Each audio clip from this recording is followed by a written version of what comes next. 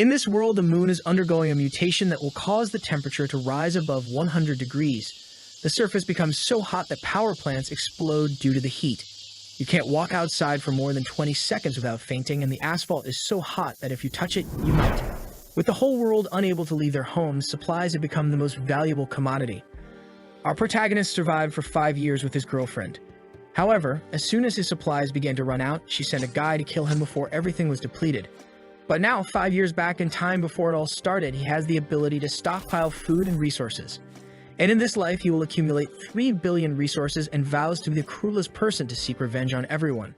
But at this moment, our protagonist is on the bus, where people are discussing how Mount Fuji has experienced an earthquake that killed dozens of people, and now their city is also being evacuated. The girl in the tight pink dress says they had to leave so quickly that she couldn't even buy supplies. The guy beside her says all the supplies from the surrounding cities disappeared mysteriously, and the other guy with shaved hair says the same thing happened at Donman Lake in Chiangsaen City and also at the Dahunan warehouse. The girl is scared, saying all this must be worth billions. It's at this point that our protagonist from behind everyone says it's actually worth trillions. And the disappearance of so many supplies plus all these natural disasters shows that something is going on. It's good to be alert. The girl asks him if it's the end of the world, while the guy in the green shirt says he's excited. He can't wait for people to be treated equally. But our protagonist thinks that inequality will only increase. Even at the end of the world, there wasn't a day when life was equal. After all, he personally experienced it. In his past life, he was just an ordinary delivery guy, until suddenly the apocalypse began and heat waves hit the whole earth. The tectonic plates moved and creatures hidden in the core emerged to the surface. The whole world changed overnight, and in this new world, there was a new order. In a society of extreme scarcity, even simple supplies like instant noodles were worth millions, and a sausage was enough to buy any favor. In that world, everyone gave up on normality, and now, after everything that happened in his life, he was reborn a month before it all started. The girl in the pink dress clings to him and says she's kind of scared. Can he calm her down? But he leaves, saying there are more important things to do, leaving her puzzled. Outside the bus, he wonders. In an apocalypse, what's more important? Obviously, supplies and resources. In his past life, he spent all of his time searching for them. But this time, he will prepare in advance. He works at this Walmart, and at the moment, the boss is saying he will have his salary reduced. He says it's okay and apologizes, remembering that in the first apocalypse, when everything started, the boss of this place took all the supplies and fled. So now, as compensation, he will take them for himself. He then opens the warehouse, and the system begins to detect all the nearby supplies and sends them to his spatial space. A huge area with a dimension of over 10,000 meters. With this ability, he has been stealing even water from lakes and taking all the supplies from cities that are going to be destroyed. After all, if instant noodles are worth so much, imagine real food. The best part is that time there is frozen, so it means the food stays perfect no matter how long it stays there. Finally, he will have something to eat. The system shows how many resources were acquired in this activation, and he feels that after taking so much, he's finally prepared. At this moment, 3 guys from work enter the completely empty warehouse and ask what happened. Our protagonist reveals that he took everything, and the boss says he has no idea how he did it, but orders the other 2 to get him. But the moment they approach, he takes a step back and mysteriously disappears into thin air. They stand there puzzled, wondering where he disappeared to, while he reappears outside. This is his second ability, spatial jump. Using his spatial power, he can teleport up to 3 meters away. With this, he can gather supplies much more easily and escape without a fuss. He tosses his uniform in the air, declaring the collection complete. Then he receives a message on his phone from the authorities warning that the Earth is undergoing strange movements and everyone should be cautious because a disaster could happen. But there's no need to panic. Our protagonist finds this curious since nothing has really started yet and they're already saying this. Does it mean they somehow know the future? At that moment, he receives a call from his girlfriend, Jang Seokyeon. He sighs and answers, and she scolds him, asking how he had the nerve to put their house up for sale. Does he think she'll really stay with him if he sells the house? He needs to be more responsible as a man because even though she doesn't want the house, she's still a woman. And if he wants to prove to her that he's a real man, he should hand over the house to make her feel secure. Su-chen, our protagonist, asks if she has anything else to say. She says, what kind of attitude is this? If he hands over the house, she'll give him another chance. Just transfer the documents to her. But if he doesn't do that, don't even think about marrying her. But Su-chen hangs up without saying anything. He remembers that in the last 5 years of the apocalypse, he went out every day to hunt for supplies to feed her, and even took her to one of the safe zones. If it weren't for him, she would have starved in the first few days. But still, and he remembers a day when he returned home and was attacked from behind. All because he wasn't bringing in as many supplies, and they wanted to know if he was hiding something. After Su Chen was killed, they had fun next to his body. And Jiang Xiaoqun warned the guy on top of her that Su Chen died because he was a useless incompetent. And it's good for this guy to prove he's not so incompetent. Su Chen was devastated to have trusted such a person for so long. But in this life, Xiaoqun and that guy named Wang will pay the price. And they won't die easily. The pain he felt, they will feel 100 times more. He calms down and remembers that the things he needs now are not found in the market and can only be bought with money. But first, he needs to get that money. So he calls a guy named Liu and says he's selling his house at half price, but he wants the money now. In front of the real estate agency, Wang and Xiaoqun are waiting for him. When he appears, Xiaoqun scolds him for keeping her waiting for so long. But he ignores her and walks past. Wang asks who let him sell the house and that if he does anything like this again, he won't see the sun tomorrow. But at that moment, Su Chen, who has learned to fight after surviving, grabs him by the neck and throws him to the ground, saying he can do whatever he wants with his things. While Xiaoqun is scared by this and tries to stop him. But she receives a slap and falls to the ground in disbelief. On the ground, Wang is begging him to let go, saying he's almost suffocating, but Su Chen tells him not to worry since he won't die so easily. He then releases Wang, who is shocked on the ground, while Su Chen enters the real estate agency. At that moment, Xiaoqun threatens him, saying to seize this opportunity she's giving him. If he kneels down and apologizes, she'll consider his case. But if he doesn't do that, forget about marrying her. Su Chen looks back and stares at the two who run away in fear. Inside the real estate agency, the attendant offers him some water, saying they will buy his house now. What does he think? The realtor's plan is simple. Su Chen's house is worth $1 million, but now he's selling it for $700,000. All he needs to do is buy and sell to someone else, and he'll make a good profit.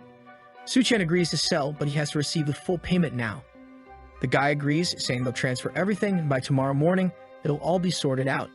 Su Chen obviously agrees because houses will lose all value as temperatures rise.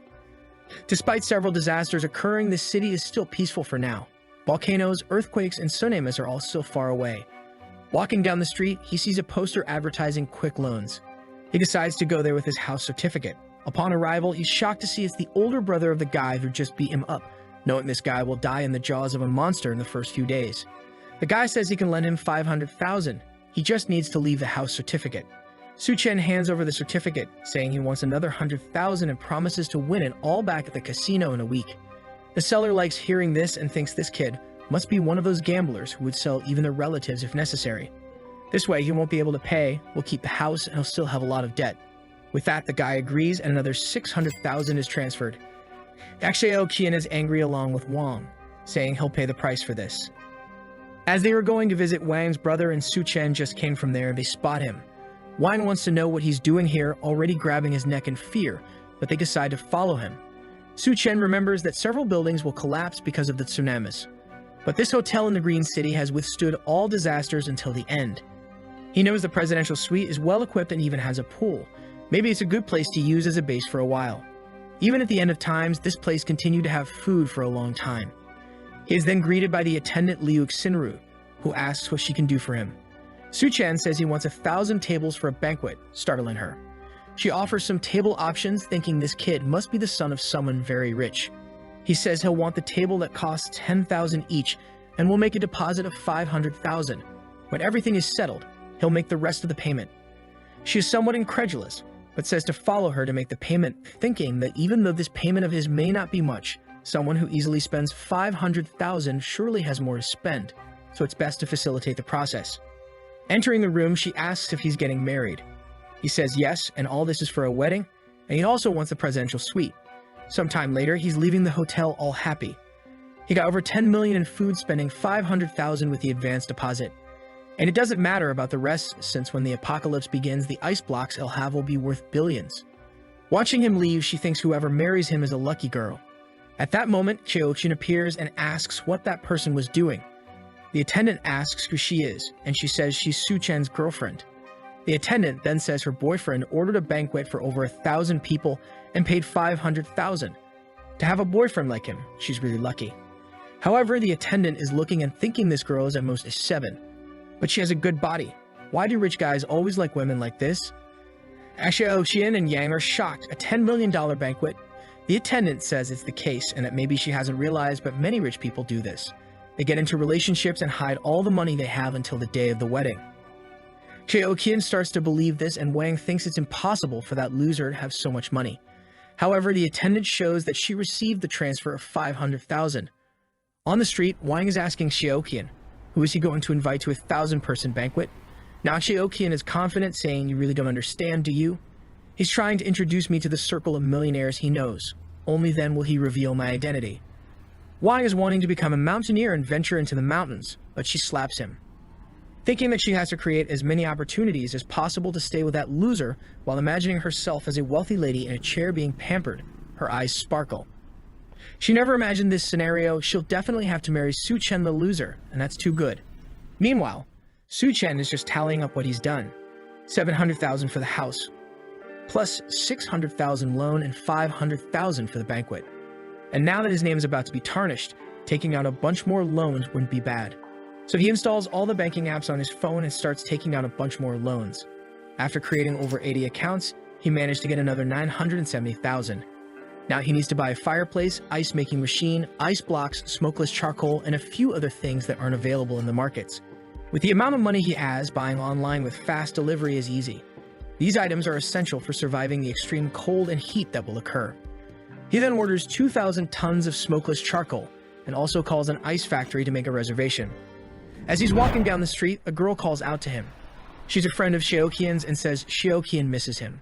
However, Su Chen knows this girl isn't up to any good and has always spoken ill of him to everyone. So he tells her, "Miss me. She must miss my house, right?" Lena looks at Xiaoqian and says Su Chen must be testing her, and she has to realize how sad he was with her behavior. Xiaoqian then rushes to Shen to apologize, feeling embarrassed, asking if he can accompany her for a walk. She's not feeling well and she was sad to have fought with him yesterday. But Su Chen ignores her and tells her to go for a walk alone. Xiaoqian is losing her temper, saying he's being too arrogant, and Lena says he's getting a taxi. It's good they follow him and see what he's up to. Meanwhile, Su Chen is arriving at the ice factory. The guy receives him, impressed that he's so young. Su Chen asks if the 2,000 tons of edible ice are ready, and the attendant says his factory isn't cheap, but guarantees extremely fast delivery. He just needs to pay a small portion, and they'll deliver everything. Su Chen then transfers 100,000 to him, and the seller informs that everything will be delivered in 3 days. Saving money, the attendant asks why he needs so much ice. Is he organizing an event? If he wants, they can cooperate in the future, and the price is negotiable. Su Chen says it's all for a charity event and leaves. At that moment, another taxi stops and the seller gets excited. But it's Xiaoqian wanting to know what that guy who just left was doing here. She's asking because he's her boyfriend. The seller is confused. Is this girl playing detective? What's going on here? He says he ordered 800,000 in ice. Both of them are shocked. 800,000 in ice. It's confirmed. He's a millionaire indeed to do something like that. Lena asks, did he tell you what he's going to do with so much ice? The seller thinks and remembers. He said he's going to donate it to charity. Both of them get scared without understanding the reason. The scene shifts to one of the city's fanciest restaurants. In his past life, he never enjoyed anything before everything was destroyed, and even having a coffee was a luxury. Looking at the menu, he sees it's all quite expensive. And on the last page, there's something for 17,000 with a question mark. He asks when it is, and the attendant says it's a special item made by their chef. Su Chen says it sounds good and places the order. He remembers that in his past life, several creatures mutated. Some people thought it was some kind of biological change. But for him, it was just the creatures adapting to the new environment. At that moment, a girl with pink hair comes to deliver his order. She's marvelous and introduces herself as the chef of this restaurant. Su Chen recognizes her as Chef Duanya. During the apocalypse, she became known as the Hell's Chef. She had some kind of magical culinary ability that turned corpses into edible things. And in a world of scarcity, no one could resist temptation. However, the dishes made with mutated creatures always ended up killing people. Seeing his expression, she wonders, does he think that a beautiful girl like me would poison his food? And then she tells him that the dish she served is called Two-Faced Life. It's a meat dish with different preparations on each side. Su Chen tries it and says it's really worth the $17,000, while thinking it would be wonderful to have her at home to cook. Outside, Lena says she heard this restaurant is really expensive. and Xiaoqian says she can't wait to become a rich wife. So Su Chen decides to go to one of the city's most expensive bars, since soon it won't be possible. As soon as he sits down, a bunch of girls surround him asking what he wants to drink. He starts drinking with them, and when he looks to the side, there's a girl sitting there. Her friend says she was betrayed by her boyfriend and came here to have some fun. The girl says her boyfriend didn't even sleep with her and cheated on her with an old woman. Why do all men act like that? Su Chen says it's because men's instinct to reproduce is ingrained in their DNA and mind. Suddenly, she drinks her entire drink and asks if he's single. He's confused, but she approaches and asks if he's interested. At that moment, Xiaoqian and Lina enter the bar looking for him. And at a table in the corner, they see him with the 3 girls. Su Chen tells her they can go up to a room and she seems to agree, so the two rush off. It seems the desire between them is strong. Xiaoqian and Lina shout at him to stop, but the two run to the room, enter, and close the door. He apologizes to her for those two, and the girl timidly says it's her first time. Su Chen feels awkward and flicks her forehead, saying she must be drunk to do something like that. He tells her not to leave the house for the next few days and to stock up on food. She says she understands. And then he says a girl like her shouldn't be in a place like this. With that, he closes the door and leaves, thinking it's a shame, but he won't be able to seize this opportunity. When he leaves the room, Xiaoqian and Lina are kicking all the doors. But he easily leaves, and the next day he receives all the delivery trucks, from the ice, charcoal, to the banquets. Wang is confused in the crowd, wondering why the hell Su Chen rented such a huge warehouse just to receive so much stuff, and now even Xiaoqian is getting confused, wondering what he's doing. At that moment, Lina points out that the banquet from the Green City Hotel has arrived. They're laying out the carpets and organizing all the tables beautifully. Could it be that suddenly a bunch of people will arrive, and he will declare his love for her and propose? Xiaoqian is now all haughty, saying that even if he proposes, she'll still think about his case. They say they need to see his sincerity and decide to go talk to him. She then goes to Su Chen and asks why he's buying so much stuff. And Su Chen says he'll explain later, but can she help him organize everything? Xiaoqian is scared, thinking he's a jerk for making the girl who's about to become rich soon do such hard work. Lina says it must be some kind of test to see if she's qualified to become a rich girl, and at that, Xiaoqian changes her attitude and says she's not that weak type of woman. She knows how to be delicate, but also knows how to work and starts carrying the boxes. But she's dying of anger, saying that when she becomes a rich woman, Su Chen will pay. At that moment, Lina comes to try to seduce him, saying she'll help carry the boxes. In her mind, she's sure that someone as rich as him won't have just one woman, right? As long as she shows a bit of what she has to offer, she might at least get to enjoy a little. Meanwhile, Su Chen is thinking he can't lose free labor like this. After all, with so much ice and tables to set up, they'll need some help. Some time passes and they finally finish everything. Xiaoqian is dripping with sweat and her legs are shaking. She says she's been carrying stuff since morning until now. As soon as she becomes his wife, she'll make sure to take all his money. Lina, lying on the ground, is also finished, saying that the damn guy really made them carry those heavy ice boxes. Xiaoqian says enough of this test, he has to propose to her right away and start the party or the guests will arrive. And Lina says he needs to hurry up because the food is getting cold. Meanwhile, Su Chen gives a good amount of extra money to all the delivery guys who thank him from the bottom of their hearts. At that moment, Xiaoqian comes and asks, Su Chen, don't you have something to tell me? Su Chen says yes, he thanks her for the help, but unfortunately, there's no payment for them, so they can leave now. Xiaoqian is shocked and tells him to stop joking. The guests are already arriving, not to mention there are 1,000 tables. Why doesn't he just reveal that he wants to marry her so they can have a good life?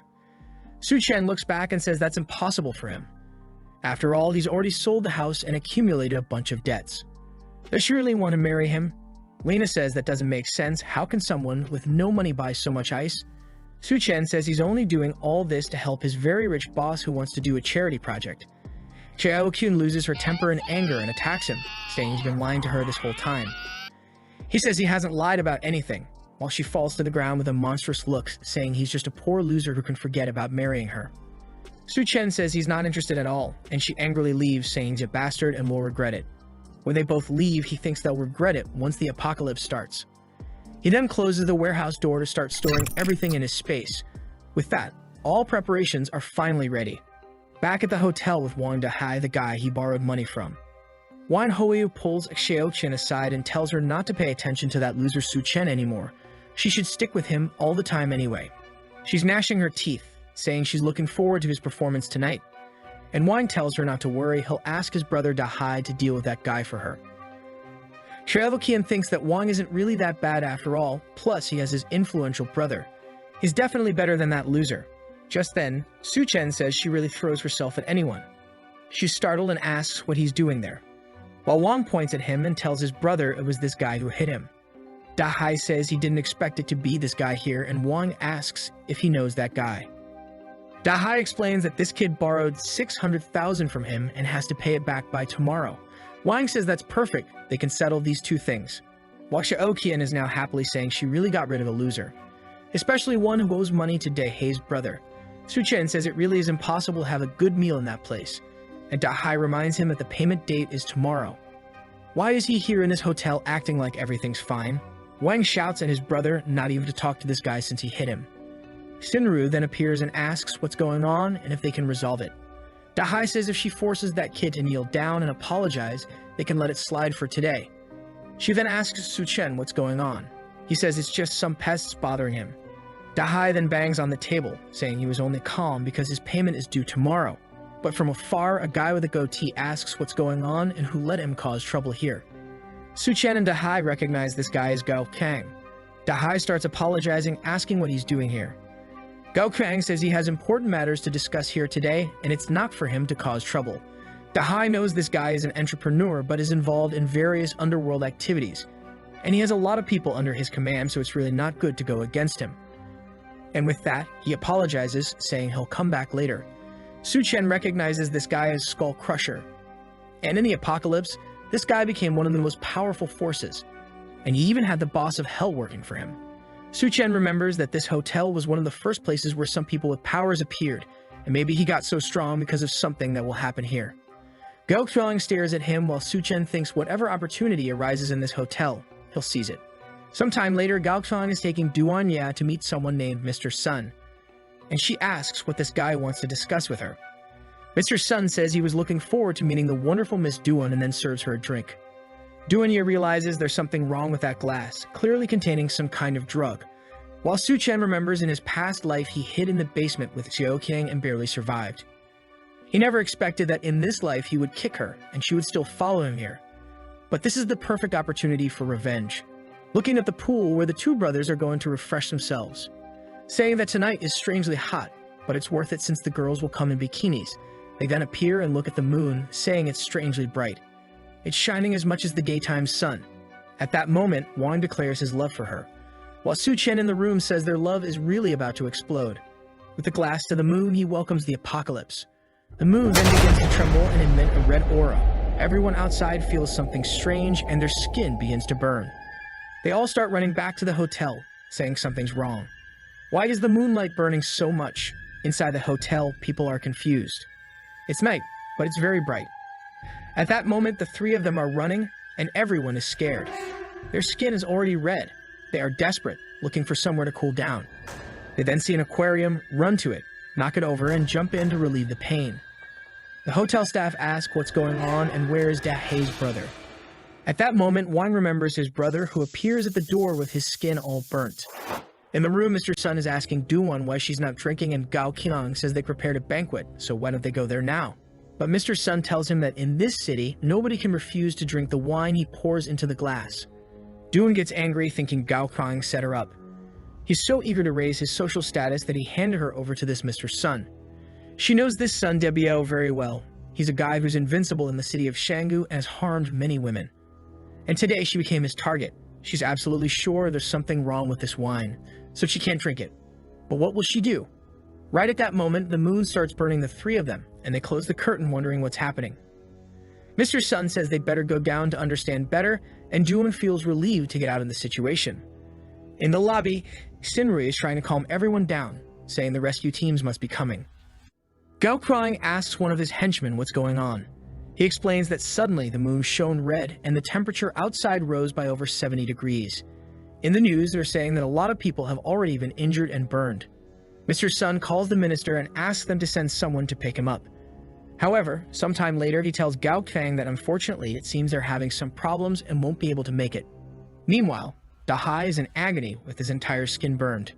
People are trying to apply some burn ointments, but it's not enough. Not to mention he needs to be taken to a hospital, but with his high temperature outside, it will be impossible. He says he'll call a friend to come pick him up.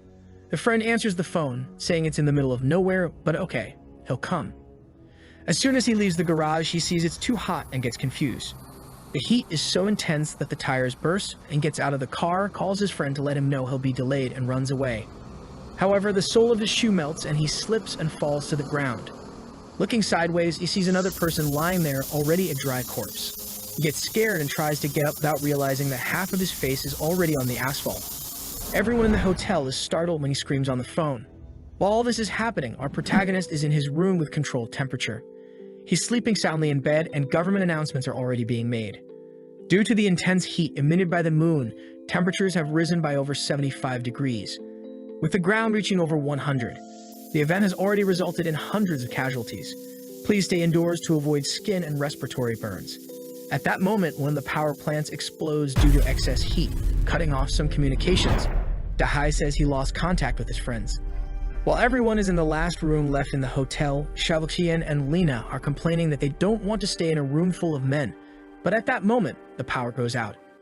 And with that, the air conditioning also stops working and everyone starts taking off their shirts, dying of heat. Xiaoqian remembers that Su Chen's room has a pool. Meanwhile, our protagonist is swimming peacefully. He already knew the power would go out because of the explosion in the power plants. And that's also why he chose a room specifically with a pool, in addition to vertical air conditioners and giant batteries to ensure the temperature. But he's also missing some ice here. He changes, sits on the sofa, thinking it's very nice now. He's hungry, so he sets up a banquet on the table. As it's the first day of the apocalypse, he needs a small breakfast, while wondering when that Gochang will have the chance to gain powers. Someone knocks on the door, saying they know he's in there. Our protagonist knows that with the power to teleport and the preparations he made, he doesn't need to worry. So to cause anger and envy, he decides to open the room. As soon as the door begins to open, a cold breeze comes out, and everyone feels an indescribable relief, wondering, why does it seem so nice in there, and why does he have air conditioning? Su Chen asks if they need anything. Wang points out to everyone that he has ice, a pool, food, and electricity. Lina and Xiaoqian start shouting at him, asking how he dares to let them burn outside all day while he's living in luxury. He better leave that room now. Dahai tells him the time to pay back everything he owed has come, so he better hand over that room. But the moment he steps into the room, he takes a shot in the stomach. Dahai is shocked when he sees the wound, and Su Chen warns that if he takes another step, he'll die. Everyone is trembling now.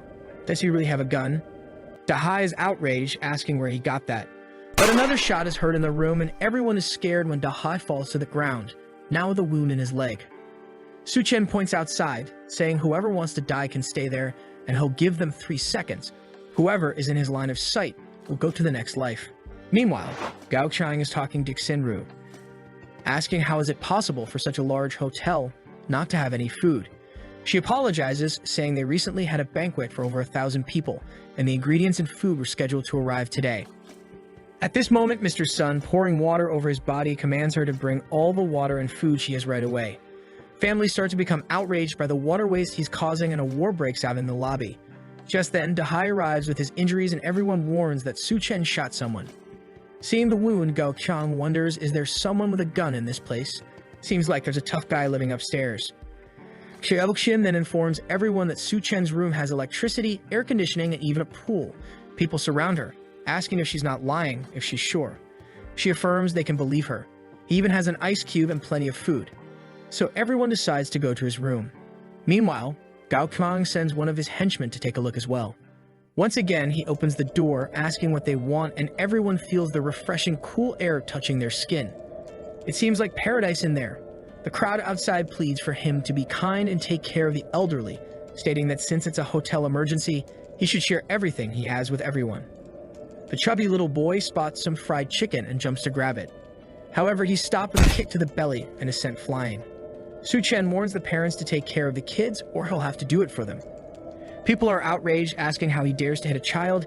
He's truly a murderer and doesn't deserve to stay in that room. Everyone starts to enter. However, at that moment, he shoots the guy in the back who falls to the ground. Su Chen warns that he may be alone, but everyone there only has one life. He knows the situation seems dangerous, but at any moment, he can jump through the portal and disappear. Downstairs, Wang is furious. After his brother suffered 2 gunshot wounds, the crowd threw his body out because he was already dying and decomposing. Wine is saying they have to kill that damn Su Chen. Meanwhile, in Su Chen's room, Xiaoqian and Lina are sweating and dripping with heat as they're asking to come in, saying they're sure he wouldn't have the courage to shoot them, and that they love him very much and are sure he loves them. If he lets them stay there for a little while, they promise to join him in a 2-against-1 adventure all night long. Su Chen says that since they want to work together so eagerly, he'll let them in. They're all happy and disbelieving, but suddenly, Wang passes between them, hitting them, saying he'll kill him.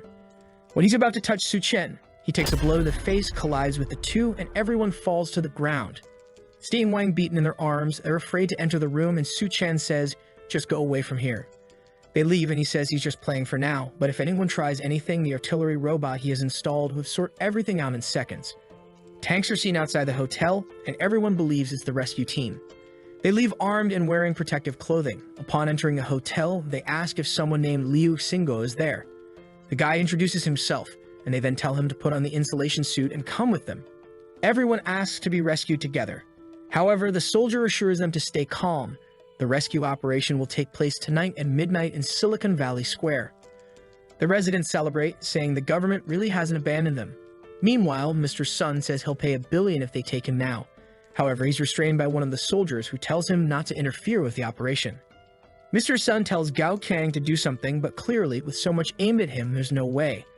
At that moment, Xiaoqin grabs one of the soldiers and says there's a killer living upstairs, and Lina says he's already killed a bunch of people and will soon finish everyone here. They need to save the people in the hotel. A soldier named Xiao Feng then says he'll take a look, and his friend tells him to be careful and not act impulsively. He takes his gun and starts climbing the stairs toward the room. While Xiaoqian is thinking this is the perfect situation. As soon as this guy kills Su Chen, she'll steal that room for herself. Xiao Feng cautiously walks down the hallway, observing every corner until he notices a camera looking at him. Suddenly, Su Chen opens the door and throws a flashbang. Before he could understand what's happening, it explodes in his face, blinding him. A sleeping gas falls at his feet, and when he crouches, Su Chen appears from behind and hits him on the head. Sometime later, he wakes up in the room, not understanding what's happening and why it's so cold. Su Chen tells him, "Your name is Luke Xiaofeng, and you're a captain of the Special Forces. Now that you're awake, let's talk." Xiaofeng looks around at the ice cubes and asks what's going on here, who he is, and where he got those grenades and weapons. Su Chen says he's just a regular guy who just graduated, and he got those weapons on a trip to the Middle East. Su Chen then asks if the government set the rescue points for tomorrow morning, and Xiaofeng is surprised by the fact that he already knows that information. Su Chen realizes it's all going to be the same as in the past life and warns Xiaofeng that even though the temperature is lower at midnight, people can't stand more than 10 minutes outside. The vast majority will die just trying to reach the rescue point. Xiaofeng says they have no choice since many people are starving in their homes who can't stand the heat anymore. Their only chance is to reach the rescue point, and since it's difficult to modify the vehicles, there's no time to rescue everyone indoors. At least if they put some blankets over their heads, maybe they can make it. Su Chen then suddenly puts his hand on his shoulder and points the gun. Xiaofeng asks him to calm down and says all he wants is to at least warn everyone to go with blankets. Su Chen then cuts the rope and says he's free since he respects the fact that he's saving lives. But it's good he doesn't try to come in here again. Xiaofeng asks if he's not afraid he'll come back with other people, but Su Chen shows him there's no need to be afraid. And Xiaofeng recognizes it right away. It's a camera with facial recognition and a built-in automatic machine gun. He wants to know where Su Chen got it, but Su Chen says he already said the Middle East. Now he better leave the room because he doesn't have time to deal with this anymore. Xiaofeng accepts and leaves back to the tank. Mr. Sun gets angry, thinking that not even the damn soldier could deal with the guy. He hits Gao Qian, saying he really can't do anything. Gao Qian's henchmen ask if they really won't do anything and will tolerate this guy. Gao Qian explains that after everyone is rescued, they'll still need the connections. It's dangerous to act now. At that moment, Su Chen appears and says, "In times of chaos, you're still dreaming of restoring order." The henchman gets angry, but Gao Qian tells him to calm down and asks why Su Chen came down. Su Chen then shows a bucket of ice, saying he came here to negotiate. The henchman tells Gao Qian it's good to kill that kid now and take everything he has in the room. But Su Chen points the gun, and the guy gives up the idea. Gao Qian then says they should talk business, and he hands over the edible ice to both of them. When they eat it, they're impressed with how delicious it is. Gao Qian now also wants to kill Su Chen to take everything he has. But first, they'll meet his demands. At that moment, Mr. Sun kicks him in the stomach, saying he's a damn liar for hiding those ice cubes and starts stepping on him, saying if he hides anything else, he'll die. Gao-kun is losing it, and Mr. Sun sees Duan sitting, saying she's a very modest girl. Everyone is about to die of heat, and she hasn't even had the courage to take off her clothes. But he grabs her arm, saying he's tired of seeing her attitude, and he's in the mood to do certain things, so she better follow him. Duan slaps him in the face, calling him a bastard. But suddenly, Sun rips her shirt, saying for her disobedience, he'll take advantage first, and then everyone will do what they want. She falls to the ground scared, and he says she's sweating a lot and he's just doing her a favor. Until Gao Qian appears behind him, saying enough of this. Sun turns to say something, but Gao Qian punches him in the neck with a closed hand, breaking it instantly. He falls to the ground dead, and Gao Qian says Su Chen is right. Indeed, this place is already chaos and people like him have to die with it, and then warns that this place is now under his control. Whoever doesn't want to obey will go to the rescue point or die here. Upstairs, Su Chen observes, saying that apparently his words were effective. Gao Qian was already the boss of this place in the past lives, so he just sped things up. And with that, the two of them have already been thrown out. Gao Qian then starts drinking the ice Su Chen gave him, while Xiaoqian and Lina beg for a little peace, saying they'll do whatever he wants. He throws it to them, saying it's okay. He'll give them some, but they better obey any demand. His henchman asks if they're not going to the rescue point, and Gao Qian says it's too far. It's not certain they'll survive. The henchman asks why he wants these women if they're running out of resources. Gao Qian says it's all part of a plan to deal with Su Chen. At midnight, Lina and Xiaoqian try to leave, covering themselves with blankets, but the henchman comes and takes everything off them. Xiaoqian asks what he thinks he's doing, but the henchman warns that now that they've taken the ice, they'll have to stay with him for a while. Those who decided not to obey Gao Qian because he didn't provide supplies are trying to reach the rescue point. But even though it's midnight, the ground is much hotter than they imagined. They're trying to protect their feet with a piece of wood, but it makes it difficult to walk, and one of them stumbles. Upon contact with the ground, their hand and face melt, leaving the survivor behind to die. Meanwhile, Dehei's body, which was burning on the ground until now, wakes up with red eyes. From the balcony, Su Chen observes everything, remembering that in the past life, he almost died on this walk. Xiaoqian and Lina say they can do whatever he wants, but why don't they at least go to the room? The henchman says they're being too shy, there's no need to try to hide. But suddenly the glass shatters, and the two chubby guys who were burned come running after everyone. Wang thinks they're zombies and asks if they'll turn too if they're bitten. Gao Qian says they need to figure it out, then grabs him by the neck and throws him to the two creatures. Wang's back is burned just by making contact with the creatures, and Su Chen appears with a blade, telling everyone to get out of the way. The henchman can't believe he wants to deal with these monsters, and Gao Qian is eager, thinking that as soon as Su Chen kills the two, he'll kill him and take everything from him. Su Chen knows that bodies exposed to heat turn into zombies, but they don't share any virus. You could say they're more like drought demons. The difference is that these demons retain some memories from their past life. Su Chen stands still, and Mr. Sun passes by him and goes towards Gao Qian. That's because he was killed by him. But Wang Dehei was killed by Su Chen and attacks him. However, seeing this situation, he's sure that the chance for Gao Qian to awaken some powers by killing Mr. Sun. So he goes in his direction and cuts off his chance. A purple crystal comes out of his body. And that's a kind of core that can evolve a human body. He grabs the crystal, jumps back, and pushes Dahai towards everyone. With that, he goes up the stairs and tells them to have fun. Gao Qian grabs the guy on the ground again and throws him towards the creature. Back in his room, Su Chen says these crystals are extremely rare. He puts it in a glass and drinks it since that's the absorption method. The body extracts the energy from the crystal and strengthens itself. His eyes turn red and he starts screaming. While all his clothes burn, he falls on the ground on top of an ice block, while in the lobby, the drought demon has finished all their water. Now without anything to drink or eat, Lina wants to escape. But the henchman stops her, saying she's not going to run away. At that moment, Lina says they should use Xiaoqian. She was Su Chen's wife, and if they throw her at the door, it's certain he'll open it, and then they can try to steal something from him. The henchman says it's a great idea, and Xiaoqian says she'll help, but she wants to eat meat first. The henchman says there's no meat since the refrigerators have been off for days. Gao Qian looks at her and asks if she wants meat, then he has a solution. They restrain Lina, and he warns her that if she wants to, she'll have to do it. Xiaoqian is shocked, asking if he means they're going to eat her meat. While Lina is trembling, Xiaoqian is going towards her. Lina pleads, saying, "What are you doing? You're not going to do that, are you?" But Xiaoqian goes to her face and says she just betrayed her by talking about her being Su Chen's wife. Since she did that, she deserves it, and then strikes 3 times. Gao Qian and the henchmen are even scared to see how she did that without hesitation. Xiaoqian is going crazy, saying that when she's full, she'll go up and drink Su Chen's blood. The henchman looks at Gao Qian and asks if they're really going to do that. Gao Qian says to call the boss Duan quickly, or else they'll dry up.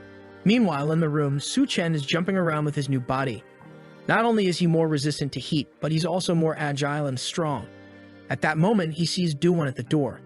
Standing at the entrance, she's thinking it's getting crazy down there.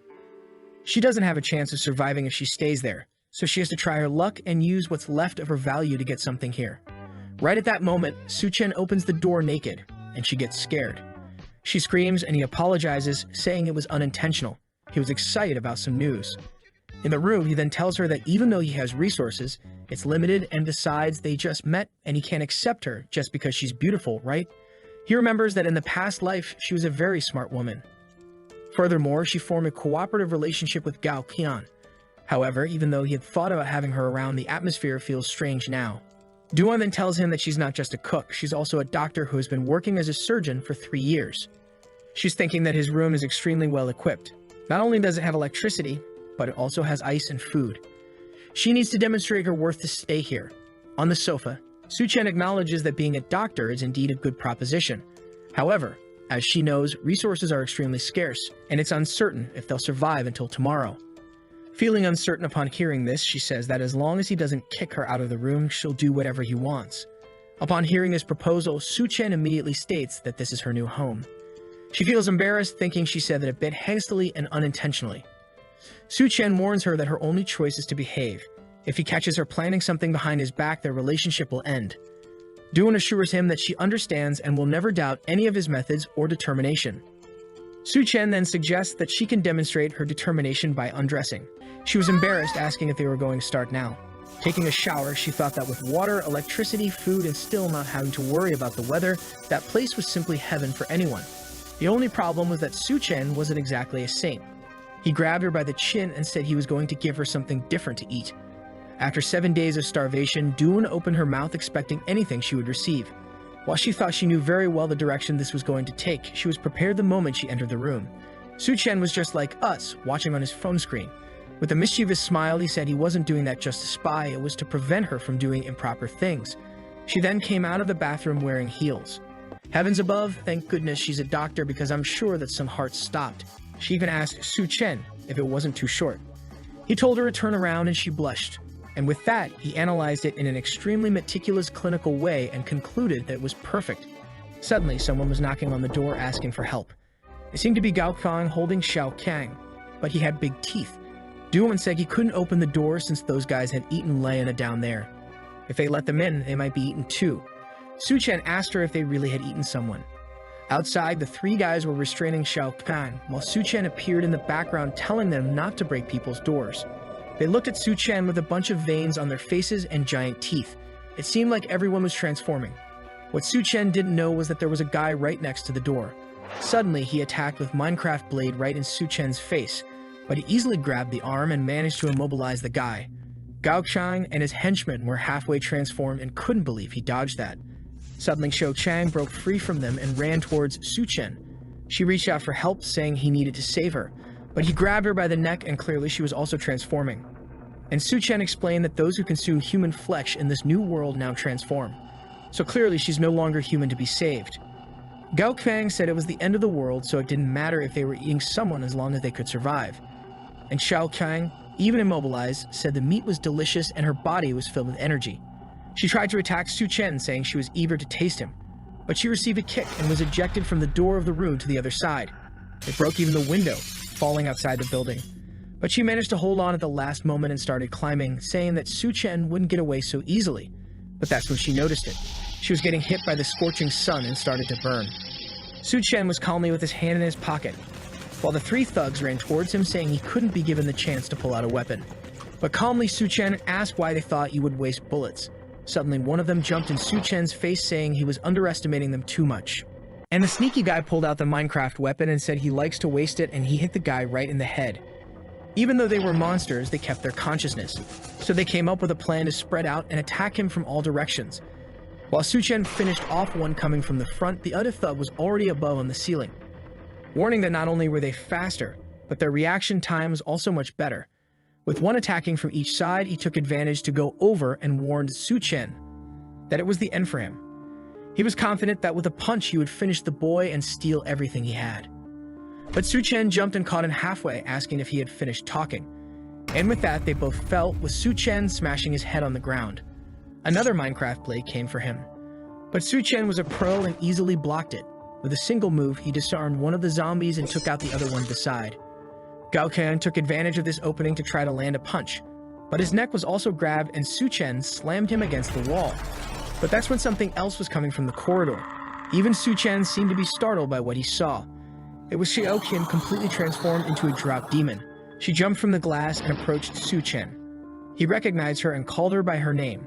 Seeing the transformation, he said she transformed too quickly, so apparently her dependencies are deep. As he finished off Gao Kuang, he said since she wouldn't disappear, he would finish her off again. And with that, Gao Kuang was lifeless. Transformed Xiaoqin let out a monstrous scream. Inside the room, Duan was getting impressed. I'm also very impressed with her, goddammit. Saying that Su-chen was too incredible, he was dealing with the entire Gao Qian gang alone.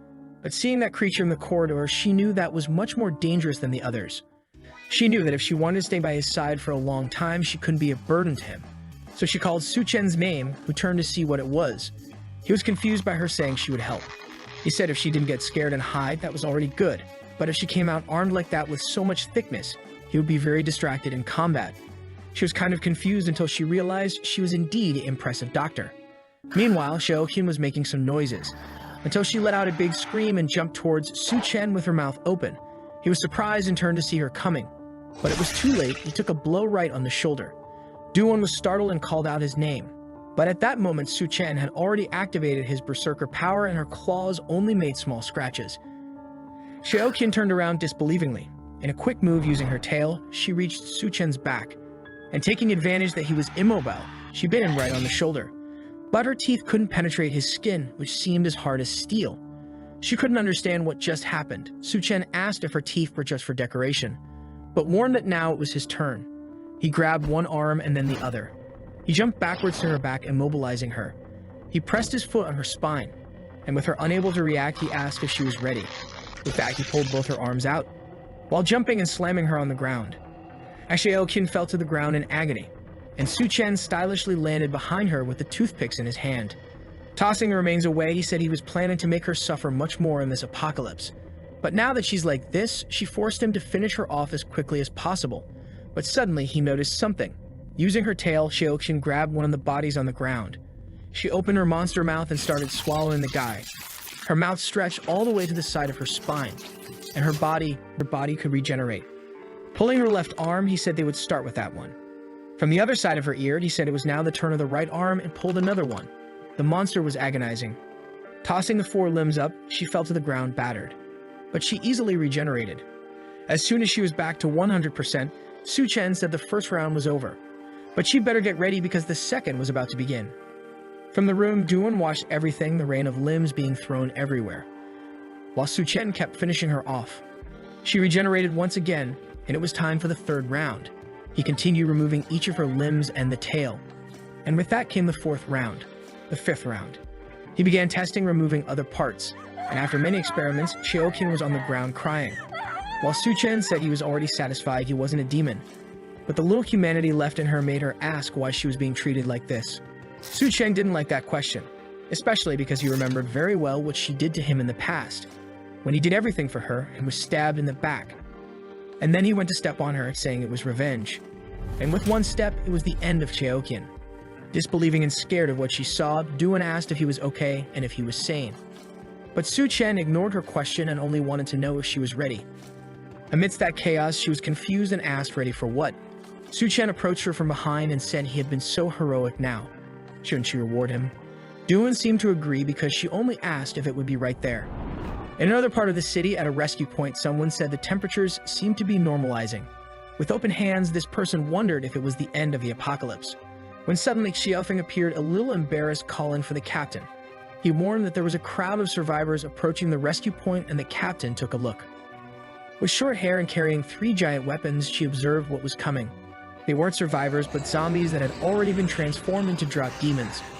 As soon as the captain noticed this, her pupils contracted. The demons began to run towards them, and she warned to evacuate all civilians from that place.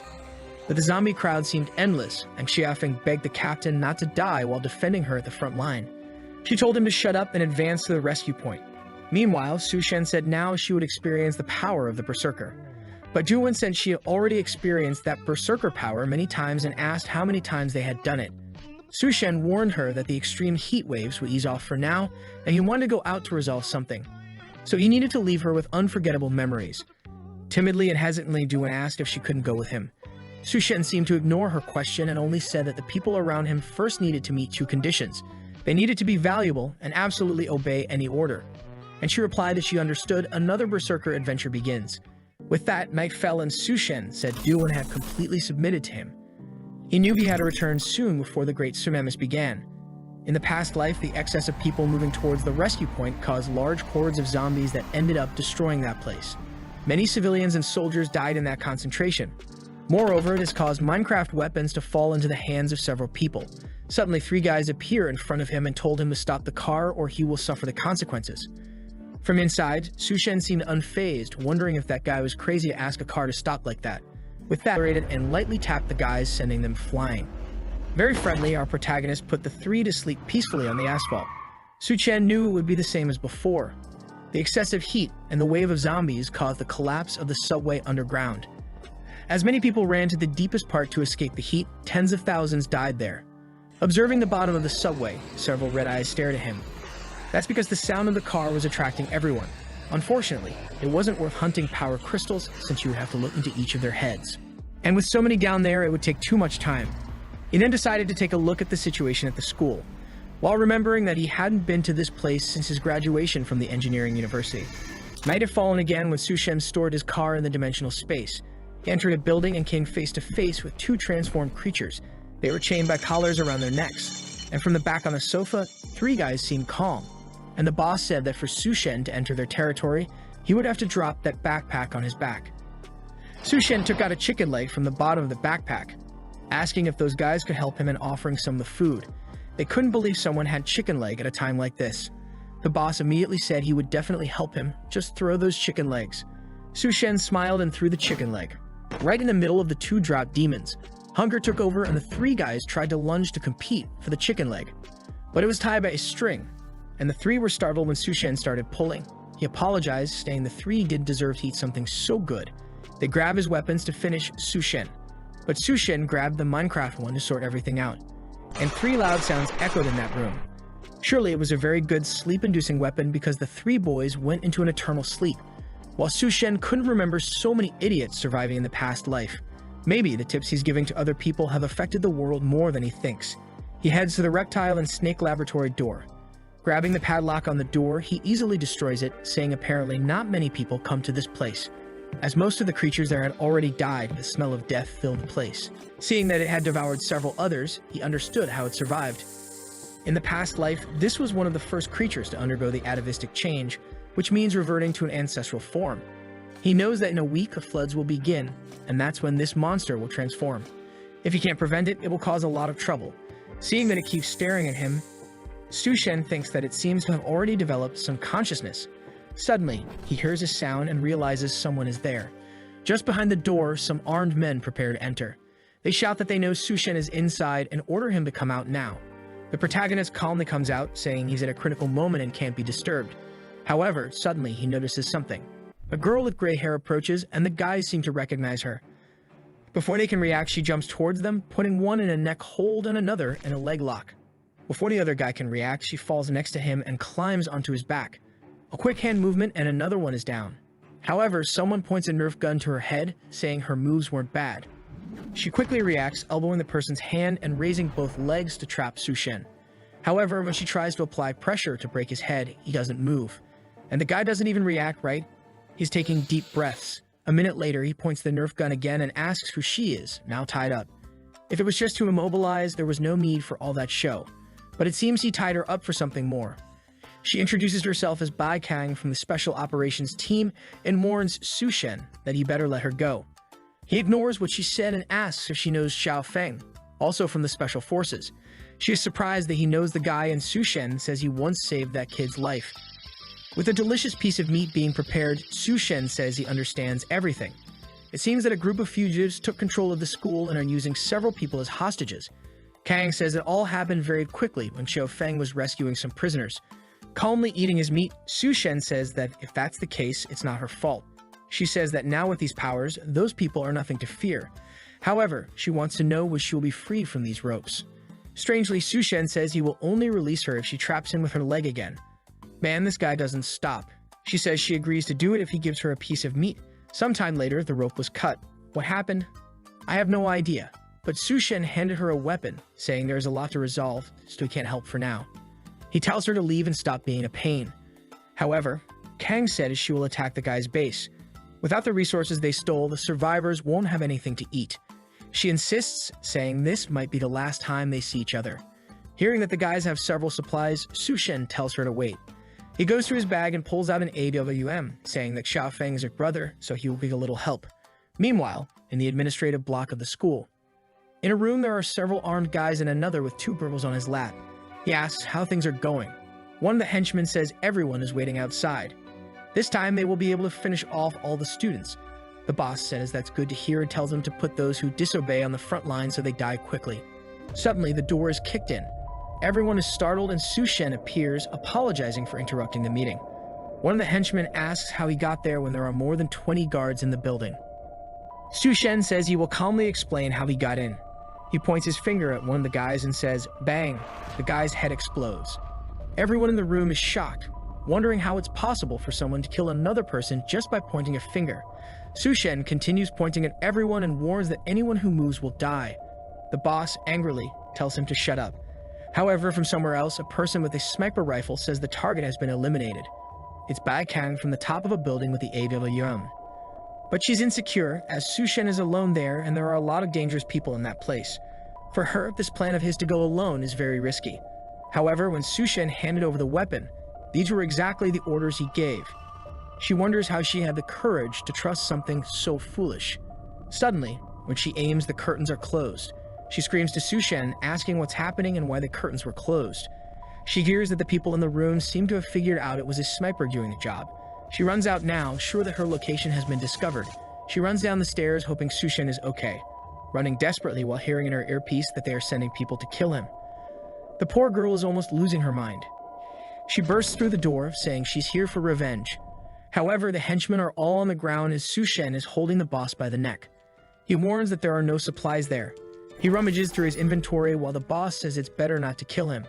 If he does, he will be hunted by the rest of the group. Su Shen gives him a chiropractic session and cracks his neck, saying not to worry because everyone will join him soon enough. Bai Kang asks if he really did all that by himself. Su Shen says he's been exercising a lot. He says there are no supplies left there. She is confused and wonders if someone else got there before them and stole everything. Obviously, there are no supplies in that room because Su Shen has already stored them all in his dimensional space. He thinks he'll only share with others if he's sure how they'll act.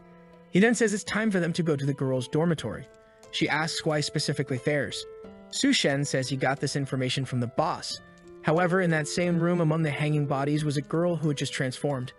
A bald man with a bever appears, saying that the damn girl was causing trouble again. He wonders if she's still alive.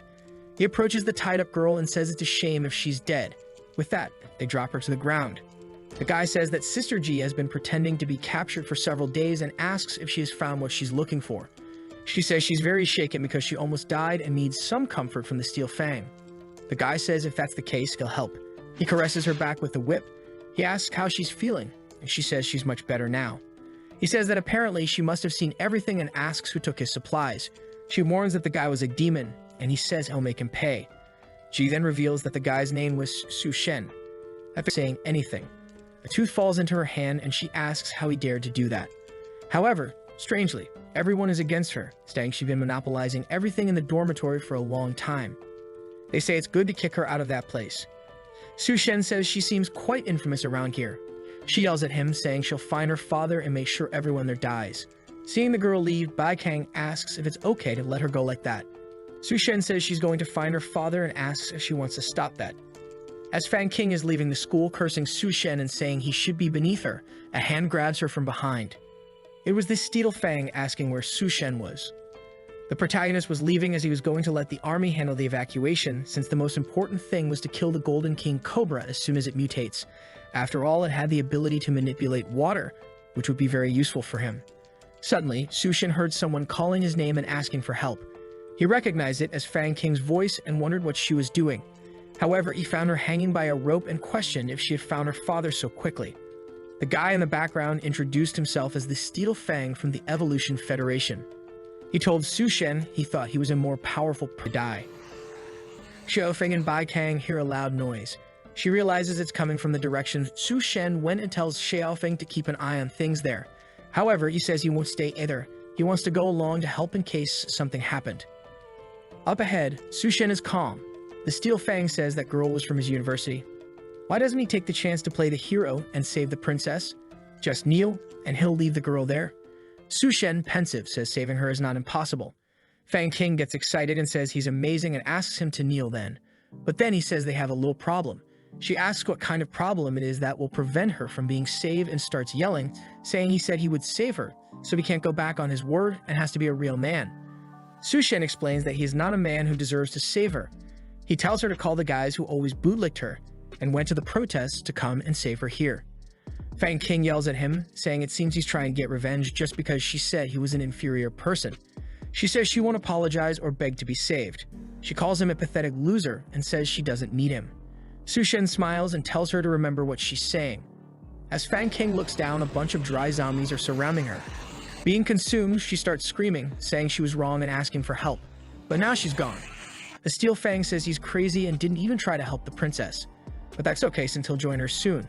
He applies a powder to his face and says it's a new item they created. With it, you can control those demons.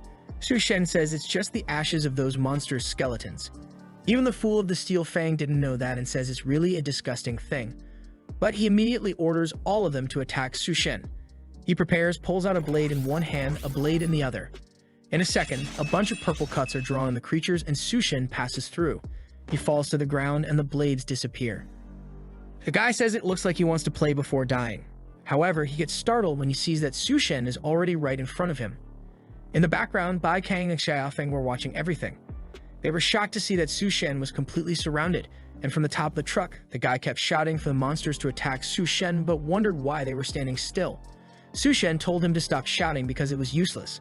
The guy asked what he meant by that, and Sushin explained that he had already dealt with them all. The Steel Fang was shocked, saying that it was impossible. Sushin, in one move, entered the portal and appeared behind the guy, saying he had never stolen anything from this so-called Evolution Federation. He placed his hands on the guy's head and asked who sent him to kill him, but then he said he changed his mind and would end it right away. The guy asked what he was going to do, but Sushin just smiled. As he agonized, his neck disconnected. And wow, it turned into a Mortal Kombat scene. Seeing all that, Bai Kang knew it was impossible for someone to train and become so strong. Sushin was some kind of monster. While the protagonist thought that he needed an assistant to deal with these things because he didn't want too many people to know what his powers were. Meanwhile, in the hotel where it all started, Duanye was saying that Sushin shouldn't abandon her in this place.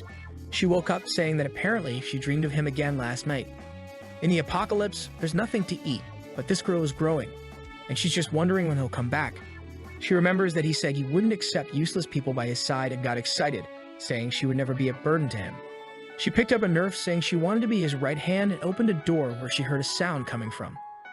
There was nothing in the room, and she found it strange, when suddenly she felt something and her pupil contracted. A dry demon was right behind her.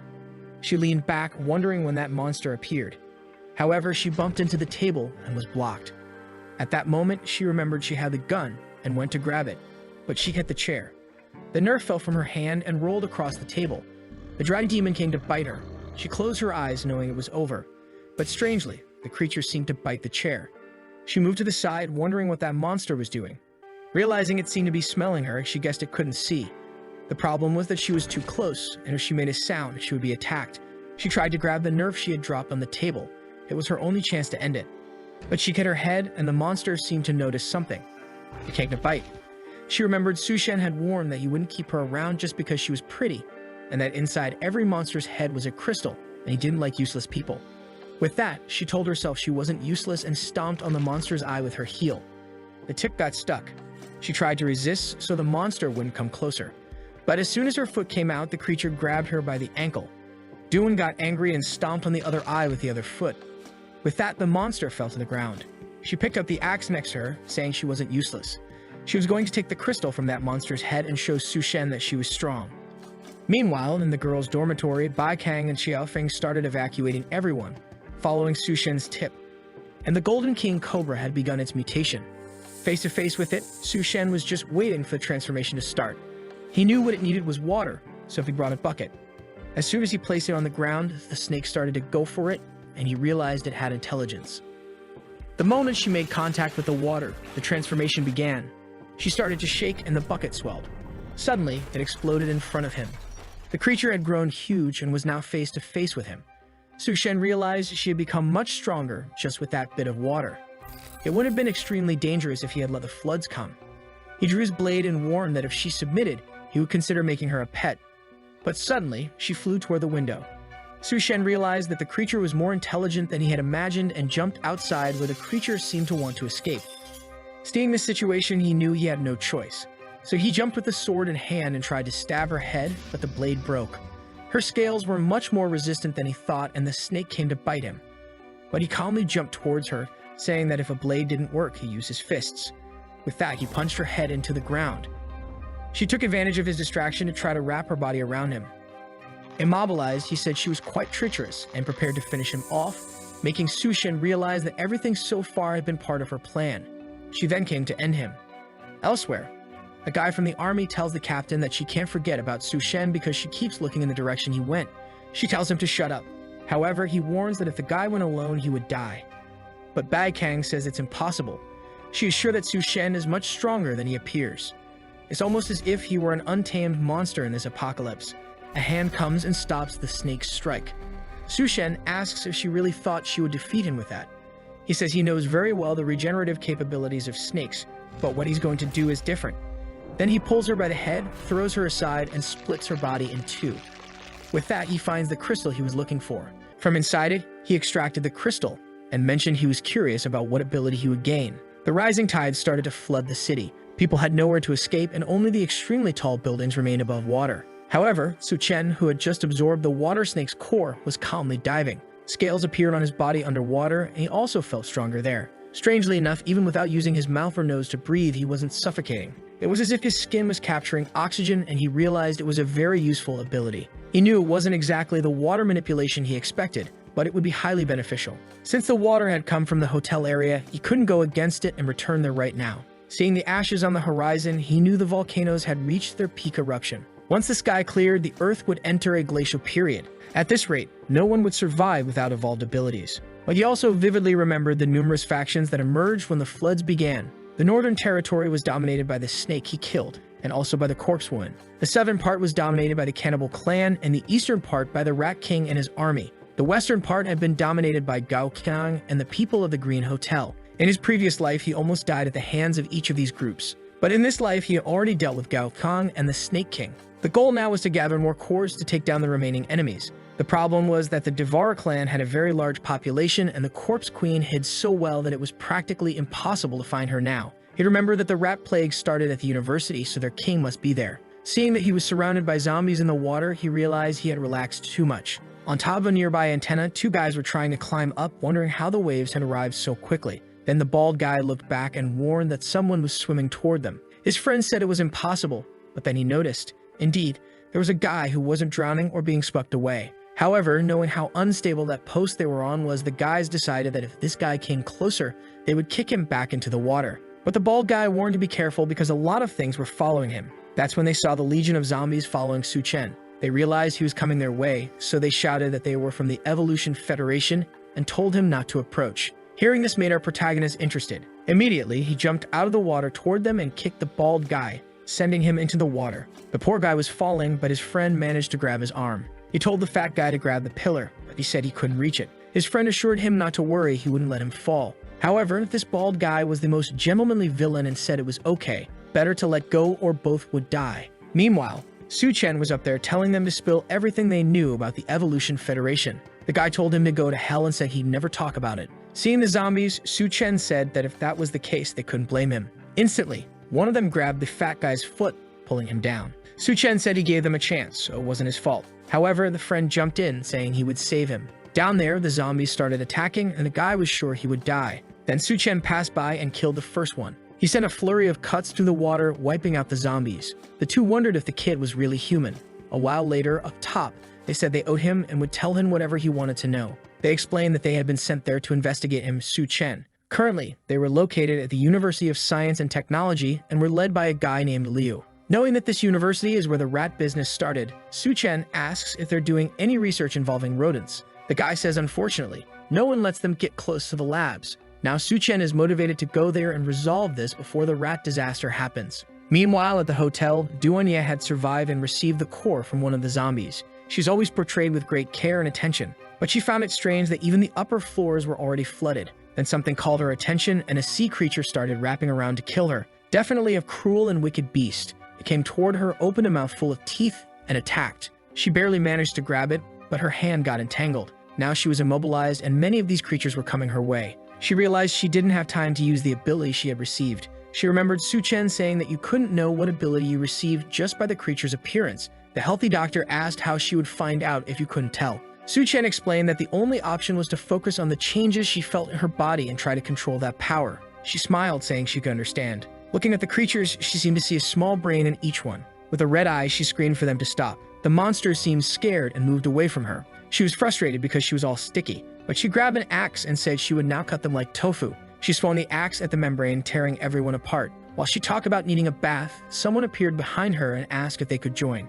She turned angrily, but it was Su Chen in an oxygen suit. She realized it was him and jumped on the boy, celebrating his return. She noticed his oxygen suit and stepped back, apologizing. A while later, they went to take a bath to clean up after a lot of fighting. He asked if she had really received an ability, and she seemed pleased that he mentioned it since she was no longer useless. Our protagonist questioned what the effect was, and she said it was some kind of control over cells and minds. Su Chen immediately wanted to know if it was something possible to use to change the visual of food as an example, and she said she would practice first. He wanted to know what this practice was about, and his mind was taken over, and now he saw her in a combat outfit with extreme protection. He then activated his power to undo her mental control and said he would make her practice that ability a lot. A shot and two creatures died. It was Su Chen telling Duan that she had to control her mind and have a steady aim. He then left, saying he would give her half a day to get used to the ability. He asked if she was from the medical university. She said yes, and he said she would join the next mission. It was time for her to show some usefulness. While sailing through the city on a boat, she asked if it was okay to wear that extreme protection armor.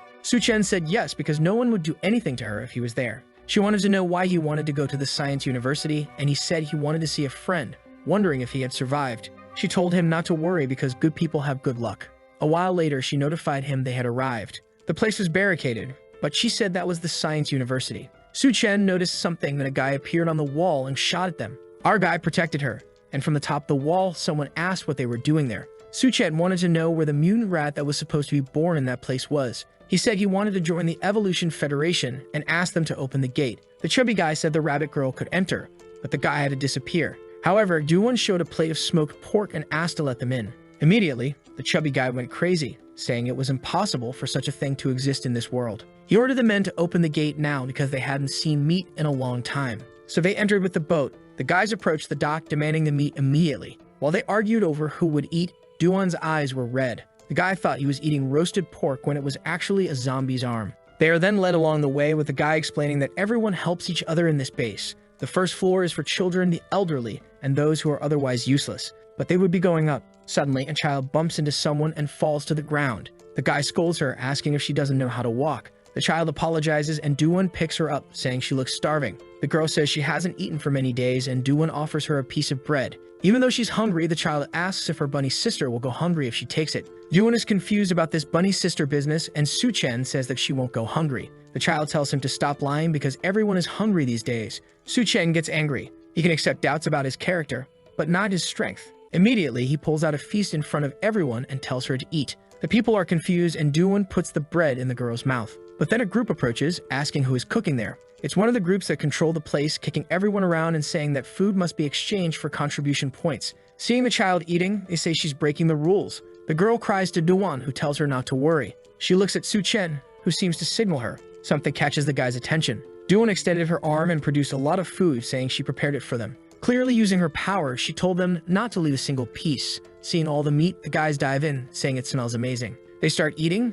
saying it's so good it makes them want to cry. One of them turns to Duan and says she is kind and won't be punished, but the guy next to her won't escape. Su-chen asks how they will punish him. The guy then calls out and two chained zombies appear. He warns that Su-chen's punishment will be to fight these monsters. Su-chen recognizes these guys as the ones he saved at the post and wonders what's happening. The little girl also seems to recognize them and asks what happened to her brothers. She orders them to release them, asking why they do this to people. While eating the meat, the guys say it's their fault for not completing the mission they were given. That's why they were kept just for some fun. But now that everyone knows each other, things have gotten even more interesting. He warns that if Su-chen loses, they'll throw the child and the two guys into the sea to become food. Su-chen starts to notice that the guys don't seem transformed but are under the influence of something. Then the guy orders them to attack. The chains are released and they attack Su-chen, but he just extends his hand and hits the first one's neck. A slap to the other's face and both fall to the ground. The child calls for her brothers, but Duan assures her they are okay and there's no need to worry. The guy eating gets angry, saying it was a waste of 2 medicines.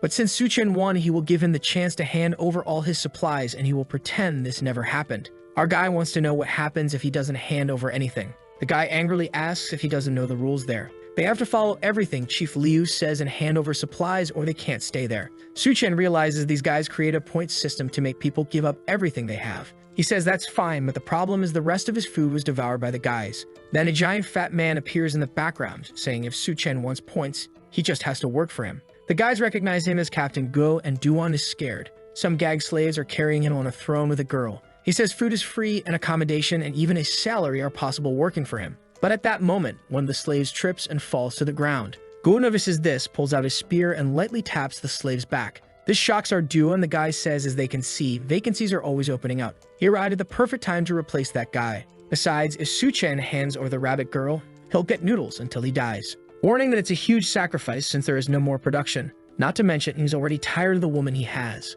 The guys shout, saying that the offer is very generous and they should accept it now. But then the chief smells food and asks if they were consuming anything. His lackeys are startled. They immediately fall to the ground, apologizing, saying they couldn't resist. They were given free food and didn't know what to do.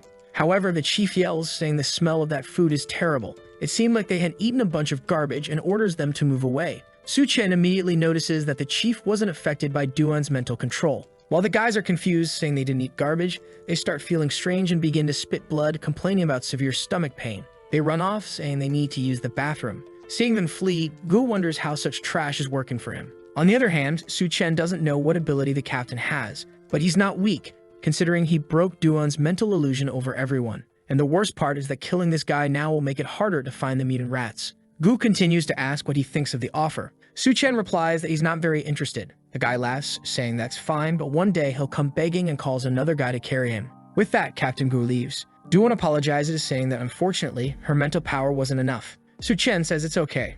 After all, it's strange that the guys didn't die after eating that food. Something's going on in that place. Then a guy comes and warns that he made the guards angry, so he won't be able to get out of there. The guy calls him by name and says it's better to go together. Su-chen asks how he knows his name and why he is helping. The guy points to himself, saying he is Miao Puiyuan. They met the last time he visited his school. In another part, Captain Gu was warning not to let that guy and that woman escape. The guy asks if he's thinking of doing that. The boss licks his lips and says it's obvious. A woman as hot as her is hard to come by in the apocalypse. Hey, actually, in any time, even without an apocalypse, but whatever. The next chapter switches to another building. While someone is receiving an IV, people discuss how the supply of medicine is limited. But for now, it's enough. Duania tells a little girl that for the moment, he's not in serious danger. The little girl thanks the bunny's sister. At this point, Su-chen asks his friend if all the students are living there. He confirms and says that regardless of age, gender, or anything else, they all took refuge in the same place. He explains that someone named Brother Chin Yu is helping everyone, and this place is considered their team's territory. When Su-chen asks what this team's territory business is about,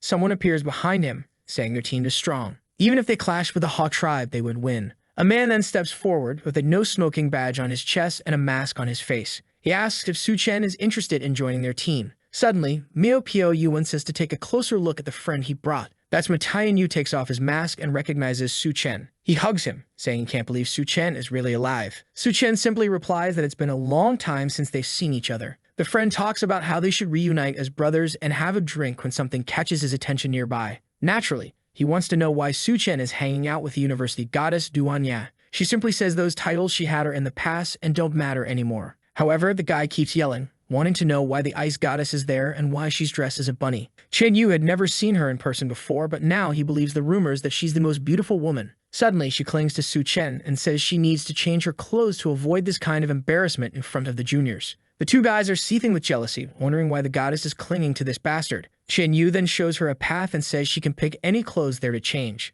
Su Chen is impressed that they even have private rooms. Mio Pio Yuan explains it's because of contribution points. At this point, Su Chen asks if the missions there are very dangerous. Chen Yu only replies that there's nothing that isn't dangerous these days. He says Su Chen looks so put together that he probably hasn't faced the real apocalypse yet. It would be better to join their group and let him take care of him. He reassures Su Chen that they could have Duanya just help out with food preparation so she wouldn't be at risk. But there's one thing he needs to be warned about. Su Chen asks what it is, and the guy says it's better for him not to be seen around too much, especially considering the girl is wearing a bunny outfit. He needs to understand that they're in the apocalypse, and it's madness. Su Chen simply replies not to worry because he'll protect her. His friend, however, punches him on the head and says he seriously doubts that. After all, back at the university, he was the one who had to chase off everyone who bothered Su Chen. He explains that the guard in this place isn't such a good person, and all the women he's been interested in so far haven't had a happy ending. Do you remember how we were talking about Duanya? Especially someone as beautiful as her. There's no way they'll let her escape that easily. Man, when she was just getting dressed in her peculiar way. Someone put a knife to her neck and told her not to move. Before Duanya could understand what was happening, a woman appeared beside her. The woman said the boss had sent her to help Duanya settle in. She warned that someone like her couldn't stay in that part of the base. Duanya replied there was plenty of space and she didn't need help from anyone. But the woman placed her hand on Duanya's abdomen and said the boss had called for her personally, so she had to go. Suddenly, Duanya activated her psychic power. The woman froze, confused, and let her go for a second. Duanya looked back, thinking that using mind control to force someone to move was extremely difficult and could only be done briefly. But that was enough for Su Chen to handle the rest. Out of nowhere, the woman cut her own hand to snap herself out of it. Duanya turned back, startled, as the woman lunged and slammed her against the wall. Grabbing her neck, the woman warned her not to try those little tricks again. Suddenly, the door outside started making a lot of noise. People found it strange to hear so much commotion for just a wardrobe change. While the woman covered Duanya's mouth, someone announced they were coming in. The door opened to reveal the king of hands and pockets himself. The Mohawk woman told Su Chen to get lost or he'd be meeting his death. Crazy out of her mind, she rushed towards Su Chen. As she got closer, Tin Yu stepped in front and warned him to be careful. But she suddenly stopped, seeing Su Chen's face up close. It was the same guy from that time at the Science University. The infamous Su Chen who cut down everyone. To her, he was the real demon. Even though she killed countless people in the apocalypse, her instincts warned her that if she moved, she would die. Frozen in place, she desperately thought of a way out. Suddenly, she dove and threw herself at Su Chen's feet. Out of nowhere, she went into seduction mode, calling him master and begging for a suitable punishment. Tin Yu was utterly confused, but Su Chen simply told her to quit the games and reveal who the real boss was in that place. The Mohawk woman asked if she wasn't being sincere enough. She put on an invisibility suit and asked what he thought of that. His friends were alarmed, wondering why she was wearing that skin-colored outfit. She kept staring at Su Chen. Then, out of nowhere, a smoke bomb went off in the room. Realizing she couldn't trick him, she tried to flee, but a hand grabbed her by the head. Su Chen lifted her up and said it was ridiculous to think she could escape so easily. She told him to wait and claimed she couldn't be killed. She warned him that the girl he saved and her brothers had all been taken to the arena. But Su Chen said he didn't care and threw her into the sea. It's unclear whether he threw her dead or alive. Tin Yu had no idea what she was talking about. Mio Pio Yuan explained that those were people Su Chen had saved when he arrived at the base. Now they had to figure out how to rescue them so they wouldn't be killed by those rats.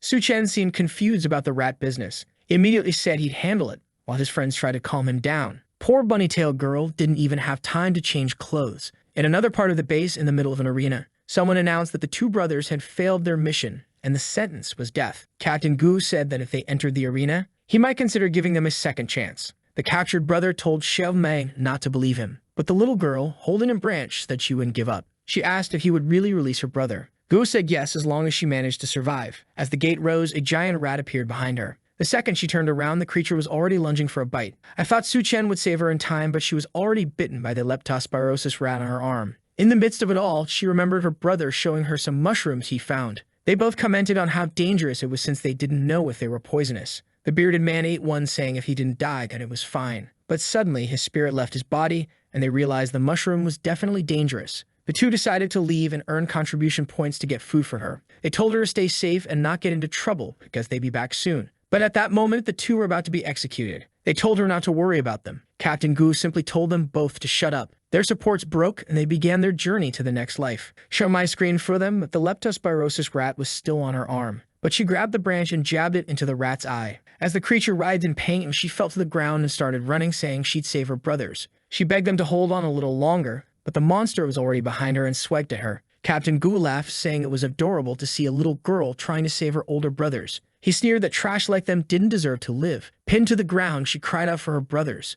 not understanding why they were being killed or why all of this was happening.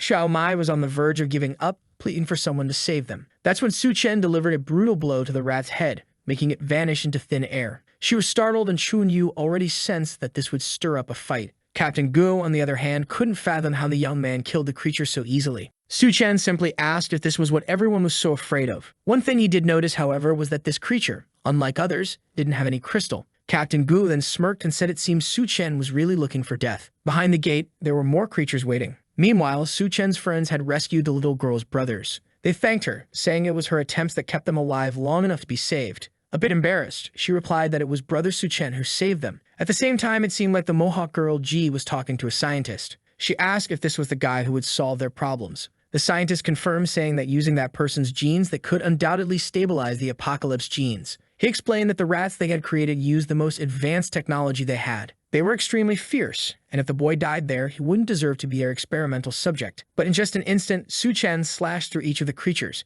The bearded man and the brother couldn't believe how easily he killed them. Captain Gu began to realize the boy was far more complex than he had anticipated. Su Chen, however, remained puzzled about why these creatures didn't have any crystals. Suddenly, a cough came from the loudspeaker. Someone called for the attention of the entire base. It was the scientist who announced that the man in the middle of the arena was the perfect material they needed for their experiments. He ordered Captain Gu and Qian Yu to capture him. The big man smirked and said that now the boss had spoken, the boy's end had come. Finally, the scientist added that it didn't matter whether Su Chen was captured dead or alive. Miao Piao Yuan told Duanya that it would be best for them to escape because everyone was about to die. But she replied that she wouldn't leave as long as Su Chen was still there. Captain Gu then mentioned that he was certain Qian Yu was friends with Su Chen, but he reminded Qian Yu that they were only surviving the apocalypse because of the boss, so he advised him to choose the right side. Su Chen looked at Qian Yu and asked what the big guy was talking about. Qian Yu explained that the scientist speaking was Liu Hyun. Since the beginning of the apocalypse, he had created a drug that made people stronger. That's how he managed to take control of the entire university. The problem was that the drug essentially traded health and lifespan for strength. As soon as they stopped taking it, they became weaker than regular people. Su Chen asked his friend if he would come with him if he had a solution, but Qian Yu responded regretfully that at the moment, he had no choice. Captain Gu began laughing, saying he never thought he'd see brothers turn on each other. He declared that time was up since the boss was waiting. He lunged at Su Chen, saying it would all end quickly. That's when someone declared that today would be different. It was Tian Yu who kicked the big guy in the face and said he'd make the wrong choice today. The captain fell, his bald head nearly bursting with rage. He screamed, demanding to know how the bastard dared to betray the boss. Qian Yu replied that he didn't care about that damn boss. Since he was only being controlled because of the drug, he had nothing left to lose, and if he died, he died. Betraying his friend would have been far worse. Su Chen was impressed by the camaraderie. Qian Yu declared he would fight them to the death. He then charged at the captain, who said that if Tian Yu wanted to die so badly, he'd help him out. But Qian Yu retorted that he wasn't enough to make that happen. He unleashed a barrage of punches in true JoJo fashion, but the captain didn't seem too shaken. He revealed that the boss had always suspected Qian Yu would betray them. That's why he was given the level 1 drug. This was something Tian Yu had never heard of. The captain explained that his fat cells were actually the strongest level 2 defense. No one could hurt him. He lunged forward, landing a crushing blow, but Qian Yu managed to block it. Though it was close, the young man narrowly avoided being crushed. As he was pushed toward the ground, the captain laughed maniacally. He pressed something on his weapon's handle, and electricity surged through it. Qian Yu knew he wouldn't be able to withstand it. The pressure made it impossible to escape, until someone kicked the weapon toward the big man. It was Su Chen, who had already stabbed both of the captain's sides. Qian Yu was stunned, and Duanya, for some reason, was still impressed despite everything Su Chen had already done. Above, the scientist watched the scene intently. Poor Captain Gu was now a puncture heap on the ground. The scientist found it fascinating, saying he was intrigued by Su Chen. He had spent countless resources and all of his power to create the perfect being. His experiments had been advancing steadily, but Su Chen's strength showed that he was far more valuable than all of it. The scientist said he would give the boy a chance to join the experiments and become the first perfect human. From below, Su Chen asked if perfect human meant he turned into a rat. Liu Yian replied that in a way he was correct. The rat genes had been the easiest to comprehend compared to those of humans. The first goal was to create an army of rat men, one that would dominate everyone and bring about a paradise in the apocalypse. Like me, Su Chen thought this was the dumbest idea he'd ever heard. Liu Hyun didn't seem pleased with his reaction. As Ji aimed at him, Liu Hyun said that if Su Chen didn't understand evolution, he would show him the way. She fired her shot. Su Chen dodged, but the bullet struck Captain Gu in the chest. Suddenly, Gu's body began mutating, and everyone watched in horror. Duan wanted to know what kind of experiments these scientists were conducting. As Gu transformed, the scientist explained that the man was a sumo fighter. He had undergone genetic modifications to turn his fat cells into a type of armor. Now that he received the level 3 drug, both his regeneration and strength had increased. Heian explained to Su Chen that he had no chance now and asked if he finally saw the grandeur of evolution. Su Chen, however, raised a single finger and said Heian was merely turning people into monsters, nothing more. Liu Hyun called him ignorant and ordered his men to kill Su Chen and extract his genes. Captain Gu prepared to attack while Su Chen stood there observing. The man transformed into a rolling Sonic-like ball and charged at him. Duan, ever the cautious one, yelled for Su Chen to be careful. But Su Chen didn't even flinch, simply telling Gu to come at him. He caught the beast mid-roll, grabbed onto something, and ripped a piece out of him. It appeared to be a battery inside one of his weapons. Su Chen shoved it into Gu's mouth and told him to taste that. He clamped the man's jaws shut, causing the battery to explode and obliterate his head. Su Chen was looking cool as ever. Shen Yu couldn't believe the monster had been taken down so easily. Liu Hyun hadn't anticipated that the batteries he provided would cause such destruction. Yet seeing the transformation unfold was exactly what he'd expected. Gu's regenerative abilities were so advanced that though deformed, he was still alive. Hyun gloated that against the power of evolution, anything Su Chen did was useless. At that moment, Su Chen decided to get serious and said he was tired of the nonsense. He punched directly into Gu's mouth and all sorts of things started coming out or going in. It was hard to tell. Su Chen thought to himself that he wanted to kill this thing in the easiest way possible, while revealing only a fraction of his power. Nearby, Miao Pu Yuan watched the fight unfold, trying to see the good in it. Duan commented that the storm made it hard to see anything. From above, Hyun had no idea what Su Chen was doing. Su Chen raised a smoke barrier so no one could see him using his powers. He admitted that the scientist's research was impressive, considering the regeneration. But he began pulling out materials, saying it was a shame that this wasn't just a storage area. He pulled out chunks of buildings and beams, saying he was well prepared for this. These were his secret weapons for dealing with regenerators. The onlookers heard the impacts, wondering what all the commotion was about. Heian still had no clue what Su Chen was doing. As the smoke cleared, Su Chen stood there looking cool as ever, posing like he was in a photo shoot. Everyone stared in disbelief. On top of Gu was a pile of cement and iron. Heian cursed Su Chen, yelling that someone needed to get the pile of junk off the captain. He ordered Su Chen's group to look around and realize they were surrounded by creatures. But Su Chen merely replied that it was perfect because he didn't plan on letting anyone leave alive. Duan and the group were terrified, seeing that they were indeed surrounded. Suddenly, many of the people from the lab began transforming into the so-called rat men. Su Chen knew that as long as he didn't deal with the scientist above, it wouldn't end. He told the group that while he chased after Hyun, they would have to handle the situation. Duan remembered his warning that if she wasn't useful, he'd abandon her. Afraid of being left behind, she assured him she'd take care of it. Su Chen walked off, saying to call him if things got too difficult. Duan stepped forward, commanding everyone's attention. Using her magical talents, she declared she would try to control the creatures. She knew she couldn't control them all at once, but her focus was to make it easier for everyone else to kill them. She ordered the group to attack. From inside the base, the doctor sneered that this band of traitors would become rat food. Another man informed the scientist that Su Chen had begun advancing. The security forces were already being killed. Liu Hyun couldn't believe Su Chen was actually trying to invade his lab. He ordered them to immediately inject the apocalypse gene into himself. Now that's a guy who trusts his research. At least I respect that. The staff warned him that the apocalypse gene was still highly unstable and risky, but Hyun demanded they obey. He wanted to personally end Su Chen. Meanwhile, Su Chen moved through the corridors. Surrounded by human-monster hybrids, he noticed something to the side. It was a girl wrapped in extremely thick bandages. The girl wrapped in thick bandages covering most of her body was called Yun. This was the same girl Su Chen had met at the bar at the start of everything. He prepared a punch and broke her out of the cylinder. And here comes another very healthy girl. Barely awake, Yun immediately clung to Su Chen, calling him her legendary savior. He confirmed he was indeed Su Chen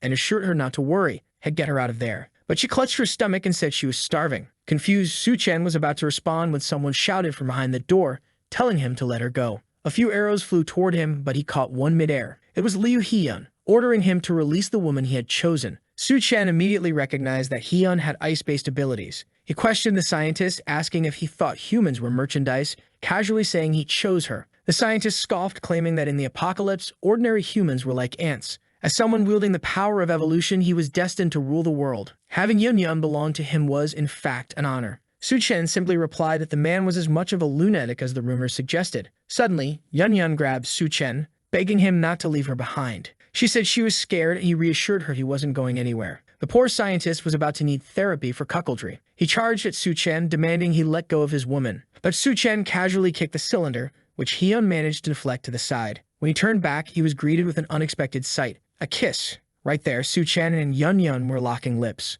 Hyun lost his mind, fuming with rage. Yun clung to Su Chen, telling him not to leave like last time, while Hyun screamed, demanding to know why she betrayed him. Frustrated, Hyun declared that if she was going to treat him like this, they could all go to hell together. His clothing exploded, revealing his transformation. A claw emerged in place of his hand as he turned into a jackal-like beast. He declared that Su Chen was about to witness the power of a true god. But Su Chen, still holding Yun, told him to go ahead. He placed Yun on the ground and handed her a chocolate bar. Before Su Chen could say another word, Hyun attacked, thinking he caught him distracted. But Su Chen merely slapped him and Hyun disintegrated into nothingness. Even Su Chen was surprised at how easy that was. Yun then asked if the people below were Su Chen's allies. He confirmed they were. She stood up, vowing to help him since he had saved her. Breaking the window, she announced she'd assist his group but warned him that Hyun wasn't as easy to kill as he seemed. She leaped out of the building, her bandages fluttering dramatically. As she fell, her body began to grow until she landed on the ground as a giant. Duan and the others wondered if they were seeing things. But there she was, a woman the size of a building, right in front of them. She started stomping around, crushing the first rat underfoot.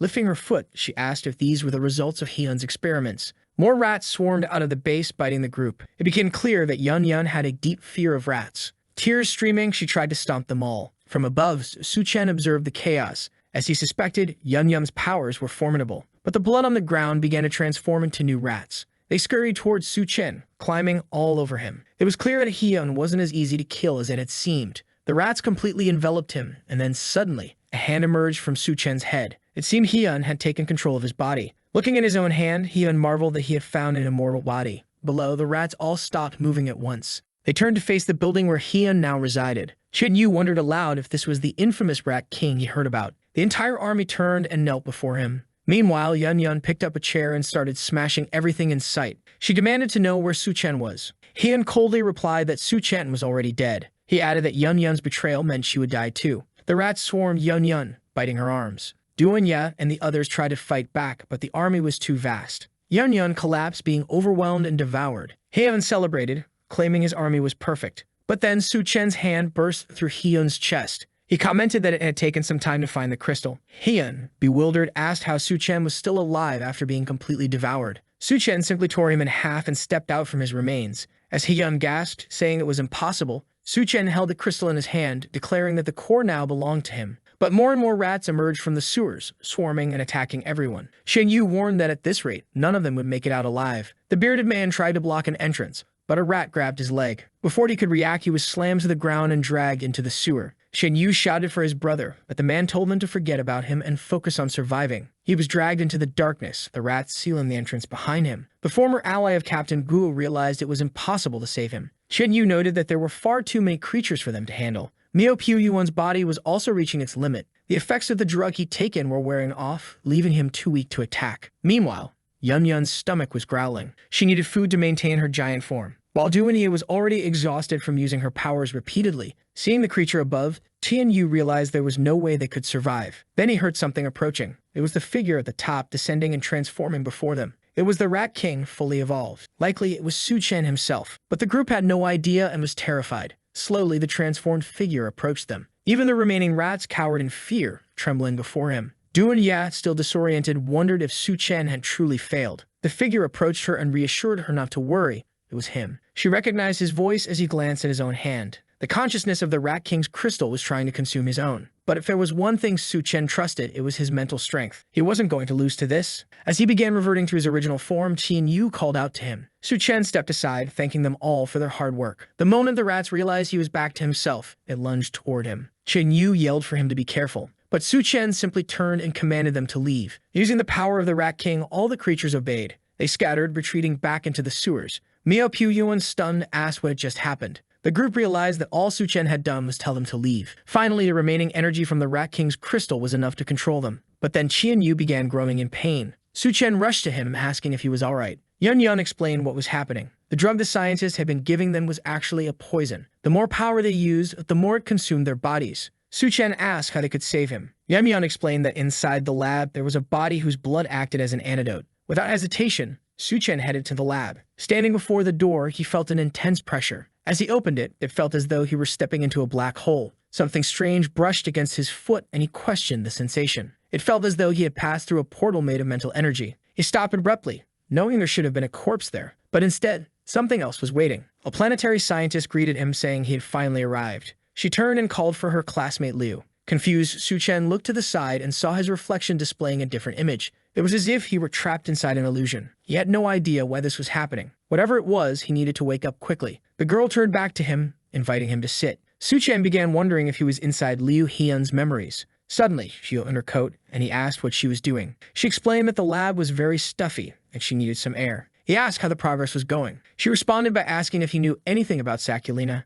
a parasitic organism typically found in crabs. She explained that it was one of the most fascinating parasites because rather than killing its host, it lived symbiotically with it and even protected it. She massaged his shoulders, marveling at the concept. Placing a hand on his abdomen, she remarked that she never imagined her classmate Liu was so smart and had such a good physique. He smirked, asking if she really thought so. But as the scene shifted, it became clear she wasn't in the lab for experiments. She admitted she was more interested in theoretical lessons. The anatomical research began, but she suddenly commented on the strange state of the moon. The sun had become unexpectedly hot. They closed the curtains, and some time later, they were on the floor, wondering when it would all end. Supplies were running low, and she lamented that at this rate they wouldn't last long. Time passed, and Liu Hyun had transformed, furious with her for stealing his supplies. She apologized, saying she had been so hungry she couldn't resist. But he picked up a knife, claiming that the nutrients probably hadn't been digested yet. What followed was chaos in the lab. After extracting what little food remained, he fed her to the rats. As he continued experimenting, he noticed they were becoming more aggressive. Interestingly, a substance derived from her blood neutralized the rats' rage. But the most shocking part was that she was still alive, continuously mutating. She was the perfect subject for his research. After some time, he believed he had found what he named the apocalypse gene. The girl, now reduced to little more than hair and a spine, was still alive. He smiled, claiming they were only getting started. Since she wouldn't die no matter what, she smirked back, asking if he'd have found the core he had been searching for. With the core in hand, she urged him to consume it without hesitation. But he destroyed it, declaring it to be nothing more than rotten flesh.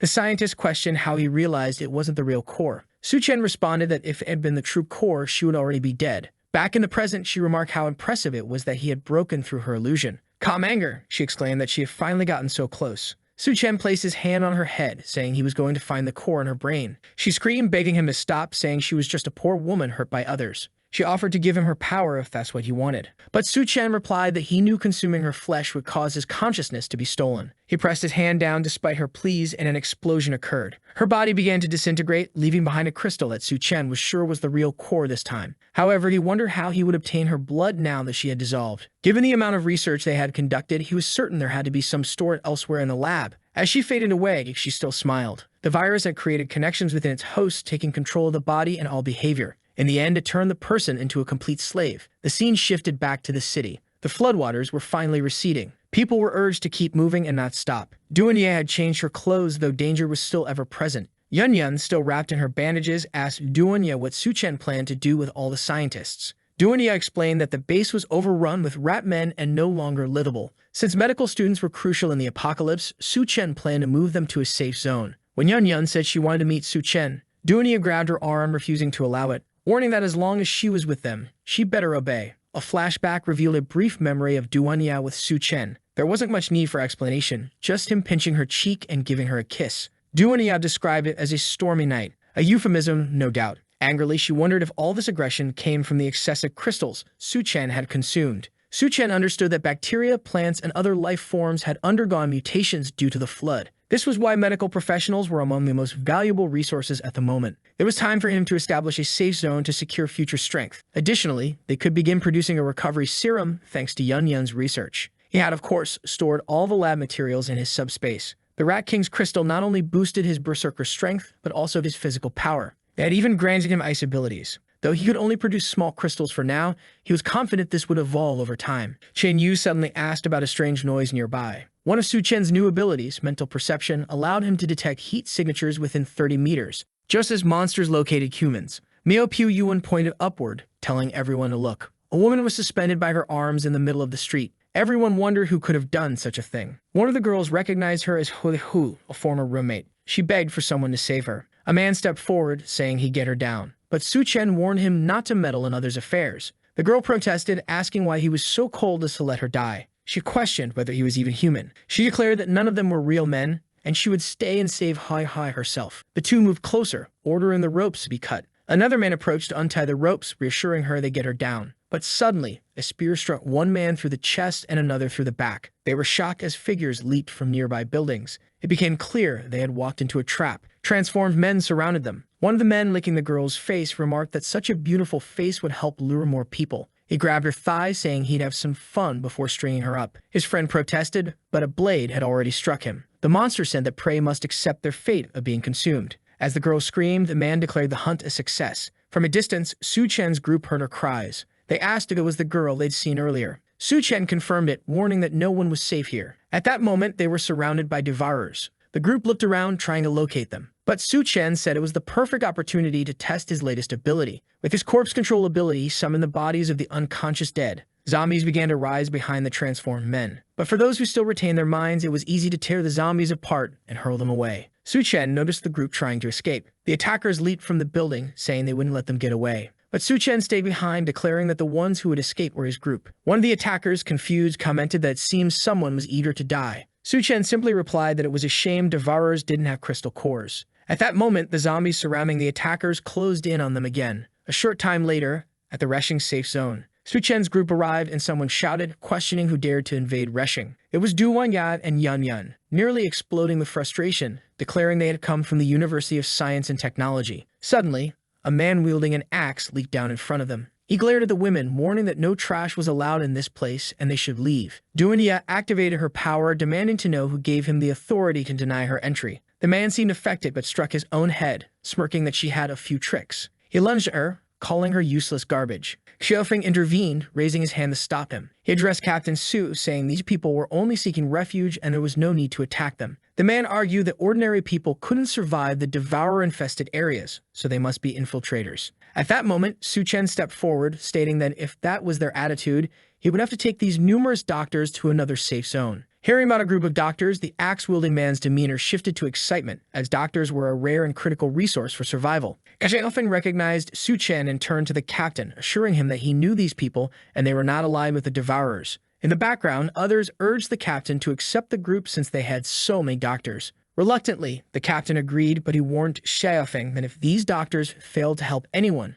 Xiaofeng would bear the consequences. Inside the base, as they walked through the base, Xiaofeng apologized to Su Chen, explaining that the captain had been irritable lately. He added that the doctors had arrived just in time as they had some strange patients urgently needing treatment. They removed a cloth covering a girl's body, revealing her covered in strange mushrooms. Yun, confused, asked what was happening. Xiaofeng explained that no matter how many times they cut the mushrooms, they grew back, leaving the girl weaker and weaker. Su Chen explained that after the floods, plants had also begun mutating. This was likely a fungal mutation that had adapted to humans. Duanya remarked that the girl was being used as a nutrient source. Yun volunteered to inform the others so they could start developing a treatment. Su Chen realized this was only the beginning of plant evolution. Soon, plants would reach the point of actively attacking humans. At that moment, devourer tribes would seize the opportunity to use people as a form of livestock. This was why Su Chen needed to establish a secure zone and prepare before it was too late. Chaos in the base. In the middle of the base, a man driving a car recklessly mowed people down. Bystanders warned others to stay out of the young lord's way. He fired his gun wildly, shouting for the peasants to move aside. Su Chen, witnessing the scene, questioned why no one was stopping him. Xiaofeng explained that the base's main teams had disbanded. Su Chen asked if it was due to the influx of chaotic refugees. Xiaofeng confirmed, adding that the young lord was the son of a city leader and had been doing as he pleased since the beginning. No one could expel him, which was why the base struggled to function. The young lord spotted the newcomers and, delighted, maneuvered his car toward them. He stopped in front of Yun, inviting her to join him for food and fun. Yun stood up, claiming she was starving and needed him to carry her. The young lord grinned, thrilled to oblige. Xiaofeng warned Zhang he not to touch her, but the young lord spread his arms, saying he was ready for her. Yun smiled mischievously, telling him to prepare himself. She jumped, stepped on the car's wheel, and launched herself into the air. The young lord, hearts practically popping out of his eyes, eagerly anticipated his fun. But then Yun activated her ability, growing massive in size. He barely managed to dive aside as her enormous form crashed down, completely crushing the car. Yun Yun landed awkwardly, sprawled on the ground, but the car was utterly destroyed. Captain Su looked on, bewildered, as Bai Kang arrived, demanding to know what all the commotion was about. The young lord, though he escaped, had his legs completely crushed. Yun Yun stepped on the remnants of his legs, mockingly saying he had his chance to enjoy himself but couldn't handle her. His friends approached, ordering her to be dealt with for injuring him. Duanya stepped in, asserting they wouldn't succeed. She activated her mental control, and the men muttered that the young lord was delusional. They claimed he had fallen from the car and broken his legs on his own. Zhang He, furious, accused everyone of conspiring against him and called out for his father to handle the situation. Captain Su, amused, remarked that it would be interesting to see how this unfolded. Suddenly, a convoy arrived, surrounding a vehicle. Xiaofeng seemed nervous, realizing Zhang He had actually summoned the city's lord. A portly man with a mustache stepped out, demanding to know what had happened to his son. Xiaofeng tried to defend the group, explaining that they had brought a team full of doctors, but the young master was just causing trouble. However, the boy on the ground accused them of breaking his leg. To everyone's surprise, his father slapped him across the face. The lord scolded his son, reminding him that he had ordered everyone entering the base to be treated with respect. He declared that his plan during the apocalypse was to turn this place into a symbol of hope. The crowd seemed moved, realizing the lord didn't appear to be as bad as they had thought. He continued his speech, inviting everyone to help build this dream alongside him. They would provide the best food and the most generous conditions possible. Xiaofeng called for Su Chen and told the group they were welcome to stay. But when they turned to look for Su Chen, he had already disappeared. Around a campfire in the forest, someone asked why they weren't staying in the city. Du and Ya, skeptical, wondered if the lord wouldn't seek revenge for his son's broken leg. Yun Yun chimed in, suggesting they all sleep together in the forest that night. She teasingly told Duan Ya it was her first time and she'd need help falling asleep. Duan Ya simply replied that she might not even be able to sleep tonight. Confused, Yun Yun asked where all this energy was coming from. Su Chen interrupted, telling them to stop imagining things as someone was approaching. A group hidden behind the trees emerged, armed, asking if they really thought they'd get away with breaking the young master's leg. Su Chen explained that he had handled it that way because he didn't want to destroy the entire city. Two men stepped forward, laughing at the absurdity of his claim. One of them stopped laughing when he was instantly vaporized by a single punch. The bald man panicked and ordered his group to open fire. But in the blink of an eye, Su Chen darted through them, leaving cuts across their chests. Pointing his sword at the bald man, Su Chen warned him to speak quickly if he wanted to live. The man revealed a secret. The city lord had a deal with the nearby devourers. He handed over refugees from the base in exchange for food. Yun Yun, enraged, struck the bald man on the head, demanding how he could be complicit in such a thing. He explained it was all part of the lord's plan. At that moment, a devourer appeared, grabbing one of the men by the neck. It declared the next food delivery would be at the gates before dawn. As for now, the man was today's meal. With a horrifying bite, the devourer tore into the man's neck and spine. The bald man added that the city lord assigned people to guard the gates, but only to ensure they were the next to be eaten by the devourers. The guards were merely a facade. Begging for his life, the bald man pleaded with Su Chen to let him go. Su Chen, however, remarked there was still something he needed help with. Bait for the devourers. The scene shifted to the bald man tied to a rope among the devourers, screaming for help. Devourers approached, questioning who had tied him there. One of them dismissed the question and suggested they simply eat him. When the bald man tried to reveal who had set him up, a devourer punched him in the stomach, declaring him the next meal. Suddenly, a giant figure loomed over them, chastising the devourer for breaking her new toy. It was Yun Yun who grabbed one of the devourers, announcing that he would be next. From the top of a nearby building, someone took aim at the devourers. Su Chen warned the group that these creatures had heads so tough even bullets wouldn't penetrate. Someone fired a sniper shot to test this claim. 3 bullets hit a devourer's head in rapid succession, causing it to explode. Another devourer struggled to break free from Yun Yun's grip, but Su Chen dispatched another from behind. As Su Chen turned, he punched yet another devourer, causing it to explode. In an abandoned mansion, after the night's hunt, the group settled in an old mansion. Su Chen prepared a bed, and Duan questioned why he was so intent on securing that specific base. She suggested they could establish a safe zone elsewhere instead of getting involved in so many conflicts. Su Chen explained he couldn't afford to waste time. He needed someone like He Sheng to manage the base for him. Yun Yun appeared, asking why they had started without her. She had changed clothes, though ironically, her new outfit seemed even skimpier than her usual one. It was easy to imagine what would happen next. Meanwhile, back in the city lord Zhang learned that the bald man had been killed, assuming it was the devourer's doing. Meeting with the devourer leader, Zhang was informed that while one of their men had been injured, the devourers had lost 3 warriors. As compensation, the city would need to send twice as many people. If they didn't, the deal would be terminated. The portly lord initially wanted to refuse, but Zhang immediately agreed. At that moment, Su Chen appeared, mocking the lord for selling people's lives without even negotiating. Shocked, the group asked how Su Chen had gotten there. He replied he had simply followed the trail of the devourers. The devourers immediately suspected Su Chen of killing their men. Their leader expressed disbelief that he could have taken down 3 of them. Su Chen had made the mistake of entering the base, giving the city lord Zhang the opportunity to flee, thinking Su Chen would die there anyway. The scene then shifts back to Yisheng's base. The leader shouted to everyone that they had a traitor among them. The people asked who it was. He pointed at Su Chen's group, accusing them of being frauds. He claimed there were no real doctors among them and that they were just trying to steal resources from the refugees. But just as the crowd began shouting for the group to be killed, a blonde man appeared. He said he knew Su Chen very well and was certain the people he brought were not a problem. Lord Zhang questioned Gao Yue, asking how he could be so sure that they weren't traitors. At that moment, someone appeared atop a building, saying they could prove it. The Lord looked up, shocked to see who it was, asking how he was still alive. Su Chen stood there, holding the body of one of the devourers.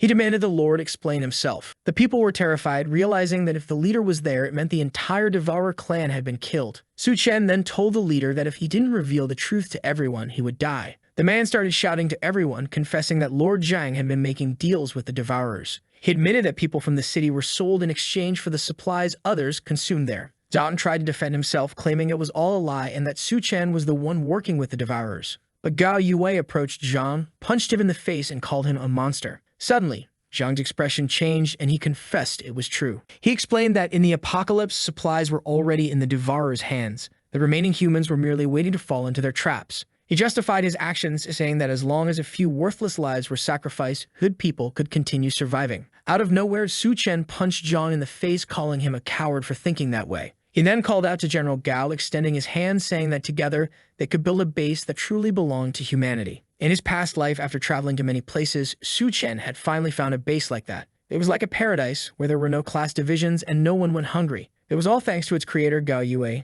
However, at this moment, Gao had yet to take control of the place or decide to build his own base. That was why things were still in such a state. All Su Chen had done was speed up the process. Bai Kang commented that building a base was an extremely difficult task. Someone nearby added that if they truly wanted to do things their own way, they couldn't live under someone else's roof. Zhang stood up and asked if they really thought they were a band of heroes, saviors with lofty dreams. He warned that outside the city, beasts dominated everything. This city was the only place that guaranteed basic food and at least a minimum level of safety. His son suggested letting them leave, confident they'd come crawling back after suffering enough. Some members of the group hesitated, saying they didn't want to leave because it was too dangerous outside. Zhang turned to those people, saying that anyone who wanted to follow Su Chen's group could leave as he was feeling generous. Sitting atop the Devourer leader's body, Su Chen remarked that food was never the issue. Watching the scene unfold, the others realized that if Su Chen could defeat a Devourer so easily, he was no ordinary man. One of them pointed at Su Chen, accusing him of lying and claiming he had no idea how much food it took to sustain an entire base. Su Chen calmly responded that he had enough supplies to feed 2,000 people for over a month. The leader of the base immediately recognized that this was the exact amount they currently had stored in their warehouse.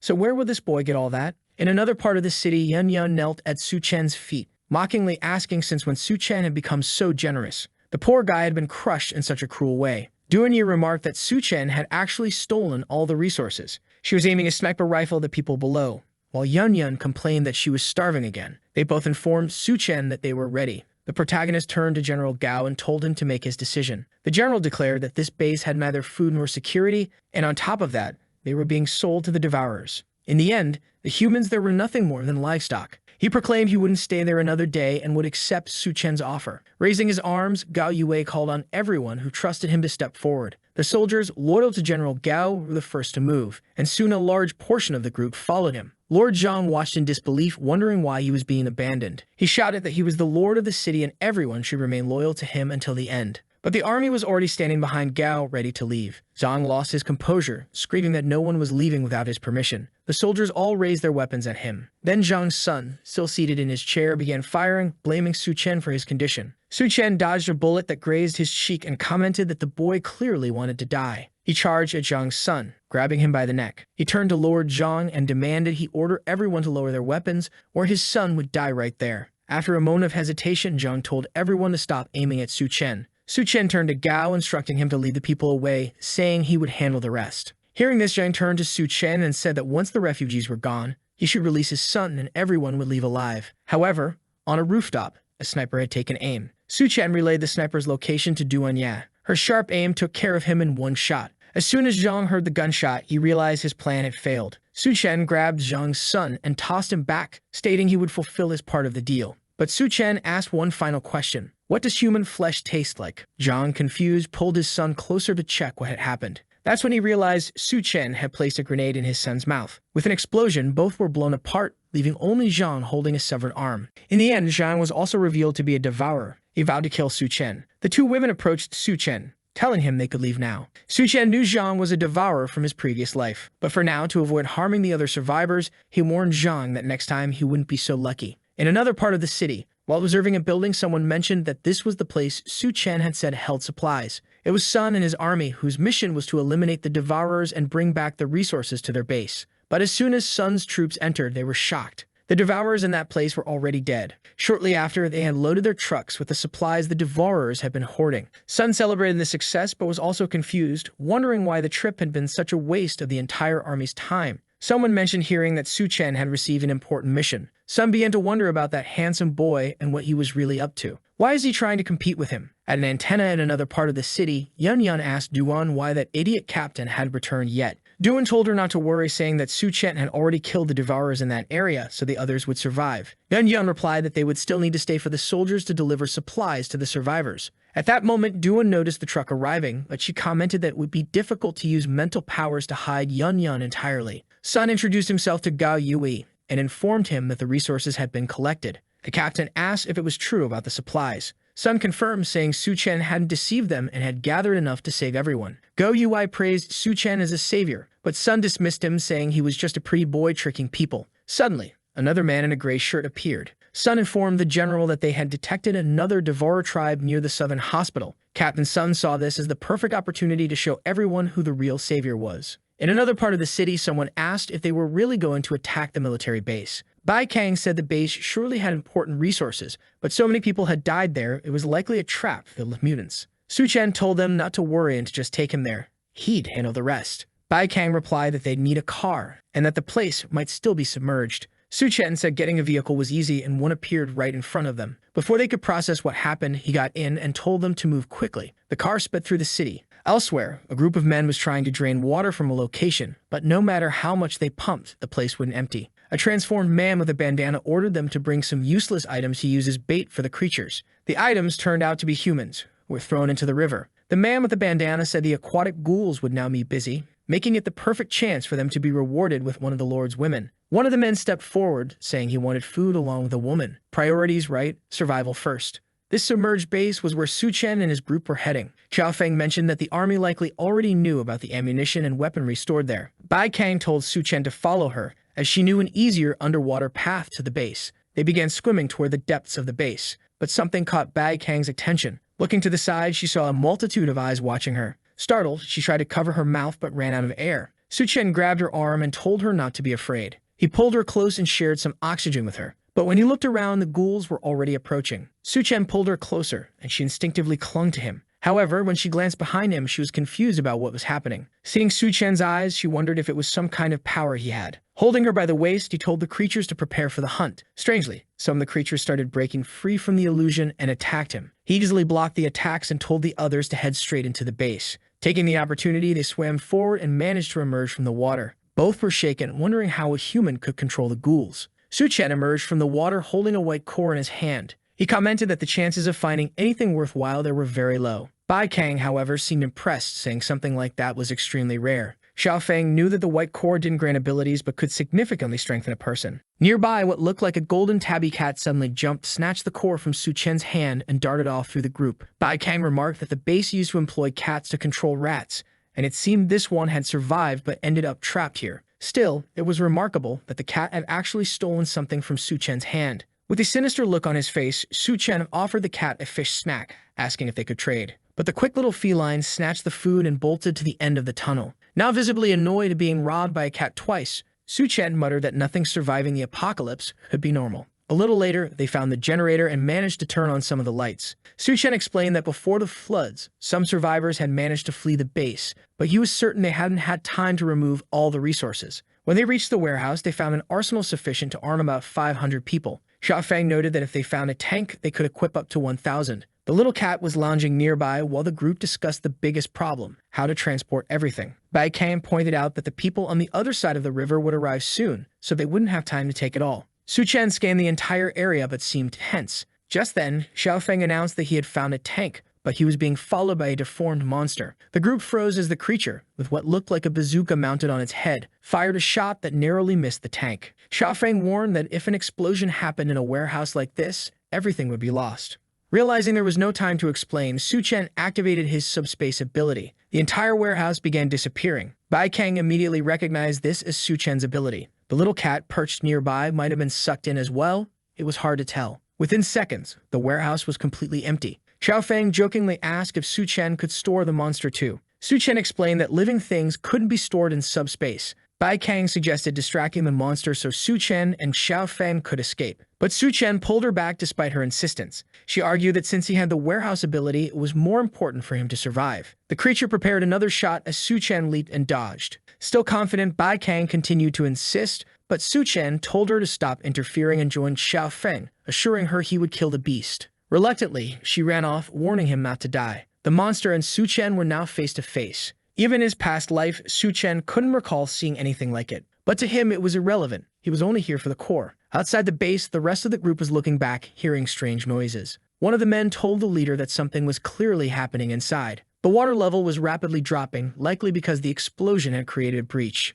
The leader realized someone had entered the base before them. As he began giving orders, the group became distracted, mentioning their craving for rabbit meat. A peculiar little creature, not the least bit friendly, was lurking behind the bushes, and they were eager to catch it. But it would have been wiser to run. The leader remarked that the rabbit seemed to be smiling strangely. Suddenly, the creature began cackling. The group froze in shock as a shadow fell over them. The leader was startled, and the next scene showed him grinning just like the rabbit. Meanwhile, at the lower part of the base, Su Chen landed a punch on the monster's arm. The creature aimed to fire again, but Su Chen dodged. He began to realize that, as expected, a boss of this level had skin as tough as steel. Even Su Chen's hand turned red from the impact of his punch. The beast was incredibly resilient. The creature attempted to crush him with its palm, but Su Chen narrowly escaped. He noticed that the vines attacking him were brain parasites. The problem arose when, during the next attack, the creature caught him. The vines dragged him in front of the cannon, which prepared to fire. With no choice, Su Chen dove into his subspace, realizing this fight would be far more difficult than he had anticipated.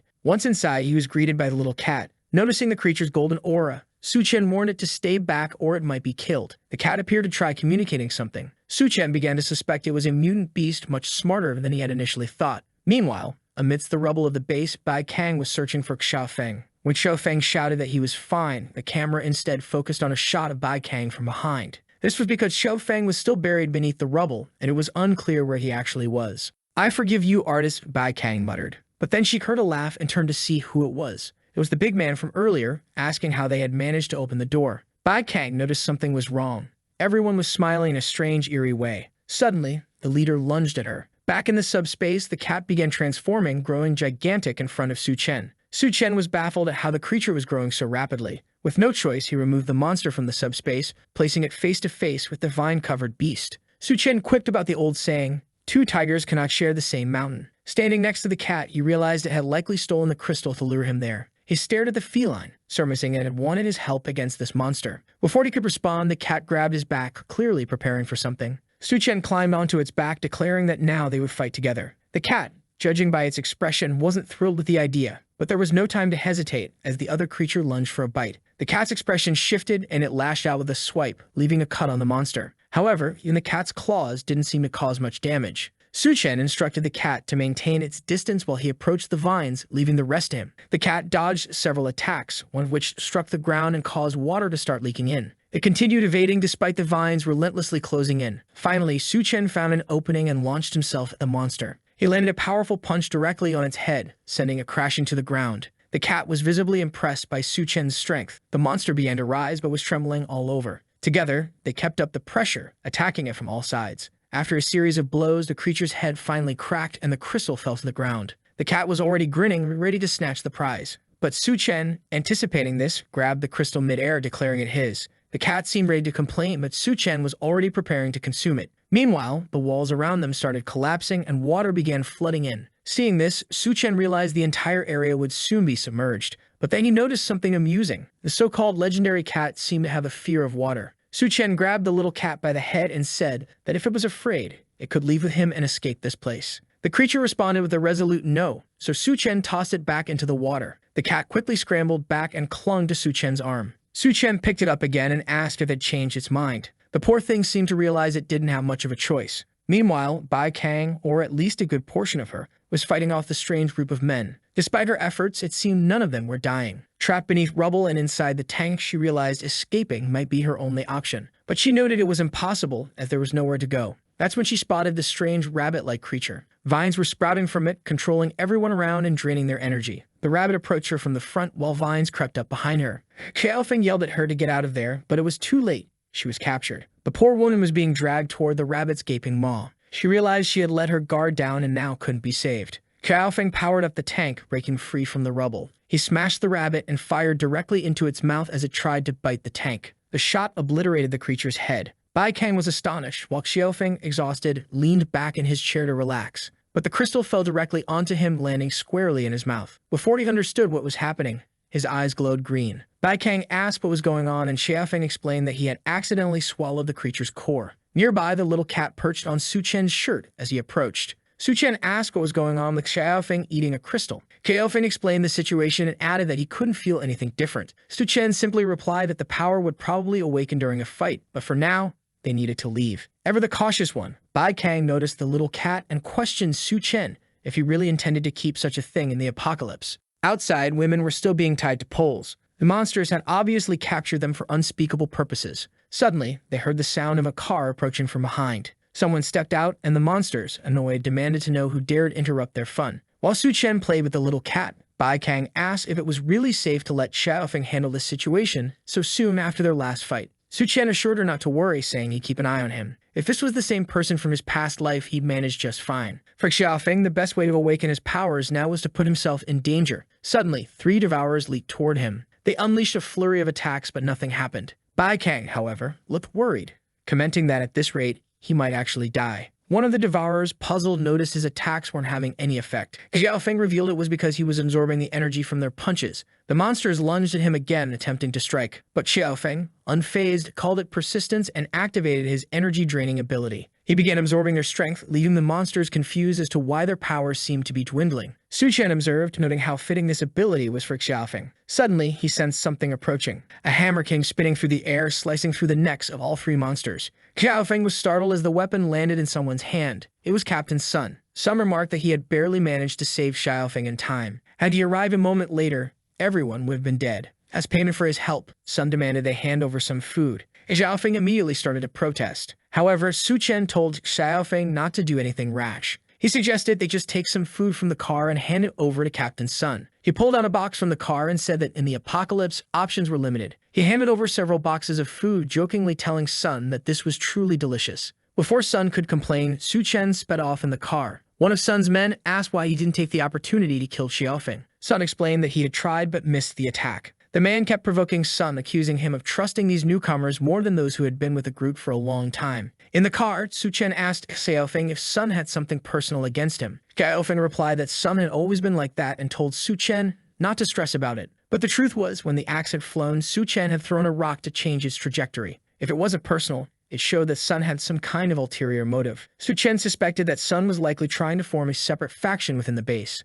and something like that couldn't be allowed to happen. Back at the construction site, the giant Yun Yun was helping to build the walls. She asked if there was anything else they wanted her help with since she needed to eat a lot. The workers reassured her not to worry, saying the best part of all this was ensuring the people's safety. At that moment, she called out to everyone, announcing that Su Chen's car was returning. Already arriving at the base, Su Chen tells his kitten not to scare people. The kitten meows softly and seems calm. Bai Kang comments that the little guy is happy, probably because he hasn't been out in a long time. Su Chen, however, says it's because you fed him a lot, and obviously, no one would do that in an apocalypse. A while later, they show him the warehouse and ask if there's enough space. We then see Gao Yue startled upon discovering that Su Chen has spatial storage abilities. It was necessary to reveal this so he could understand how all those military supplies ended up there. Su Chen explains that these are weapons they found at the base, and now with them they can establish their base securely. Gao Yue asks why Su Chen is revealing his ability. Wouldn't it have been safer to keep it a secret from everyone? However, Su Chen says that now they are all in this together,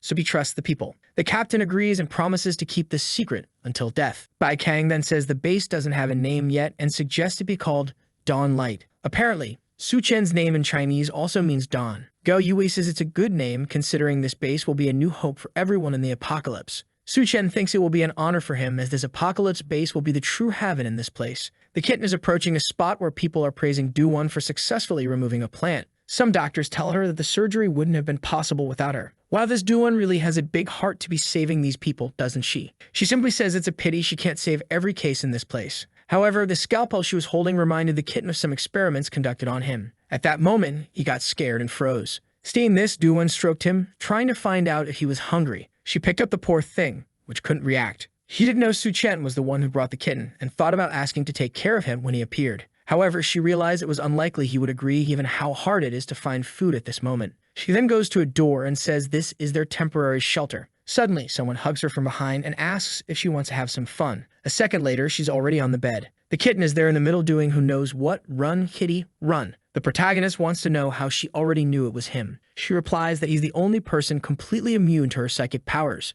A while later, I don't know what happened, but the kitten is already taking a bath with her. She finds out that Su-chen was the one who named him, and due to the golden patterns on his body, she decides to name him Gold. Wait, I didn't know Su-chen was nearby, but there he is, saying he needs help cleaning the kitten. She changes the subject and asks how the expedition to the military base went. He shows the crystal and says that with it, he'll become a level 2 human. The cat is confused because he remembers seeing Su-chen earlier. However, Su-chen reveals that at that time he only threw it into the storage space. That's because consuming a crystal is dangerous, as many things can happen at that moment. Usually, it provides a lot of energy that needs to be spent. I thought he had already used up the energy, but now that he's transformed, you know what he'll use it on. Meanwhile, the gigantic Yun-Yun was passing by outside. The kitten seems to notice something. It's Yun-Yun looking through the window, wondering why Su-chen didn't call her. Duonia asks Yun-Yun for help, saying she can't handle it alone. Yun-Yun is startled and transforms. Su-chen says she arrived at the perfect time. Both women are lying on the bed, saying it was amazing, right, guys? What are we even reading? Su-chen apologizes, saying he had too much energy because he absorbed many crystals. Yun-Yun comments that she'll need to absorb some crystals too, because otherwise she won't be able to keep up. Duonia asks what has changed now that he has become a level 2 human. He says he'll need to test it because he hasn't fully understood yet. He then activates the steel body ability again and feels that now his skin is truly impenetrable. He stretches out his arm and a strange energy accumulates, prompting him to decide to run a test. Releasing a bit of power, the two are hit by a gust of wind and thrown out of the bed. He comments that it seems like it doesn't cause that much damage. Another detail is that the spatial ability used to only open where he made contact, but now he can open multiple small portals within a 20-meter radius. The two are angry about being used as test dummies. He shows that his ice ability can now create slightly larger blocks and even wet his hand, though it's still not very useful.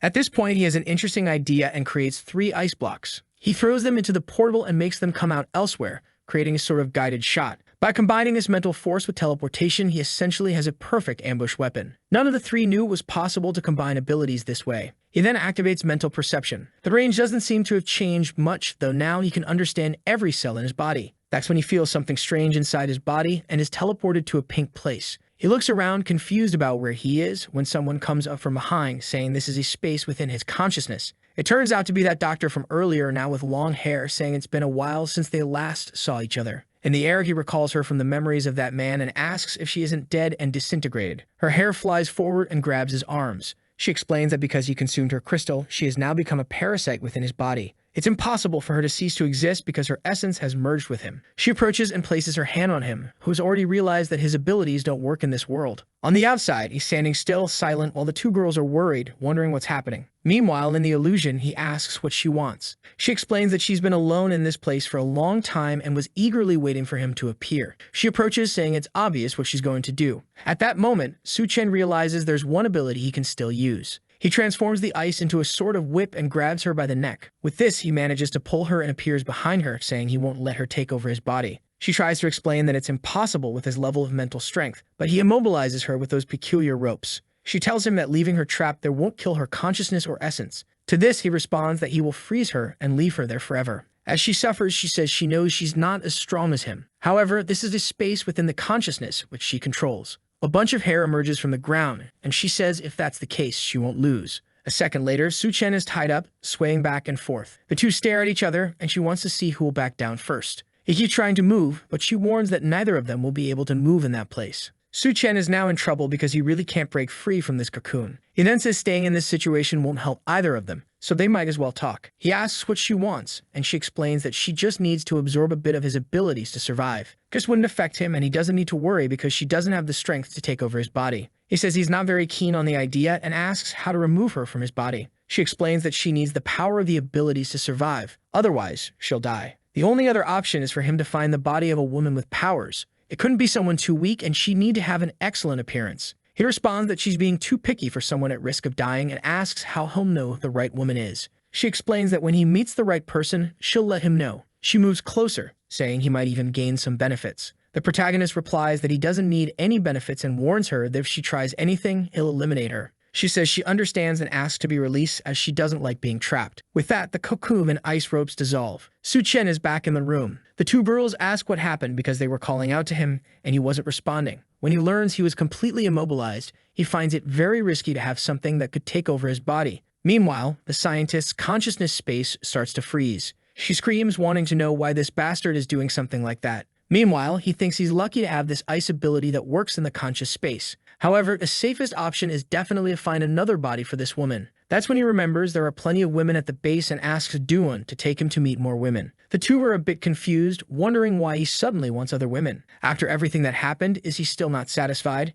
He is a bit embarrassed and says he actually wants to check on everyone's health at the base. While walking through the streets, Duanya explains that they currently have 1,300 members. Over 400 are soldiers responsible for base security and dealing with the Devourer attacks. The rest of the men, along with Yun Yun, are building the barriers and defenses. The women and children are handling mutated plants and logistics. Additionally, they have a hospital area where non-severe cases can be treated. She explains that everyone is working hard, and once the walls are built, they can finally rest a little. Su-chen says it's good to know, but he's certain no one will have time to relax. In another part of the base, someone mentions that they urgently need to take over the hospital controlled by the Devourer tribe. It's a meeting among the military, and Ga Yui asks if anyone has a solid plan. A man with gray hair comments that the Devourer base has fewer than 100 members, making it ideal to send Captain Sun's team. But Captain Sun is right on the other side of the table. He says that it was Su-chen's idea to build this base, so where is he during this meeting? Gao Yue tells Sun to watch his words. Without Su-chen, the Dawnlight base wouldn't even exist.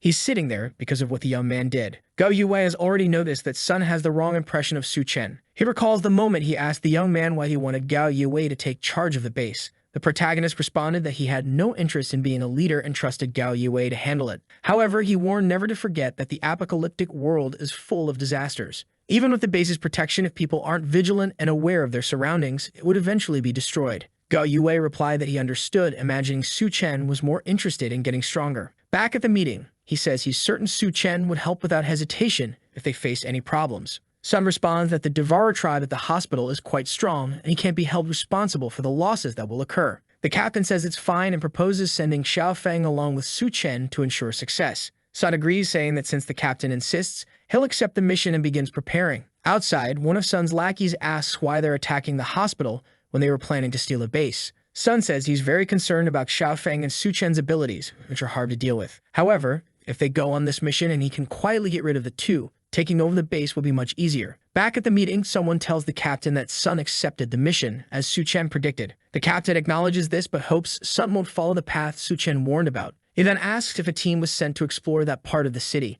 The man confirms and mentions that if Su-chen's information is correct, something big is happening. The scene shifts to the city of He in the refugee zone. Sitting in a tree, Miao Piu Yuan says Su-chen is very strong and could help them get some crystals. However, Chen Wei responds that getting stronger depends on oneself, and besides, Su-chen has already helped them enough. The boy says he understands but complains that they've been fighting many mutated beasts and haven't gained anything, which is frustrating. He then tells his friend to stay quiet. He hides behind a tree and warns that people are approaching, bringing women with them. In front of the base, some men ask who's arriving. A mustached man informs the boss they're delivering the goods.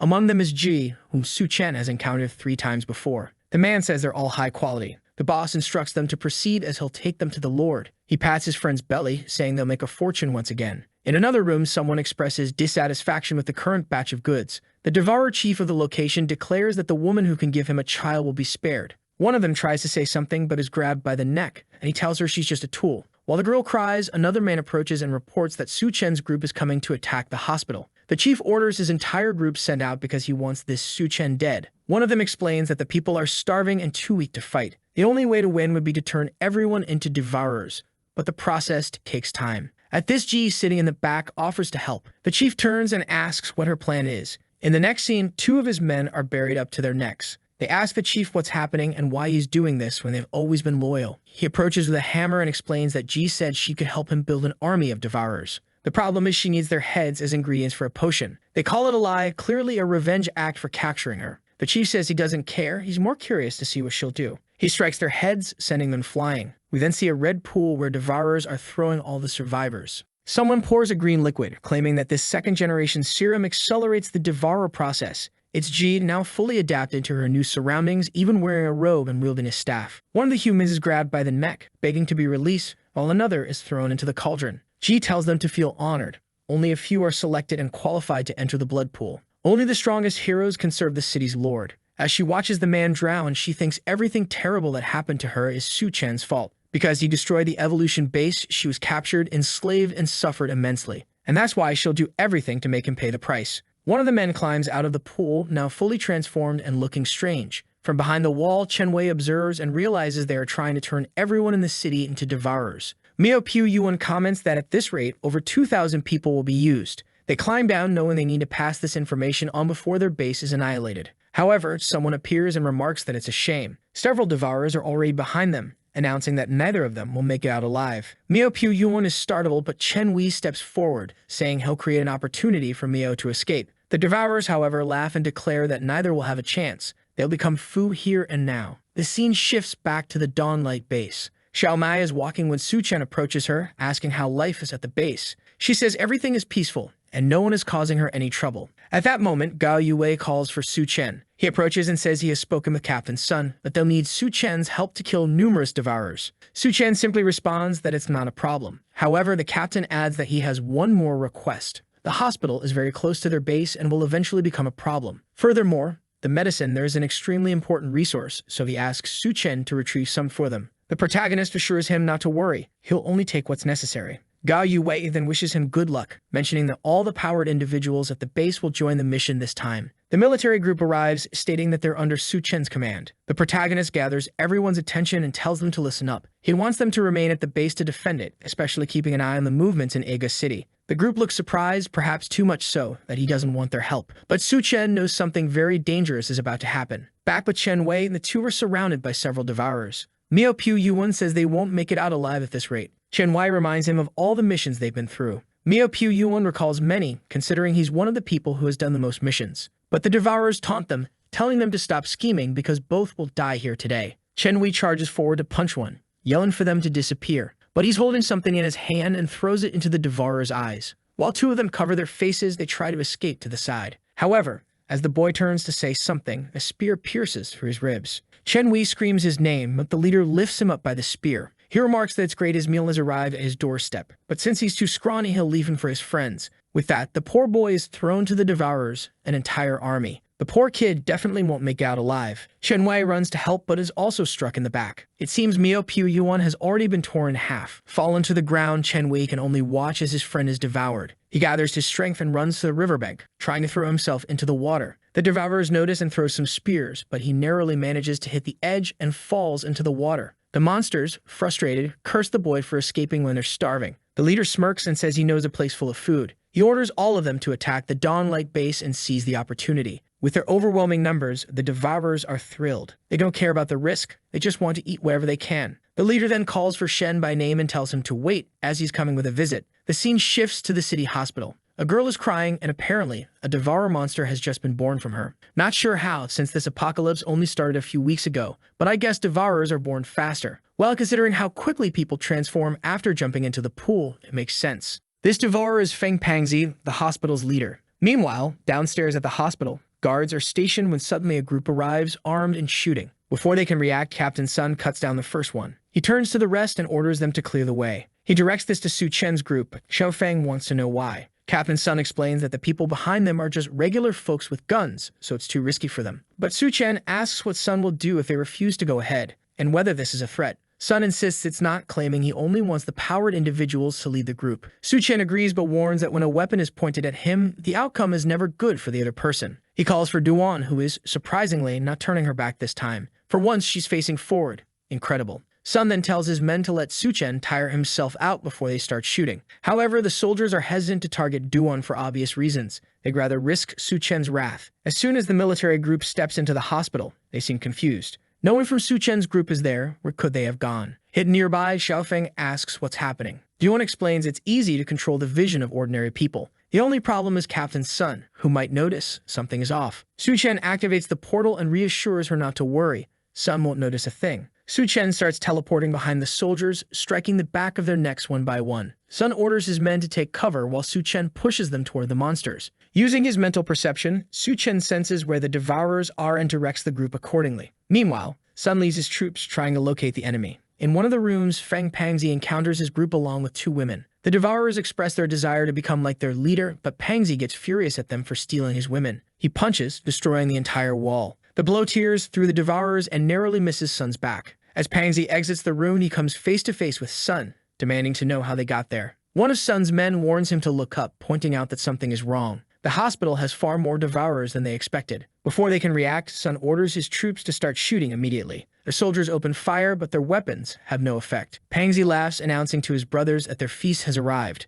The devourers charge, shouting about tearing off their legs and roasting them. The soldiers stand no chance, sliced vertically, horizontally, and every which way. The only one holding his ground is Sun. He swings his axe, cutting down 3 devourers, proving he's not as weak as he seemed. Sun rallies his troops, declaring that even without weapons, they'll fight these beasts to the death. He's convinced this chaos is Suchen's doing and vows to kill him once the devourers are dealt with. Remarkably, his words inspire the soldiers, who charge at the devourers. Given how monstrous these creatures are, you can't help but root for Sun's army. The problem is, they're utterly powerless. The soldiers fall dead easily, and everyone realizes they'd be better off finding a place to hide. One of them, attempting to flee, notices something nearby. It appears to be a devourer infant, a strange sight. The child suddenly jumps into a black puddle on a table. The man watches, confused about where it went, not realizing it's already beneath him. The little monster leaps onto his leg, biting into his calf, arm, and entire body. The man collapses, dead, as the infernal infant discovers it grows larger the more it eats. Outside, Captain Sun has slain numerous devourers.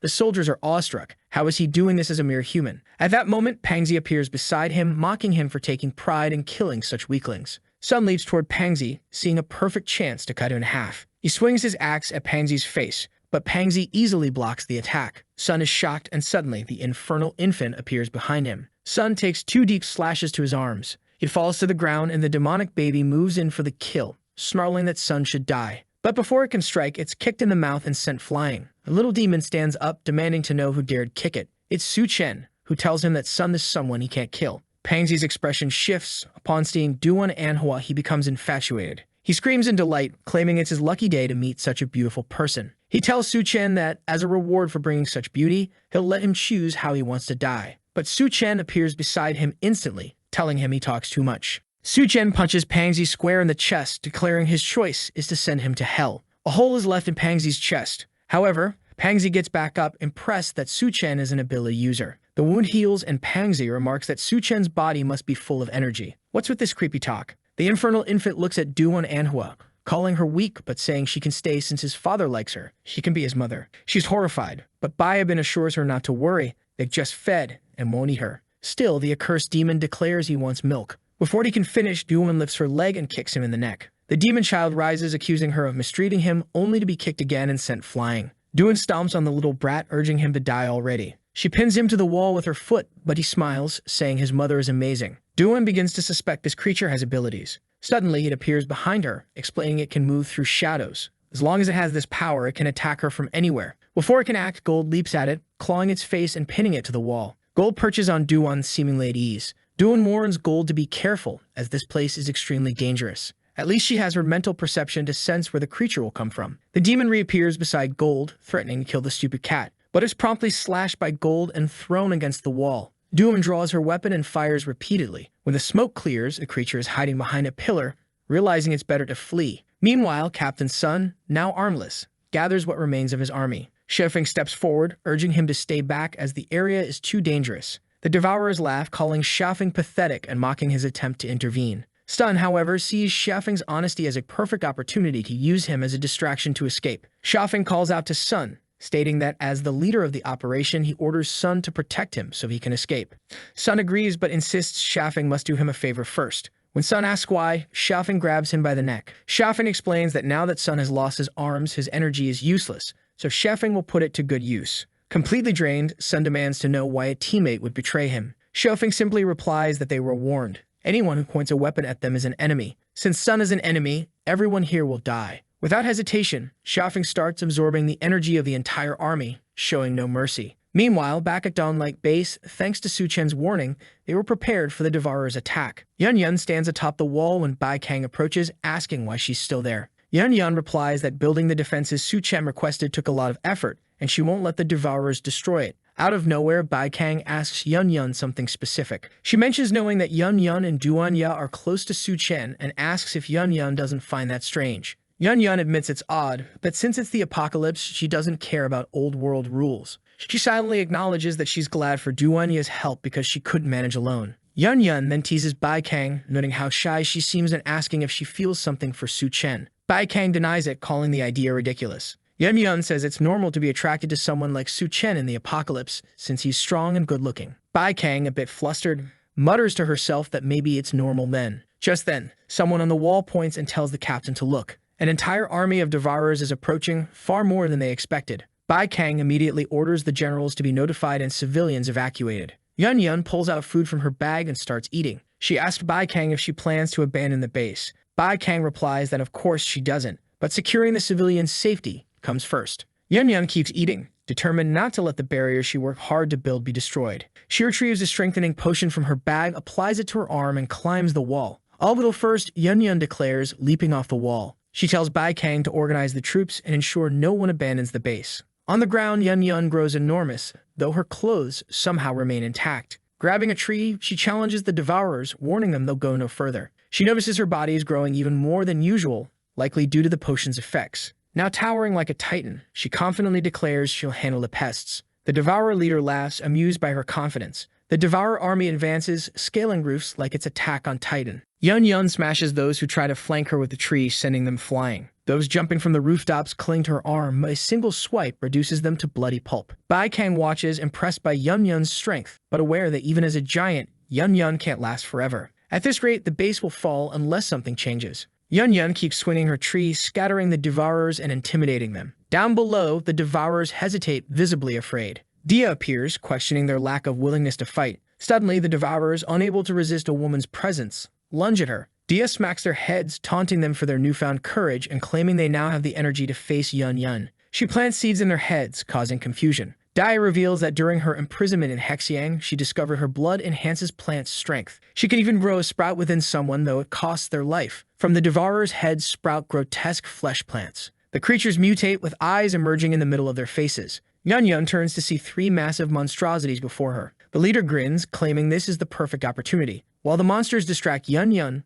the rest of the Devourers are to invade the base and destroy everything. Two of the creatures climb the wall, shouting their intent to kill everyone. But they're greeted with a shot straight to the head. One stares in confusion at the array of tanks before them. They can't fathom how this isolated base has such a massive military arsenal. Yun Yun cheers as reinforcements finally arrive. Suddenly, one plant monster shoots a tentacle, grabbing Yun Yun's arm. Another lunges to bite her, forcing her to block with her other arm. She's immobilized as a third approaches from behind. Just as all hope seems lost, a drone flies in and explodes mid-air, blasting the monster away. Bai Kang, perched on a roof with equipment Su Chen brought from the base, controls the drone. Meanwhile, at the hospital, Su Chen battles Pangzi. Despite Su Chen's attacks, Pangzi regenerates, laughing maniacally. Pangzi mocks Su Chen's strength, claiming it's decent but nowhere near his level. As Pangzi moves in to punch, Su Chen's inner consciousness drifts. Inside, the girl asks, where's the like? And you remember how the last chapter ended right when Su Chen was in the middle of that fight, and out of nowhere that dream girl showed up asking what was going on outside.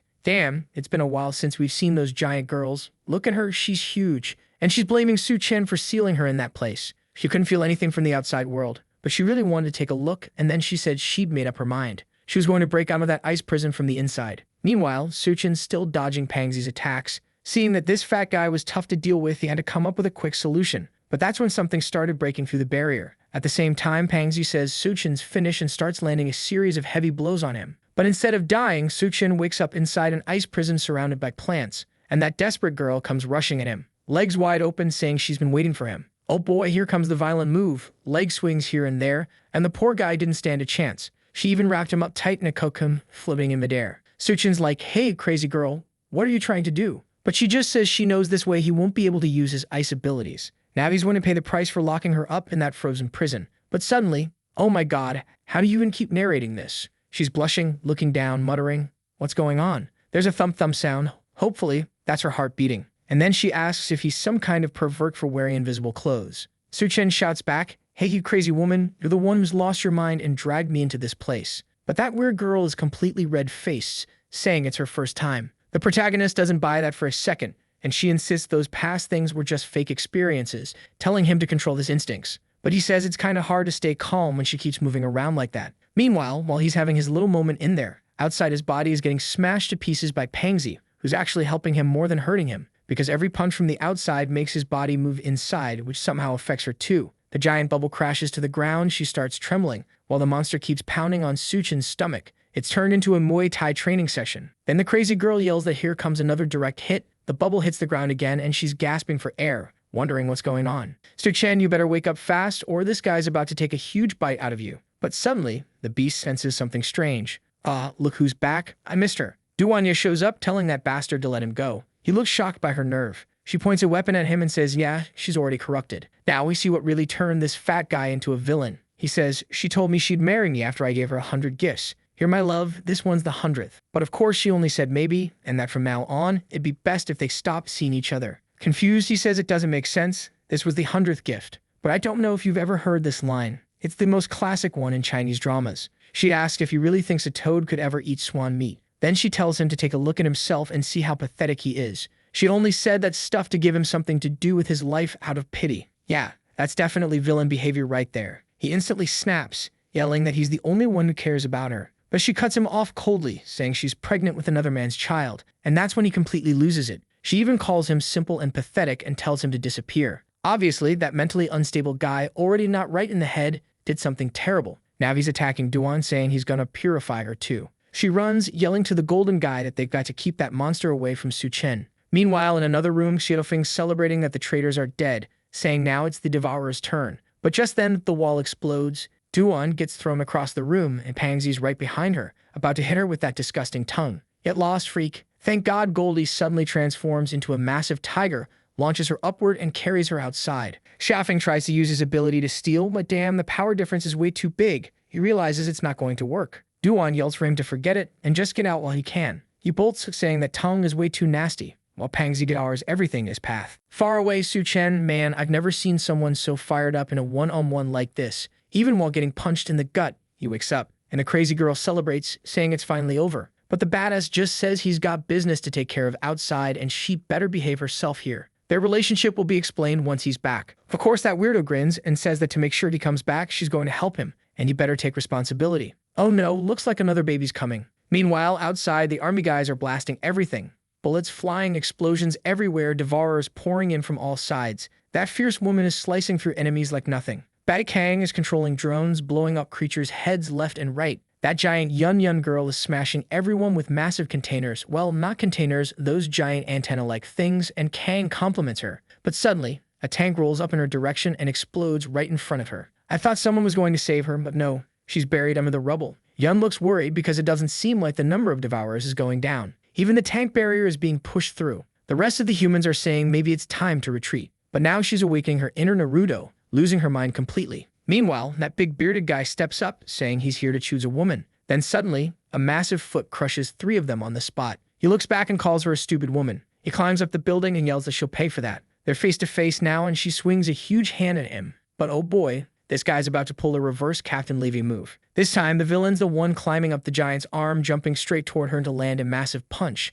And wow, he hits her right in the spot that gives you a headache. Bai Kang calls out for Yun, and that giant girl literally collapses, shaking the entire city. The bearded guy asks if she really thinks she can stop him. But Yun's only thinking about how this is the base Suchin works so hard to build. She has to protect it at all costs. And man, it looks like she's gotten even bigger now, her knees the size of a building, and from that angle, the bearded guy can see everything. She clenches her fists while he asks what she thinks she's going to do. Then that massive hand pulls back and she launches a cannon punch straight out of One Punch Man. He sneers, asking if she really thinks one punch is enough. But suddenly, he starts groaning, she hits him again, and that second strike completely destroys the building. He's thrown down to the ground below. The whole city's trembling, everyone's running in panic. People are freaking out, asking if that's really the same Yun Yun they know. Something's clearly off. But at least now that she's this powerful, maybe the base will survive. The general, however, says things won't be that simple. And then, oh, she lets out a roar so loud everyone has to cover their ears. Looks like she's gone full berserker mode, completely out of control. The general immediately shouts, "Someone find Su Chen. He's the only one who can save her." The flexible speed girl says she's got it and starts bouncing from building to building.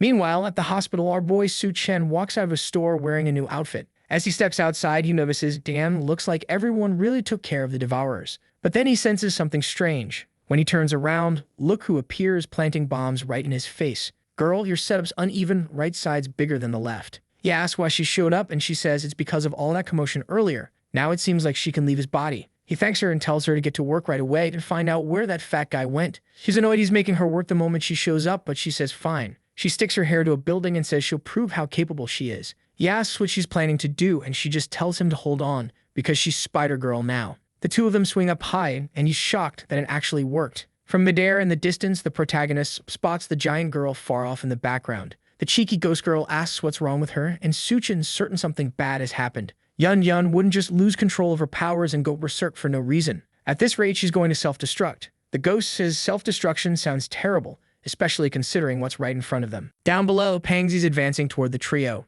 Chaffing tries activating his abilities along with Goldie, but the monster just says it's all pointless. The two of them are no match for a Terror 2 devourer. Goldie's slammed against the wall by that disgusting tongue. Then the monster turns to Duan and says she's about to become pure. And man, that attack he just used was something else. The ghost warns Su Chen that this Tier 2 monster isn't going to be easy to beat. So now, who's he going to save? Yun Yun, who's about to self-destruct, or Duan? The monster's tongue comes whipping forward, but the woman's hair blocks it. She realizes Su Chen's been using her powers by force. And of course, the Aura Master says he doesn't make choices, he wants everything. But the woman tells him to calm down, saying she only exists within his consciousness, so no one else can see her. Meaning, from now on, it's all up to him. The protagonist shows up and Duan immediately thanks him, saying she knew he'd come. Meanwhile, Pangsy growls that this bastard showed up to ruin his fun again. But Suchin's more impressed that he can actually use those powers now. Since it's working, he's going all in. He prepares as trees start sprouting around him, and some of the attacks actually pierce through the tongue, wrapping around the monster's arm. Pangsy laughs, saying even Suchin's fists couldn't hurt him, so it's funny that he thinks this will do anything. But those threads keep spreading, reaching out from the buildings around them, and soon the monster is completely tied up. Pangsy demands to know what he thinks he's doing, and Su Chen calmly answers that he's just wondering, if he cut him into hundreds of pieces, would he still be able to regenerate? He extends his hand, and the threads tighten until the creature explodes into a million fragments. Duan's standing there twisted, cross-eyed, and completely stunned, while Su Chen says he needs to get back to base and tells Goldie to look after the two of them. Chaffing, barely holding himself together, says, "Su Chen, don't worry about us." Right then, the speedy girl crashes onto the scene again, stopping in front of them, exhausted, demanding to know where Su Chen is. She needs his help right now. And just like that, he shows up, walking toward her. But instead of grabbing him to take him with her, she has to dodge him. She can't even understand how the hell this guy's gotten so fast. They can only hear her screaming in the distance while the cheeky ghost asks if he's really going to run all the way there. At this pace, they could both die. But Su Chen just replies that he doesn't abandon his people like that.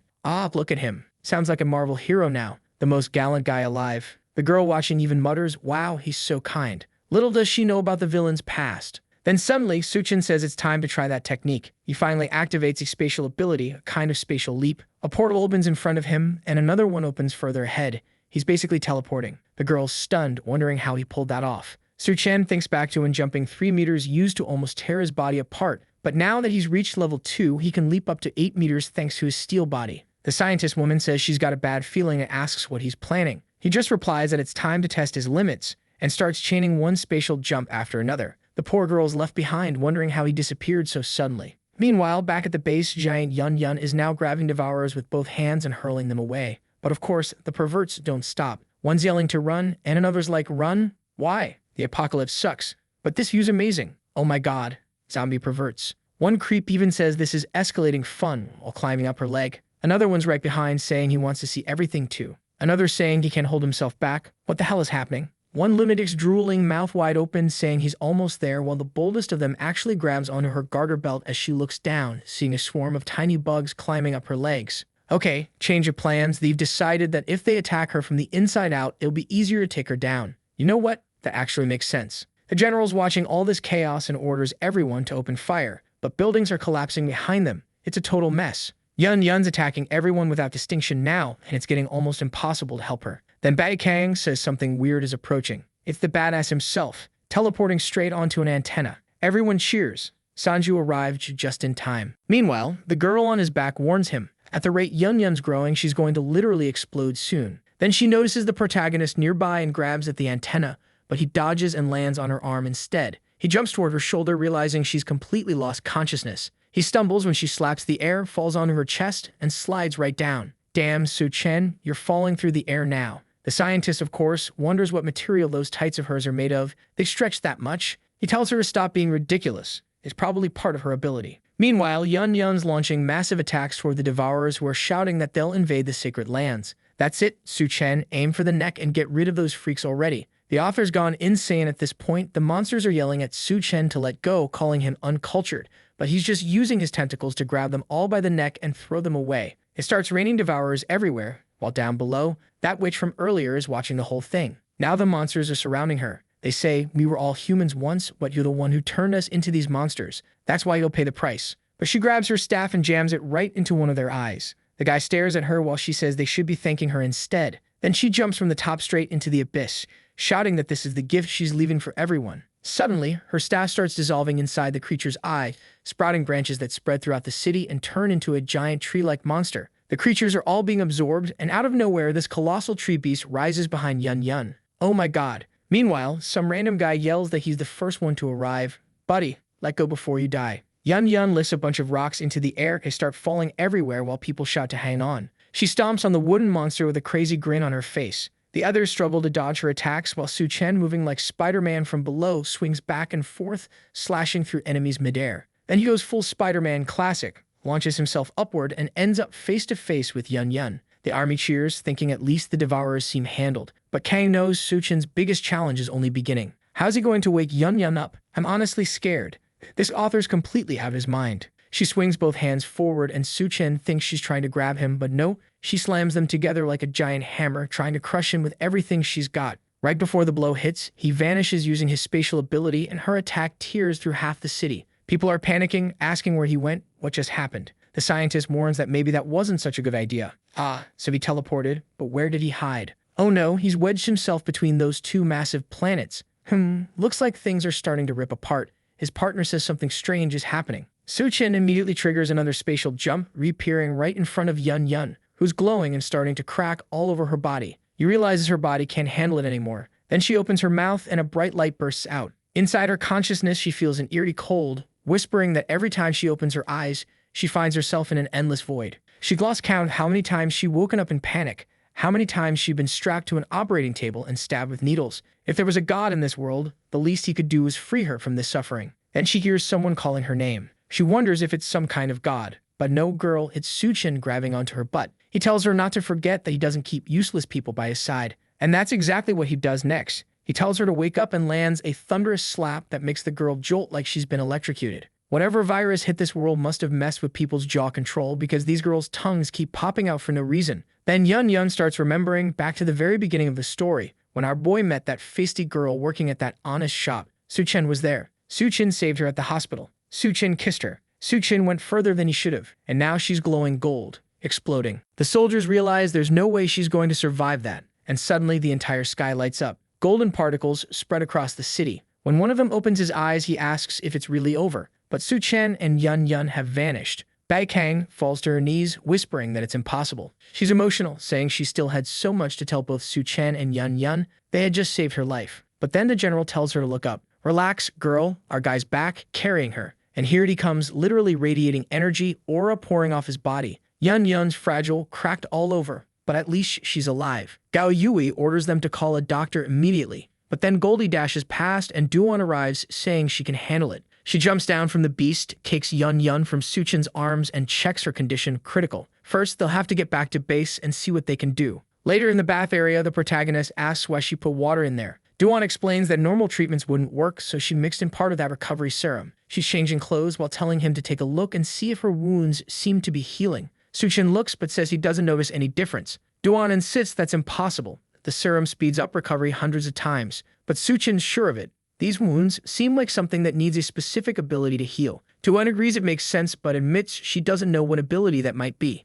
Then Suchin leans down, gives her a kiss, and suddenly her wounds start healing. Do-won instantly understands what's happening and says she'll leave him to finish the treatment. But Suchin can tell it's going to take a while. Oh my god, what is even going on here? In another room, the others have brought in a massive crystal. They ask Do-won what's happening, and she tells them Suchin is healing. Yun. Baekang looks puzzled. Since when is he a healer? Do-won hesitates and says, well, sort of, but it's not exactly appropriate. Better to focus on the crystal. Xiaofeng's a smart guy, he doesn't ask more questions. He just mentions the leader devourer and says this crystal is the only thing left of it. It's probably the monster's core. Do-won looks confused. It's enormous. Obviously, Xiaofeng's certain that only Suchin could absorb something that powerful, but Do-won's worried. If he does absorb it, she'll have to deal with all that power afterward, which is what usually happens whenever he consumes a crystal. The problem is, Yun's asleep, so she can't help this time. And oddly enough, Baekang seems to know that Do-won's the one who usually helps. Do-won finds that strange, but then she starts getting suspicious. Her intuition tells her something's off. Then poor Xiaofeng gets kicked out of the room as she says she needs to have a private conversation. The door slams shut and he's just standing there like, what the hell? They just threw me out for no reason. Do-won stands behind the door, thinking to herself that she knows Suchin would never refuse a chance to get stronger, so she's not going to be the one to handle this. Meanwhile, Baekang asks what they should do. Do-won says she has a question to ask, and of course she asks if Baekang happens to like Suchin. We don't get to hear the answer though, because right then, Yun's treatment finishes. Do-won helps her cover up with a blanket, telling her that Xiaofeng brought a crystal for Suchin. He should go to the reception area and check it out. He thanks her, tells her to keep an eye on things, and as he closes the door, bam, he's standing in front of a massive crystal. But actually, it's a dark stone. He notices everyone looking confused, though they can't blame them. After all, in his past life, he'd only heard about something like this, a bizarre kind of material that started appearing after the apocalypse, a mysterious, extremely tough stone connected to a certain person, a man known as the Black Blade, Wang Song, a legendary figure who survived the entire apocalypse with a single sword, and that sword was forged from this very material. Suchin's lucky that it ended up in his hands this time, which means all of Wang Song's fate and fortune now belong to him. For now, he stores it in his inventory since there's not much else he can do with it,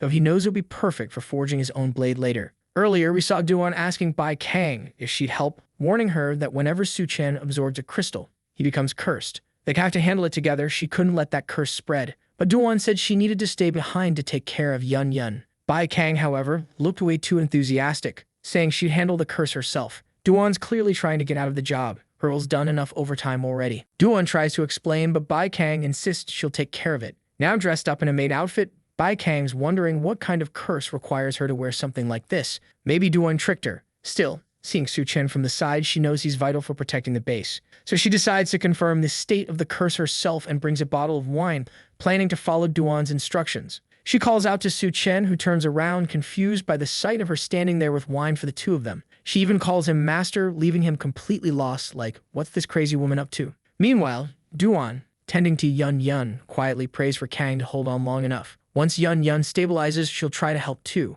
Outside, the soldiers are inspecting the wreckage. One of them tells another to come look. The bodies of all the devourers have vanished. That's weird. They were dead, right? So who did this? Everyone suddenly gets a bad feeling. Inside Suchin's consciousness, Yun's wandering around, wondering what this strange feeling is she's sensing. She tries to locate it, but realizes something's wrong. She can't quite tell what's happening. She decides she might need Suchin's help. Meanwhile, Suchin's pouring the wine and thinking, a curse?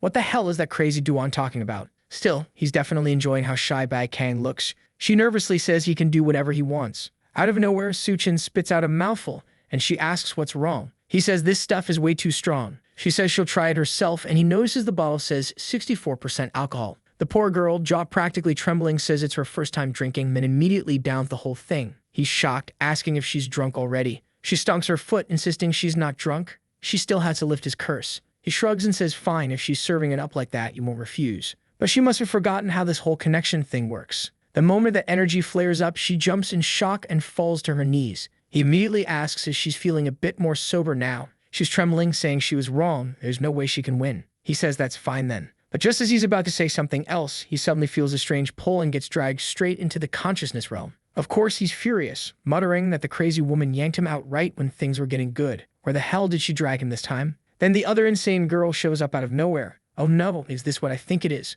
Phew, no, it's not that. She actually wants to talk. She tells him that the body compatible with hers has finally appeared. He says he gets it. It must be the one she mentioned before, but asks why she pulled him inside. She explains that she doesn't have any connection to the outside world and can't sense her exact location. That's why she has to use him as a kind of signal to find it. Suchin asks if she's sure this method will work, and she says yes. With that, the cocoon hits the ground, and the crazy woman says she can feel everything sensing. Suchin can actually sense it too. The two of them are now floating above a swarm of zombies, staring down at a woman standing motionless below. Heian tells him that the body in front of them is the one controlling the entire horde. Suchin can't believe they're that close to the queen's core body. She reassures him it's fine inside this mental projection, they're not in any real danger. But strangely, outside, Bai Kang starts feeling something weird and wonders if the curse has been activated. Out of nowhere, Suchin hugs her, while at the same time, a purple creature somewhere else growls, asking who's there and demanding they show themselves. My god, 3 different worlds are unfolding at once in the same scene. That voice, it's coming from inside their dream.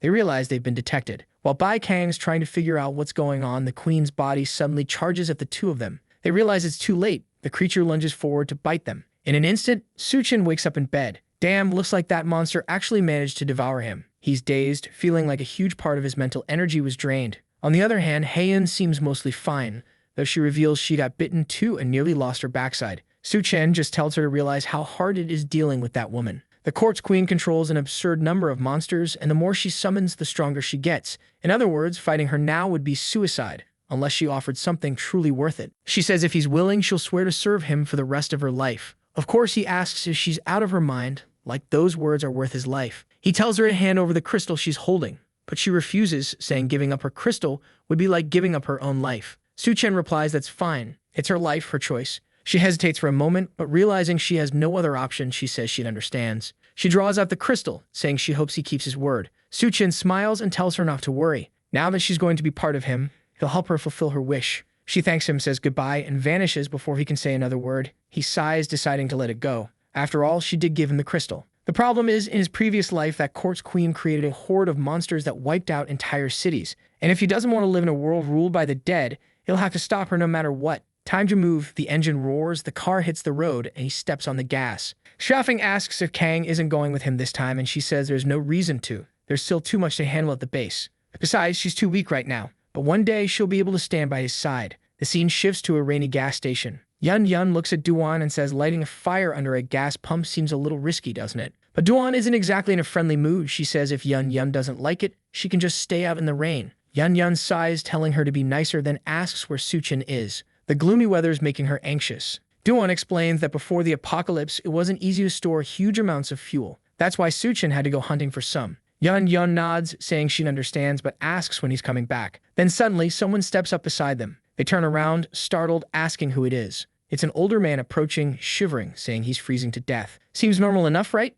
Then out of nowhere, the guy throws himself into the fire. Both girls stare in shock, wondering who this lunatic is and if he's trying to kill himself. But suddenly, they start coughing. Something's off. Someone nearby chuckles, saying the boss's trick never fails. We caught 2 girls this time, thanks to the old man's poison. They tell the girls to stay still. They'll fetch a good price when sold. But Duan raises her Glock, telling them to back off. One of the men laughs, saying that a gun's just a toy against an ability user. Yun warns that they better run. If Suchin shows up, they'll be dead. But Chuvixu sneers, saying if she's talking about that guy who left earlier, he's already marked. And anyone that woman looks at doesn't survive the night. Then another figure enters, a dangerous-looking hunter, ready to lose yet another fight, both literally and figuratively. She's sharply dressed, smirking as she says it's brave of him to enter such a confined place. Dangerous, sure, but for her, it's perfect. She exhales a faint mist from her lips and asks where the handsome man is. He should show up by now. The place is filled with toxic gas. One breath of it will leave him dazed. She spots a shadow nearby, assumes it's him, and purrs, "Come here, handsome, big sister will take good care of you." But to her surprise, it's just a dummy. Right then, Suchin appears behind her, asking who she is. She spins around, unleashing an attack with her weapon, but he grabs her arm mid-swing and asks if that weapon was forged by that cracksman. His hand clamps around her cheeks as he demands to know where the guy is. She stalls, trying to think, while Heian asks if this craftsman is really that important. Suchin explains that the Corpse Queen's army is incredibly strong and they need powerful weapons. The craftsman is the perfect person for that. The dream girl nods and says fine, she'll dig through this woman's memories herself. A moment later, she says she's got it. The craftsman's located in a place called the New World Base. She doesn't know much beyond that, but that's what was in the woman's mind. Suchin drops the woman to the floor. She immediately starts begging for help, saying she knows they tampered with her mind and that it could collapse any second. Heian insists she didn't do anything, while Suchin looks confused. The woman kneels, trembling, saying she can feel her brain breaking down. If they let her live, she swears she'll serve them loyally like a dog. Suchin smirks, thanking her, and says he'll see just how well this dog can work. Meanwhile, back at the gas station, the two girls are feeling the heat, literally.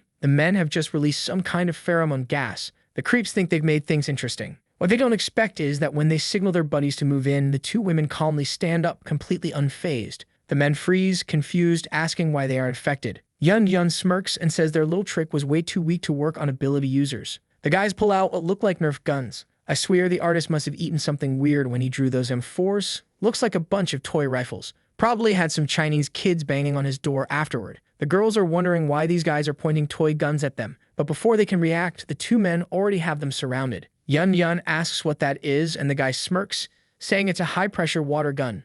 Their leader says that when combined with his ability, the girls don't stand a chance. Then he fires, water shoots out, but somehow it splashes right into the leader's chest. He's confused, trying to figure out what just happened. He clearly doesn't know what Do-won's capable of. I'd almost forgotten myself. She's got that demonic power that lets her control people's minds. The leader realizes too late that he messed up. Both his subordinates have been taken over. But then suddenly, the poison mistress appears beside them. He laughs, saying her man's already dead. But slap, she smacks him right across the face. The guy's stunned, but she just glares at him and tells him to shut up. The next moment, she's kneeling in front of Su Chen, her body trembling but her voice calm, calling him master and saying the man on the ground insulted him. She asks what he wants her to do with him. Su Chen smirks and says she really does serve like a loyal dog, and this one he'll let her handle herself. Next chapter, rain's pouring down and the crew's hauling barrels while she orders everyone to take the fuel and deliver it to her master. Her outfit's, well, getting a little smaller up front, isn't it? I guess Su Chen trimmed it down a bit to fit the environment. But one of the bald guys is furious, shouting that just because she's someone's dog now doesn't mean they should lower themselves like this. He's yelling that they work hard for this fuel and they're not giving it up, but she just cracks her whip and lashes all three of them,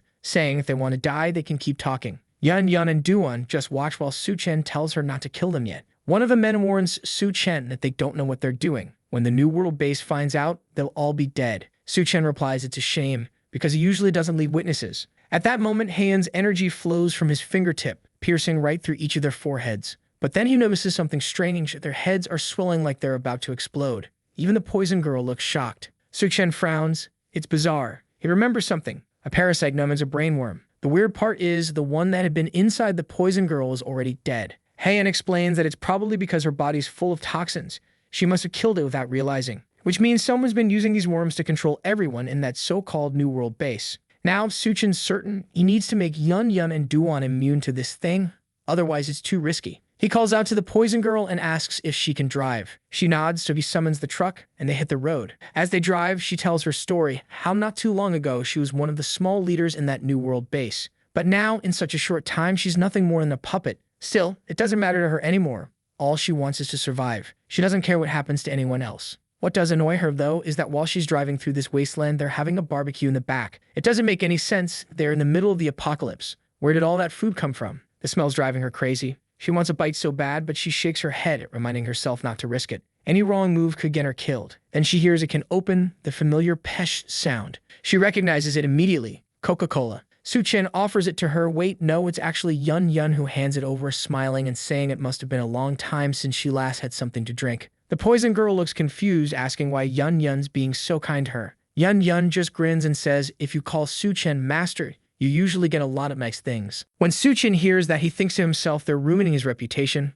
That's what they're doing. Yun completely relaxed, says that now they're all comrades, while the poison girl just looks confused. She knows she's being forced into this situation. Still, she's already figured out that these two girls rely entirely on this guy, and honestly, in the middle of an apocalypse, who'd run from someone offering food and Coca-Cola, but she's the poison queen. She's not going to fall for some cheap trick like that. One day, she'll get her revenge for this humiliation. Then a piece of grilled meat comes her way, and she's already opening her mouth wide. Wow, this girl's hopeless. The moment she opens her mouth, the poison fumes rise up. Su Chen, good luck, my friend. You're gonna need it. And then she actually says that her poison makes men weak to the point of exhaustion and makes women burn with desire. It's just a little less effective on ability users. Su Chen realizes that maybe this woman really is the key to making Do-won and Yun immune to the brain parasite's toxin. Yun's twitching like she's having a meltdown, saying she's burning up from the heat. The poison girl apologizes, saying she accidentally activated it, while Su Chen just keeps eating, telling her to focus on driving. Do-won sits down in the passenger seat, saying she'll leave those two alone for now,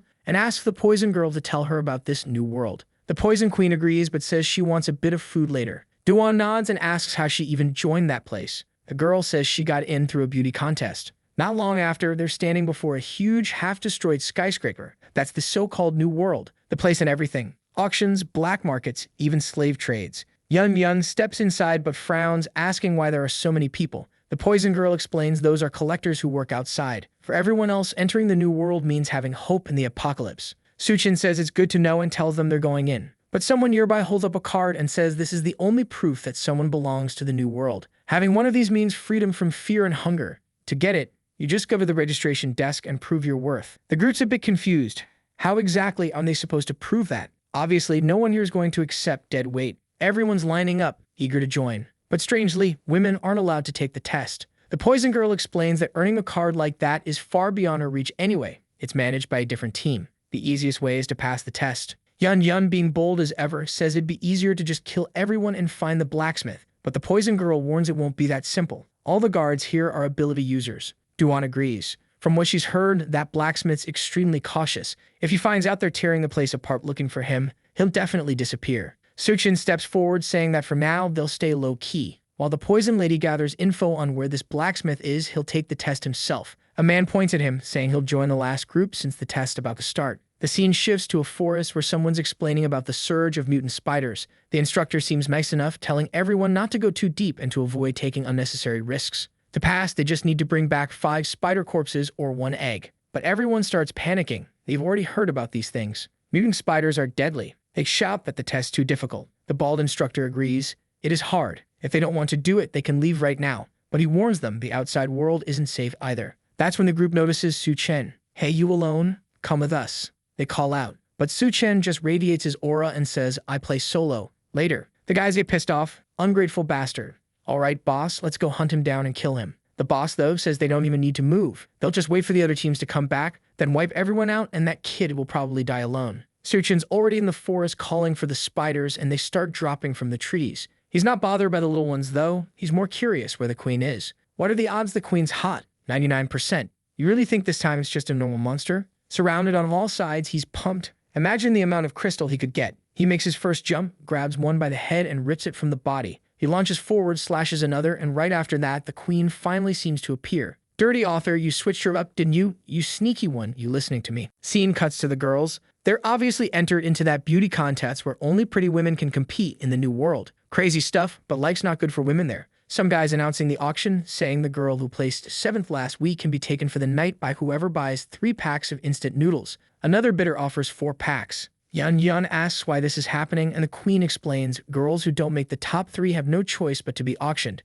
That's the only way to join the New World if you don't win the contest. The girls think it's tragic. Duan asks if this happens every week. The queen says yes. The competition is weekly, and women who refuse the contest can go to the gladiator arena instead. It's an option, sure, but dying in the arena is very likely. So most women pick the contest to get food and live relatively peaceful lives. Not exactly peaceful, though. The queen notices the girls don't understand how the New World works because they've been living with that guy. Right then, someone approaches, calling the Poison Girl over, saying she brought something good this time. These 2 girls are from his room now. This guy's basically the city's personal lord known as One Eye, and he says he wants to taste them. He even offers 2 identification cards for both girls. The queen gets nervous, but he warns that he makes the rules here. He tells her to use her poison to make it more fun. She knows that if she offends this guy, nobody here will get the cards they need. Maybe she truly has no choice, so she goes into the room and uses the poison. Damn, author, take it easy. They left Su Chen out of the fun. The girls start going weird, Chave-style seizures, saying they feel strange. The Poison Queen apologizes, saying it's the only way, and asks them to hold on a little.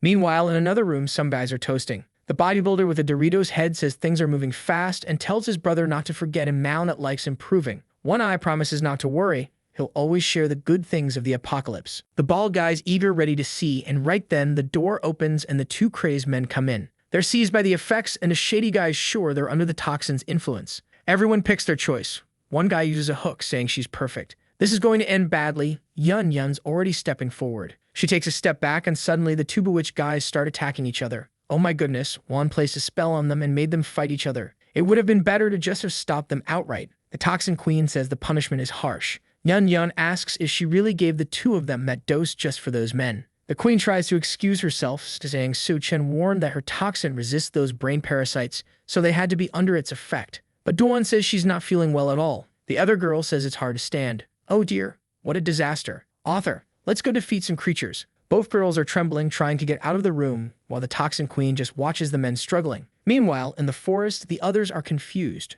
Where are the spiders? Where's the queen? They find some fallen bodies, but they're already gone. Heads missing. One man tells the leader it looks like someone got there first. Then an attack comes at Su Chen. He sidesteps and gets out of the way, but the leader fires a quick strike and sticks a spider to his arm. He realized he dropped his guard and now he's captured. And the worst part? That creature's at least a tire too. The men around ask who this reckless person is fighting a spider alone. They decide to wait for him to fail, let the leader wear himself out, then they'll move in. Su Chen just stares them down, breaks the web on his arm, and pulls. The leader twitches and starts getting dragged along. When he gets pulled in, Su Chen hits him right in the head. Boom, everything bursts apart. The crew is stunned, asking if he really defeated the thing with one strike. But suddenly, the others put swords to the leader's throat and say the moment has come. Oddly, the leader doesn't look worried. He says his blade's perfectly sharp. The men agree and say it's time to use the trick that never fails. They turn to Su Chen, tied to a tree with his back turned, and tell the kid to get ready. It's time for him to learn what true power is. Then the leader activates a swap skill and the protagonist vanishes out of nowhere,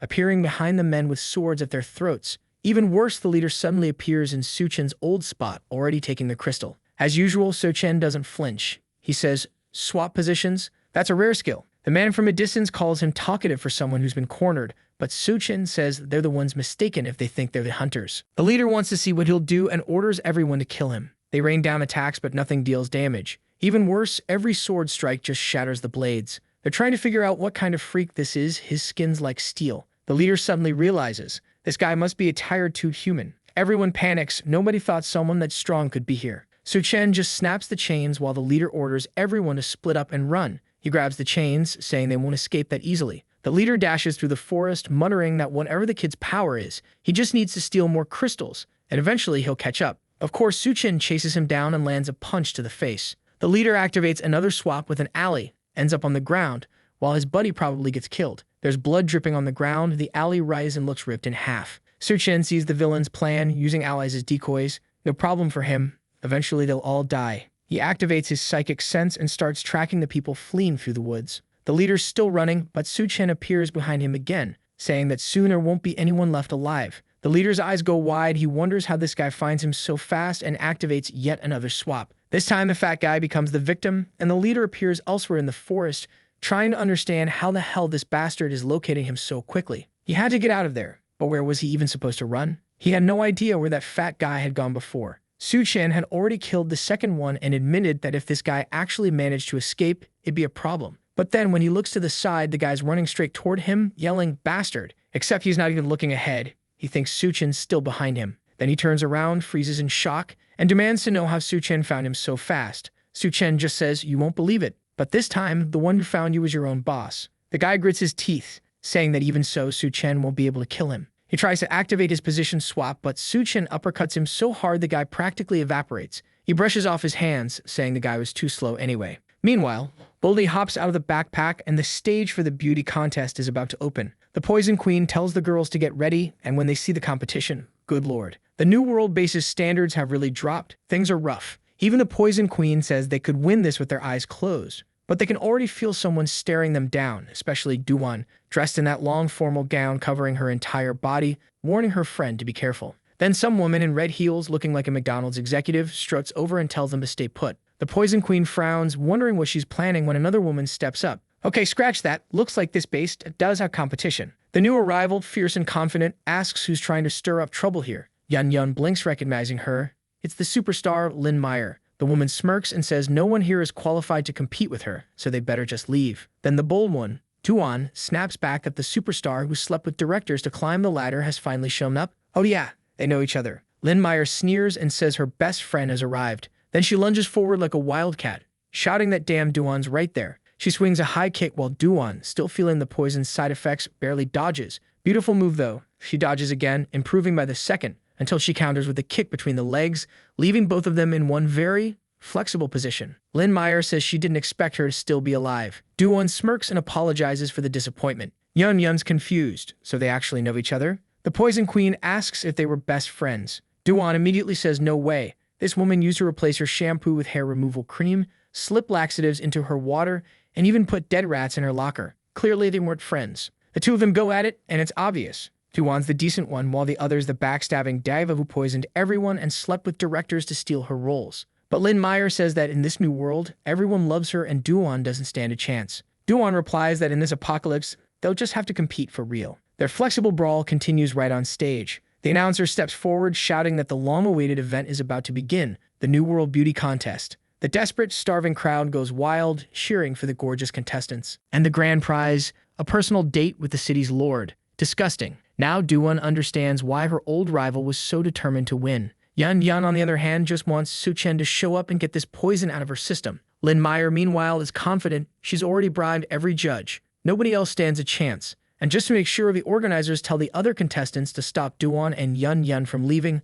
They'll be rewarded if they do. We finally see the judges for the day, our old friends, the bald guy and One Eye, standing there with their hands behind their backs. The bald one's even trembling, muttering that he doesn't know why, but his backside really hurts today. The one-eyed guy says there's no way he'd be feeling that kind of pain, though honestly he almost missed the meeting if no one had woken him up. The guy in the middle shakes his head, muttering that those freaks are real perverts. He never imagined he'd run into them like that. Now it makes sense why he's so sore. And worse, he's terrified they'll find out he knows and make him pay for it. Then the announcer throws his arm up and declares that today, they'll find out who will become the new girls of the new world. The strong ones start getting ready, but suddenly the other contestants attack them out of nowhere. Duan pauses for a second, exactly as she expected. The attackers sneer, saying that in the apocalypse, the strongest make the rules. Yun Yun just smiles and agrees. She'll handle them herself. Let's see who's really on top here. In a flash, she grows slightly, just enough, and smashes the McDonald's girl straight into the wall. The crowd gasped, wondering if they imagined it or if she really just got huge. With her lying there in front of them, it's pretty clear that wasn't an illusion. Meanwhile, someone steps onto the stage, Lynn Meyer moving like a professional dancer, racking up scores of 999.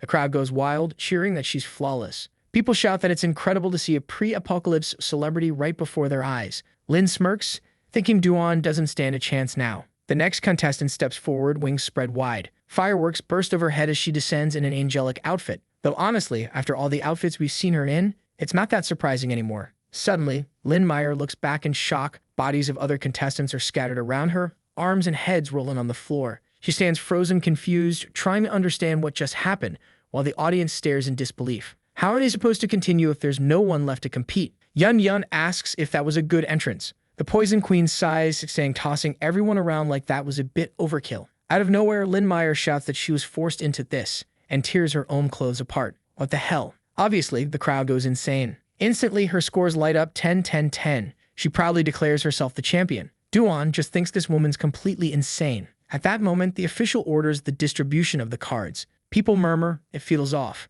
Then the bunny girl shows up, announcing that all contestants will receive their privileges. Yun Yun rushes up and grabs her card too, doesn't even know what it's for, but takes it anyway. The official gives a signal, and the woman announces the results.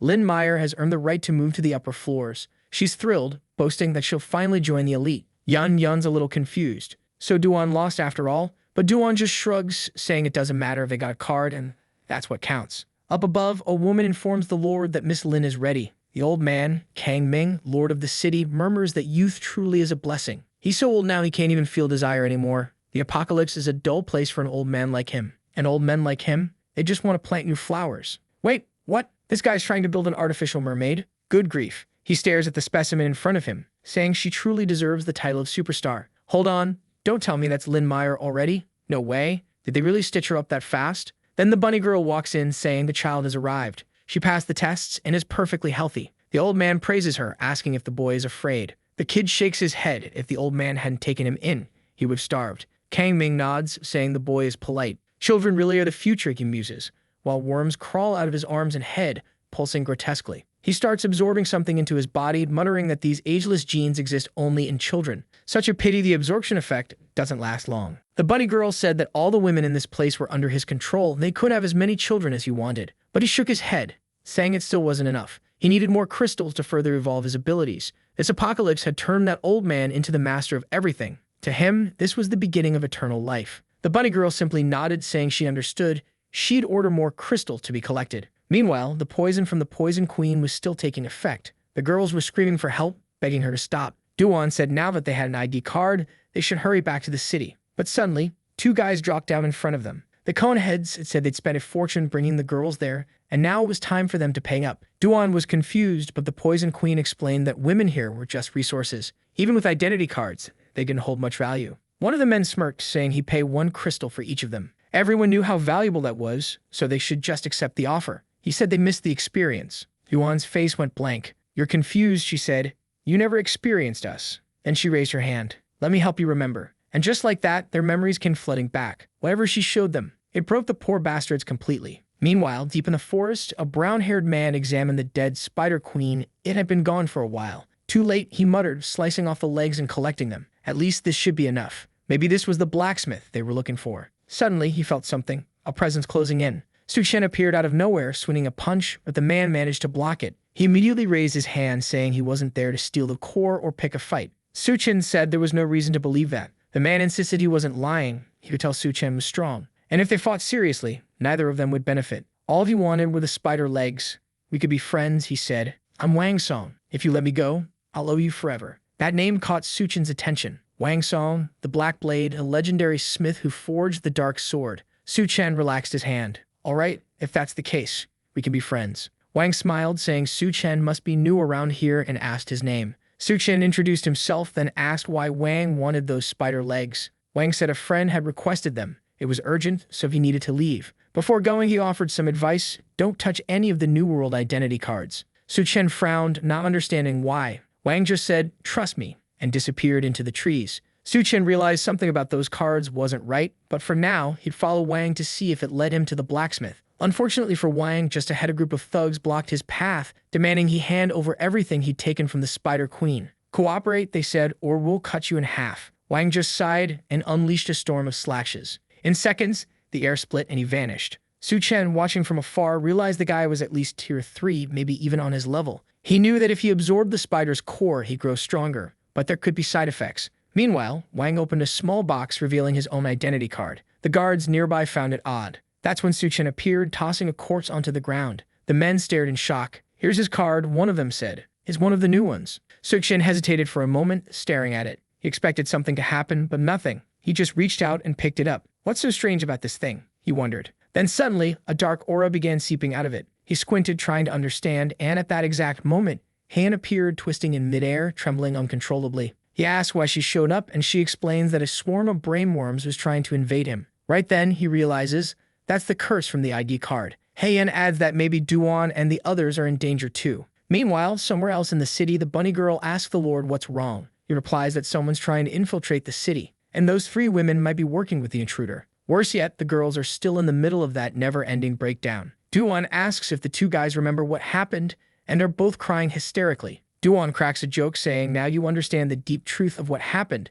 and suddenly the guys charge like torpedoes, trying to stab her. She dodges, the wall explodes, and chaos breaks out. Everyone realizes a full-on brawl is about to start and tries to run from the arena. The Poison Queen recognizes the move. It's the unbreakable steelhead technique. The Coneheads laugh, saying people mock their power, but no one survives a direct hit. They launch again while Duan freezes for a second, and another guy watching from the back makes his move. An invisible hand grabs Duan's arms, and then it grabs Han too, slamming her to the floor. Duan quickly realizes it's the guy from the prison cell and tries to use her mental control, but he just laughs and says it's too late. One of the Coneheads charges straight for her stomach, only for Han to stretch her arm like Luffy and grab him midair. The guy's dangling awkwardly, while the Triangle Head one looks terrified. Then he rockets upward like a torpedo toward Han from below, and she just says, "Let's see whose head's harder." "Oh no, don't. What is she doing?" They crash together in midair, one slam into the other while she's still holding him. Good grief, that's brutal. Even I felt bad for those poor idiots. Yan Yan throws him off, but he shouts that she's not worth it.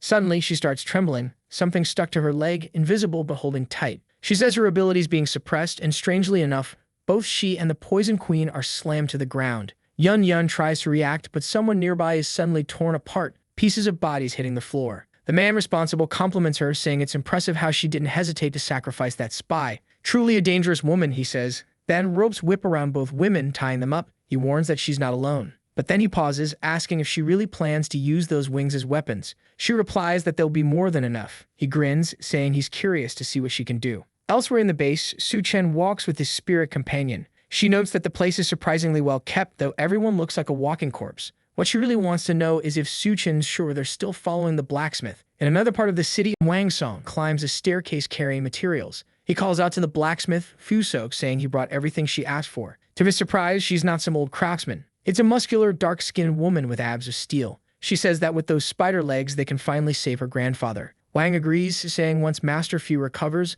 they'll get out of this place. Okay, so she's not the legendary blacksmith herself. She explains that with these parts, they'll be able to rescue her grandfather, who will forge the most powerful weapon ever made. Using the spider pieces, she builds climbing gear, and they begin scaling the skyscraper because her grandfather is being held captive by the city's lord at the top. Wang suggests it'd be easier to just break in from inside, but she warns him never to do that. Entering that place is forbidden. Down below, Suchin says it looks like the only way up is from above, but the reckless one doesn't care. He just goes in headfirst. Inside the corridors, they realize why climbing outside was probably the better idea. There are brainworms crawling everywhere, slithering through every inch of the walls. And suddenly, a huge claw bursts out of the wall, almost grabbing Suchen. Right then, both of them understand why everyone else was climbing outside instead of going through the building. The wall explodes, sending something flying. It's Suchen, who decided to take the hard way up anyway. He asks if the blacksmith is one of them, but he's being chased by a swarm of brainworms right behind him. Naturally, both Wang and Fu so shout at him to stay away.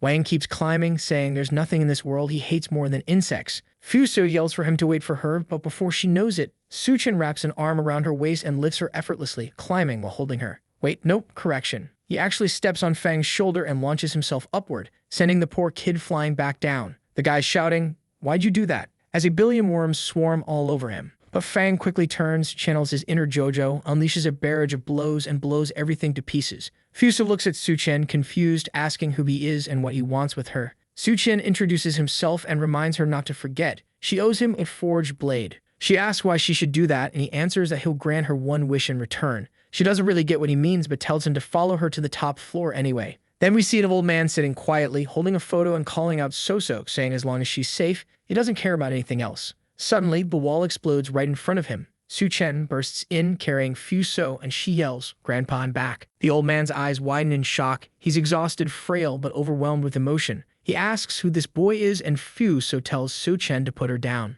Suchen gently sets her on the ground while the old man tells her to leave. This place is dangerous. She refuses, saying she brought help. Suchen turns to him and says that everything he knows about blacksmithing, he learned from this stubborn old man. He's the person I've been looking for. Suchen says that if that's true, their first priority is freeing the old man. But even he can't break the chains. The old man tells him to stop trying. Those chains are forged from post-apocalyptic materials. He doesn't like to admit it, but he's the one who made them himself. They're unbreakable, he says proudly. Fuso smacks him on the head, calling him an idiot for creating the very thing that trapped him. Suchen immediately gets an idea. The only way to break something that's strong is to use something even stronger. The old man rubs his head and says that makes sense, but there's no material in existence tougher than that. That's when Suchen grins and says, "Think again." He pulls out the massive black crystal. Fuso stares in disbelief, asking where it came from, while the old man's jaw drops. He doesn't even recognize what kind of rare material it is. Its power radiates through the room. Suchen just asks one thing: can you forge something that can break these chains? The old man says the material isn't the issue, it's how to refine a stone of that level. The difficulty is extreme.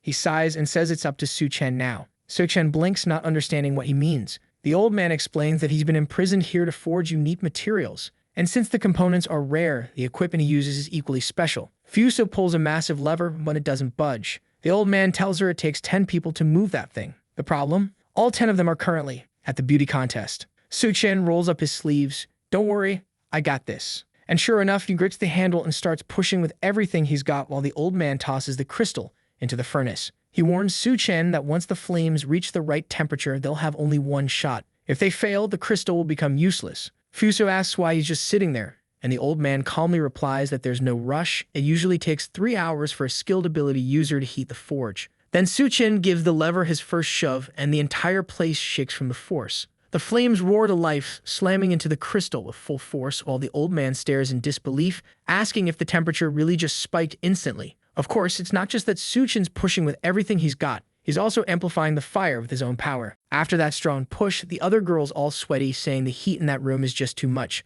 But the old man just tells her to stop stalling and push the damn rock already. The fire's good to go. So she heads into the furnace. The two of them keep complaining about how hot it is, but then, wait, someone's coming up behind them. It's the old man with his little bunny girl, wondering who dares invade his tower. Right away, Fuso says it's the damn city lord and attacks the old guy, shouting that he imprisoned her grandfather there. But the dude looks way too calm. She just pulls her arm back, activating some claws or whatever. Cause obviously she's part transformed and slashes right past her. The old man shouts for Fuso, while the bunny girl demands to know what kind of insolence this is, disrespecting the city lord like that. Was that why she deserved to die? And she goes in for the kill. Both of them yell, but of course, gender equality comes flying right out of Wang Song's mouth. And it wasn't even the protagonist, it was Wang Song himself, the bold one. Though the girl's not weak either. She hit her head on the floor, but immediately flicked back up, moving like a fighter, striking with her legs. Well, what kind of scene is about to go down here? Wang Song grabbed her, and what's he planning to do, The other one's trembling like crazy. Okay, never mind. I thought it was about to turn into one of those scenes, but the guy straight up exploded the woman. Dude doesn't waste time at all. Only our protagonist keeps making up convenient scenes for himself. And Fuso's standing there shocked, just staring at what's left of the woman's body. While Wang's farming his aura, he's like, "Hey kitty, you okay?" And she's all flustered like, "Oh my god, he's so cool." He goes, "What'd you say?" Then he looks back and sees a bug, completely freaks out, and poof, his aura's gone. She kills the thing and tells him not to worry. She's got it handled. And just like that, we've got another couple formed, the second one in the series. She thanks him again for saving her, and he just says she's really brave too. But then the city lord speaks up, asking if they have any idea what the consequences are for killing his people. Damn, Wang Song went and said the forbidden line. He walks right up to the guy and says he looks way too weak to be the city lord. Obviously, the very next second, the dude starts transforming, limbs sprouting everywhere. And when Wang looks up, the guy's literally turned into a giant centipede. He says that now that his true form's been revealed, he has to kill everyone. He summons his followers, and suddenly a bunch of guys with antennas and bugs crawling out of their mouths show up. Meanwhile, down below, that judge guy's got antennas too, with insects coming out of his mouth. Duan looks stunning from that angle, but the guy warns that the Lord's given the order. He doesn't have time to dance around with her anymore, she's gonna have to die. Right then, he commands something to grab her, and suddenly she's being hit from the right, from the left, some kind of invisible strikes. Her friends are all tied up in some fancy Japanese knot art, while the crowd's shouting angrily, saying not to hurt her because they like the color pink. Damn, Duan's been wrecked. She's bleeding from the mouth. If Su Chen finds out about this, I'm over here farming aura for the guy even when he's not around, keeping his reputation alive. And the enemy's saying she can't even sense his presence. This fight's impossible. Even as a psychic, she doesn't stand a chance. Then, wait, she spots something weird. He says it's time for the final attack. Her friends warn her to be careful, but she actually seems to dodge it. Damn, she's moving like she's made of rubber, dodging, twisting, flipping, closing in on him, and whoa, she lands right in front of him. Let's be honest, the artist of this series really knows his camera angles. Every frame's a masterpiece. Mr. Antenna's all confused, wondering how she pulled that off since his attacks are supposed to be undetectable. Then he notices something strange. She've used her wings to splash her blood onto the invisible guys. So that's it. He creates invisible clones or something. Honestly, I still don't fully get this dude's power. I'd be getting my ass kicked just like Duan. But now she smacks him so hard her heel goes straight into his throat. What the hell, Duan? Giving out gifts now? She even says his mouth's disgusting. The audience, they're literally paying to see this happen to them. Her friends, though, are cheering, saying she's badass. Fair enough. Meanwhile, up in the tower, that giant worm's wrapped around the place. Duan's still trying to figure out what's going on, and the guy's probably just thankful he's still breathing. Then everyone realizes the entire building's swarming with insects. People start running in panic while the guy, still with her heel in his throat, says they're screwed. They're all gonna die. Duan's still trying to attack, the guy's just coughing. It's not really hurting him much. Worse, he's using those same threads to control some spirits coming from behind. Oh, okay. Finally, she kicks off that heel and gives him a clean roundhouse that sends him flying like Team Rocket. The spirits come at her from behind, but suddenly they'd all drop dead. Now that I think about it, why hasn't Yun Yun transformed yet to break out of those ropes? Let me help the writer out here. Let's just say those ropes have some kind of power sealing effect. That's the only thing that makes sense. Then inside that grocery bag the guy's holding, there's some weird PlayStation controller. She grabs it, confused as always, huge as ever, and when she presses the buttons, all the creatures start getting back up again. She realizes all she has to do is pour some psychic energy into that thing and she can take control. Right away, she starts pressing a few buttons and the creatures begin gently carrying her around. This woman's definitely strange, let's be honest. She's all excited, saying that thanks to her psychic power, controlling them is even easier than she thought. Meanwhile, her friends are literally dying back there, screaming for help with a billion insects crawling up behind them. But Duan lifts one of the creatures, builds a massive wall, shields the two of them, grabs a rock, forms a barrier, seals it off, and damn, she really made a full-on Fortnite wall. The problem now is that they're trapped inside. Everyone's wondering how they're gonna escape. Finally, Duan tells Yun Yun not to move, and at last, she frees her friends. The problem is, she built it with bricks and insects are already swarming into the box. Yun Yun asks what they're saying, and Duan yells for her to be careful. That's when the poison girl activates her aura, spreading venom everywhere, and the bugs start dying instantly. The issue, though, is the same as always. Her poison has side effects, and now the girls are all collapsing again, begging her to shut it off because it's affecting them too. The girl apologizes, but then, strangely, the insects start gathering, floating up toward the sky. While the two are still bickering, grabbing each other, shouting to stop this and that, the swarm merges into a gigantic humanoid shape. The poison girl tells them to calm down, but they're completely out of control. The monster, meanwhile, looks ready to pull an attack on Titan-style, rumbling and stomp them flat. But up above, a backpack hits the ground. Turns out Wang Song's one of those guys who hides his build under a hoodie, his arms massive. He steps forward to face the base boss head-on. He taunts him to come at him, and the boss says fine, rushing in for the attack. The monster swings a claw, Wang blocks, instantly flashes behind him, unleashes a zigzag combo, slashes, and the thing's shredded. But in the middle of it, he gets hit hard, smashed right into the wall. Fuso, already falling for him, runs over asking if he's okay, but he just says they're starting to piss him off. Then she's suddenly surrounded by guards from every side. The guy's gotta farm some aura now. He jumps in front of her and tanks the attacks. He's trembling as she calls his name, catching him in her arms when he collapses. She asks if he's alright, but he explains that monster's not something they can handle easily. First, they need to find a way to get Master Fu out of there. The City Lord, however, declares that no one's leaving alive today. They'll all die here and become food for his children. The two look terrified, thinking it's the end. But right then, boom, the protagonist bursts in, tearing everything apart. The two have no idea what's happening, and neither does the City Lord. What the hell, protagonist? I thought you were about to grab Fuso's waist again, just to crush her love for Wang Song. But nope, he actually kept himself in check. He's realized there are already too many women around him, so he decides to let this one be. He just tells them to go help the blacksmith first. That's when he sees it. The old man's still working. The blacksmith explains that strangely the black stone they tossed in isn't melting. That shouldn't be happening. The fire's hot enough. Oh right, that part happened a little earlier. The protagonist had asked if there was a problem with the stone, and the old man said no, it's actually too perfect. Maybe that's exactly the issue. Because it's so high quality, there's only one method to forge it. But Su Chen would have to agree. Su Chen says he doesn't care, he'll give it everything he's got, there's no one else he can trust with this. Then the old man adds a condition. He wants Su Chen to take his daughter to the City of Freedom. Even the protagonist shocked at that one. The City of Freedom was humanity's utopia, a place built by the government during the apocalypse, but even in his past life, he'd only ever heard stories about it. He's not even sure it really exists. He asks the old man if he truly knows where it is and if he can confirm it's real. The old man says he's surprised the boys heard of it too. Since Su Chen agreed, he tells him he'll explain more once they're out of this place.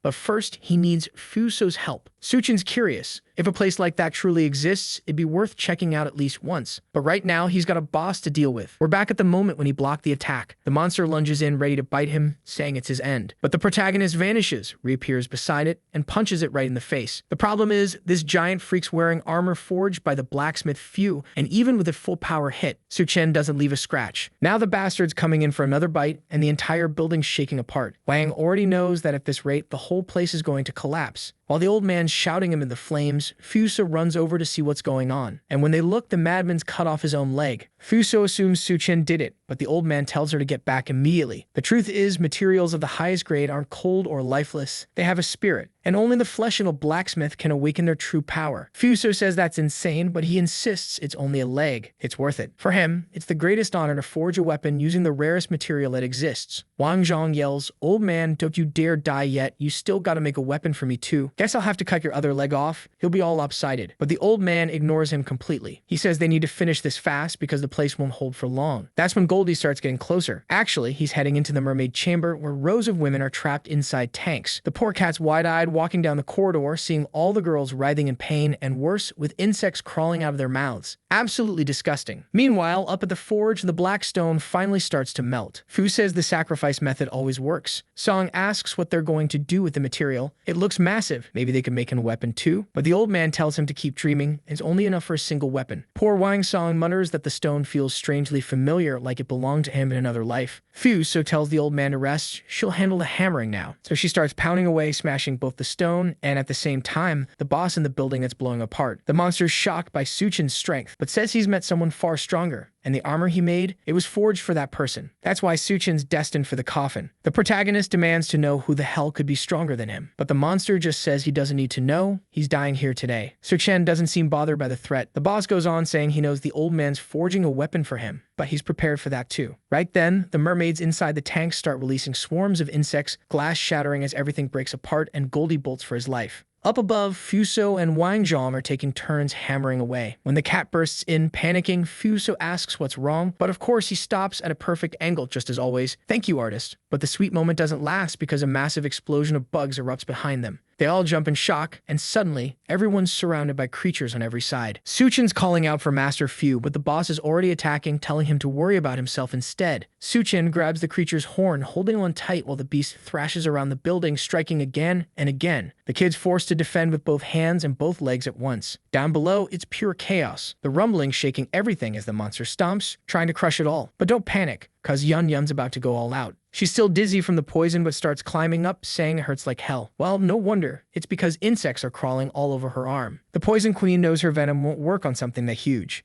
Against countless little ones, she'd need to spread it way too far. Meanwhile, Duan realizes at this rate, they'll never win. She stretches out her hand toward Yun in a rather peculiar way, saying she'll try to help because those bugs are still living creatures and maybe she can affect them somehow. And wow, I don't even know how, but a pink barrier forms around Yun, pushing all the insects away. The Poison Girl's shocked, asking where that came from. And damn, look at her, farming aura 2, glowing eyes full of style. Ah, she's evolved into a level 2 superhuman. She's really getting powerful now. Yun thanks her, saying now she can fight, and immediately delivers a beautiful kick. Spins to the side, lands another gorgeous strike, but even in the middle of all that, the bugs are still crawling up her arm. Then pain shoots through her. Looks like those things are trying to dig under her skin. But the Poison Girl jumps onto the swarm like it's Mount Everest, leaping from one bug to another until she reaches Yun's arm. She sprays her venom, and it looks like it works. She burns them right off. But at the same time, Yun looks up, trembling, asking what's going on, because the massive boss seems to be coming straight at her. Actually, it's attacking Suchen from above, pinning down all 4 of his limbs. Out of nowhere, another creature sneaks up behind him and lands a direct hit. The Poison Girl shouts for Yun to get out of the way before she's caught in it too. But then another monster grabs her from behind. At the same moment, the boss drops from above, dragging Chen along and smashing everything around. It looks like everyone's about to die in the same second. The whole battlefield's chaos. Suchin's trying to hold his ground with his purple aura, but it seems like the boss missed his strike. Yun dodges to the side, maybe because of that same purple energy he released, which must have thrown the monster off course. Then Yun tells everyone to hang on. She's about to launch a counterattack. The others ask what the crazy girl's planning. I honestly thought she was about to transform again, but no. She jumps up, lands on the monster's knee, flips over and plants a flying heel straight into its face. The boss looks stunned, muttering that the damn humans have too many abilities. Then he notices something strange. One of the monsters he created looks like it's actually running away in fear. Meanwhile, Suchin's pushing himself up from the rubble. Duan's clinging to Yun's shoulder, barely holding on. Seeing that the pink-haired girl evolved, Suchin says it's no wonder she's worthy of being his woman. But why does he suddenly feel dizzy? As the boss approaches, he says this is the boy's end. He'll grant his final wish. Turns out the boss just fused with that giant creature growing even bigger. Yun's panicking, and even Suchin's realizing how bad this is. He really needs Master Fu to finish up soon. All around them, attacks are flying through swarms of insects. Wang Song's shouting that he's the successor of martial artists, that ever since the apocalypse, he's been merging ancient martial arts with his awakened powers, so there's no reason to fear a bunch of bugs. And of course, right after that bold speech, the idiot's shaking in terror when he sees he can't break through the barrier. Meanwhile, the old man's already back on his feet with a makeshift leg strapped on. He tells them not to worry about the old man. He's going to finish this job himself. It's time for him to join the process. And then, damn, his muscles start bulging, veins popping. What the hell? The old guy basically just activated the trembolone mode, saying it's been a long time since he had to give his all. He grabs his tiny hammer and declares that he won't stop until this weapon is complete. He lands the first strike, boom. The impact sends out a shockwave, pushing everything around him back. The force is so intense that even down below, the boss senses the fluctuation of energy. It's unbelievable that the old man's still alive. The monster changes his focus, saying he'll just have to finish the blacksmith off himself. But Yun's already wrapped her legs around him, saying he's not going anywhere. The boss realizes another woman's trying to interfere and starts spinning his body to trap her. But Duan activates her magic, creating a barrier around Yun. Meanwhile, the protagonist is just standing there watching like he paid for pay-per-view. Come on, do something already. Then suddenly, Duan's flying through the air. Wait, no, she's being pulled straight toward the monster's mouth, and it says she'll be the first one devoured. But seriously trying to kill the protagonist woman? Not happening. Of course, he moves instantly, yanking her out and slamming a punch right into the monster's head, snapping its mouth shut. He's done holding back. Now it's a full-on brawl.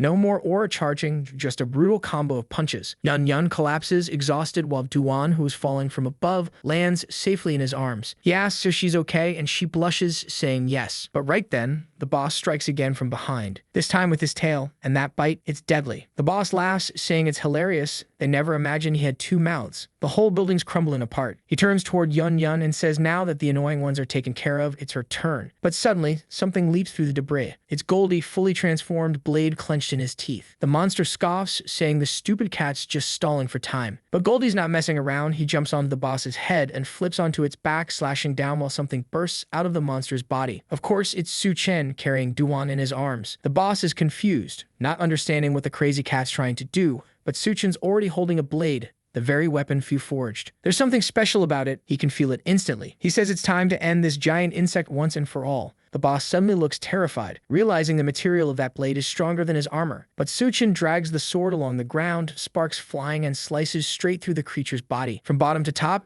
it's cut clean in half, dissolving into dust in the sky. Yun Yun asks if it's really over, but then she spots a little insect crawling away with the same head, muttering that it will just find another host. It's got a backup plan. What it doesn't expect is a massive hand coming from the side, splat, squashed flat like a giant mosquito. It's thrown to the ground and explodes, leaving only a crater. Yun Yun flinches, pulling herself together before she loses control, and Su Chen walks over with Goldie, bringing Duan to tend to her. He jumps down into the crater, telling Goldie not to eat that gross thing. It's disgusting, and that he'll get him some real cat food later. Meanwhile, in what's left of the building, Wang Song's clearing debris, tossing rocks aside. So asks how the old man's doing, and he replies that he's not dead yet. Then suddenly they all notice it's starting to snow. Duan, with her jaw still sore, says winter wasn't supposed to come yet. Maybe it's another side effect of the apocalypse, because now everything's changing. So are we stepping into the ice apocalypse now, or what?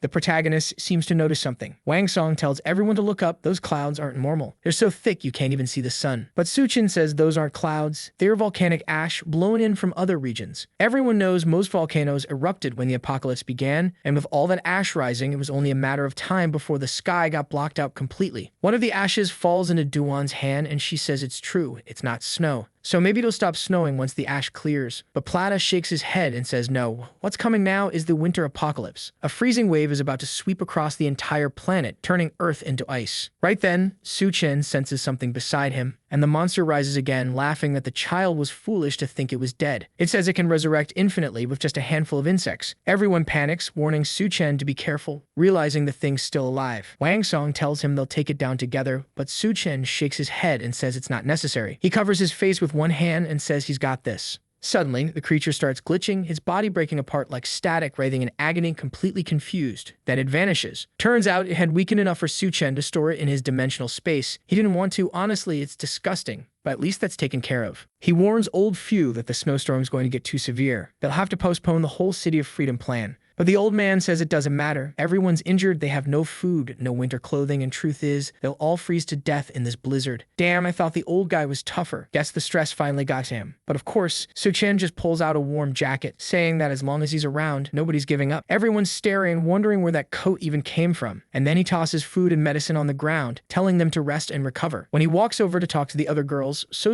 asks where he's getting all this stuff from. Over in the truck, Duan says that Yun Yun's in pain again, probably from brewing too fast once more. The protagonist takes out the crystal core he got from the spider earlier and hands it over to her. Pretty generous move. Yun Yun immediately says she's starting to feel herself healing, but she needs help. Yeah, figures, they're still poisoned. I thought by the next chapter they'd already be detoxed, but nope, they're still there, asking for assistance. Duan grabs her from behind and tells her to focus on absorbing the crystal first, then worry about the poison later. Yun Yun says she can't feel anything, but Duan insists, telling her to just do as she says. Su Chen finds it strange. The crystal should have already started restoring her body. The only explanation is that Yun Yun's power has grown so much that she needs even more energy to level up. Duan's incredibly flexible, saying her friend needs to listen to her big sis. Meanwhile, Su Chen's more focused on her evolution. If she didn't level up from that crystal, it means the power she's about to unlock is going to be huge. But instead of power, something else hits first, a sudden strike from a villain. And with that, the scene shifts outside. Shout out to the artist for keeping this series alive. Wang Song's out there tapping a twig against a girl hanging upside down from a tree, trying to see if she's still alive. At least her skin still looks kind of elastic, and honestly, her outfit's defying gravity. She's upside down, but everything's pointing up. The Poison Queen wakes up startled, asking who they are, then immediately falls flat on her face. They quickly tell her to calm down, that they're not here to hurt her. They just wanted to check if she's okay. Then she remembers when that giant bug tried to escape and Yun Yun started growing even bigger to slap it down, she slipped off her shoulder like an idiot. Luckily, she managed to grab onto a tree, but she passed out from exhaustion. Wang Song tells her that now that everyone's fine, they're leaving and she better find some clothes before she freezes to death. The two of them walk off while she wonders why it's snowing in the first place. But her priority is clear. She needs to find her master or she's not making it out of here alive. The problem is she has no idea where she even is. That's when she hears footsteps. Someone's running back toward her. When she looks behind, it's the same guys who helped her before coming back in a full sprint. She asks what the hell they're doing there. They went the wrong way. But then she sees it. Some weird creatures coming up from behind them, covered in talismans on their heads. Something explodes, black blood sprays everywhere. One of the guys shouts, "We're gonna kill the girl," and hurls the monster straight at her. He apologizes as he thinks to himself that if she doesn't die, they will. At first, I thought that was Wang Song, but nope, just some random guy. Now she's charging through them, using her weapon like a fan spreading dust. The men realize the woman from before is still alive, meaning those monsters are on their backs now. They scream for help, running in panic, while the Poison Queen gets hit in the stomach and doesn't know if she's gonna make it. Then she spots the boss's car nearby, rushes over, opens the door, and begs for help, thinking she's finally safe. I swear, I'm scared to see what's waiting in the next chapter. And of course, as soon as she opens it, her face goes red, her friends are shouting inside, and a group of guys comes running saying there's a rescue van outside. The Poison Queen, though, steps into the scene and says she knew better than to mess with the master's plans. She tells everyone no one is allowed inside and lashes her whip, warning that anyone who takes another step forward will die. But suddenly, the entire place starts shaking. Everyone's terrified, saying, "She's here." The queen has no idea what they mean until a massive mammoth appears carrying some new powerhouse on its back. Everyone below stares in shock, realizing the woman riding it has a talisman on her forehead. She must be the leader of those monsters. The mammoth stomps, sending everyone flying, and the Poison Queen instantly knows she can't win this fight. She decides there's no choice, she'll have to interrupt the master. She bursts through the door and yells, "Master, there's a giant mammoth out there." The two girls inside, who were just doing honest work,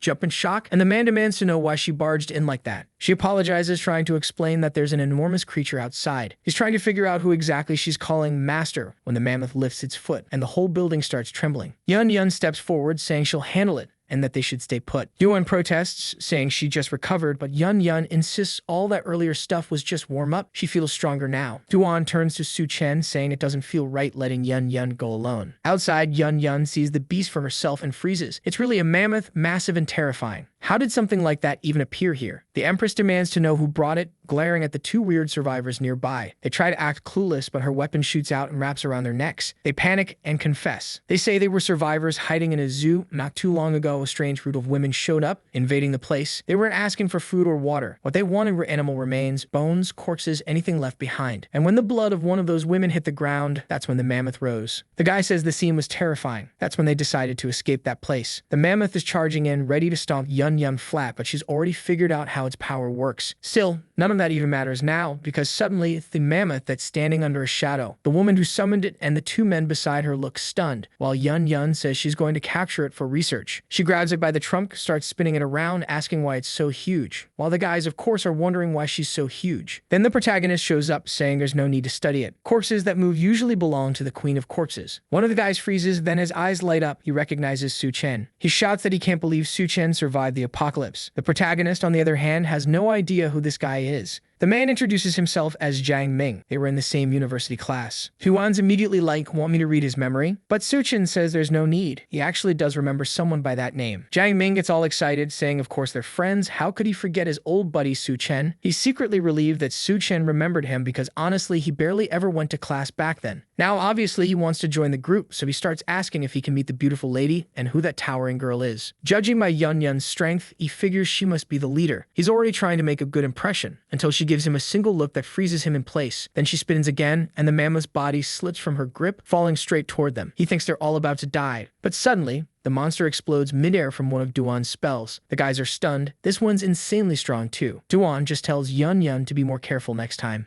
Meanwhile, Jiang Ming's losing his mind, wondering how Su Chen gets to be protected by two ridiculously powerful, beautiful women. The guy's life is too good. He wishes he could trade places with him. Then Yun Yun says she's hungry and asks for food. The protagonist waves, saying he'll go prepare something. Jiang Ming starts to realize how Su Chen manages to charm them. He's a good cook, so if he becomes a better chef, maybe he can replace him. Out of nowhere, his friend asks what the hell he's doing. He pulls out a piece of old, dried up meat, basically jerky from the apocalypse, while Yun Yun's starving. He offers it to her, saying he's been saving it for a long time. She can have it if she wants. In his head, he's thinking that in this ruined world, any edible meat's basically gourmet. But Yun Yun frowns and asks what that black, crusty thing even is. The fool proudly says it's gorilla meat made with his secret recipe. Yun instantly snaps, telling him to get that disgusting thing away from her. From the doorway, Suchin tells Jiang Ming he can eat that stuff himself, no need to offer it to anyone else.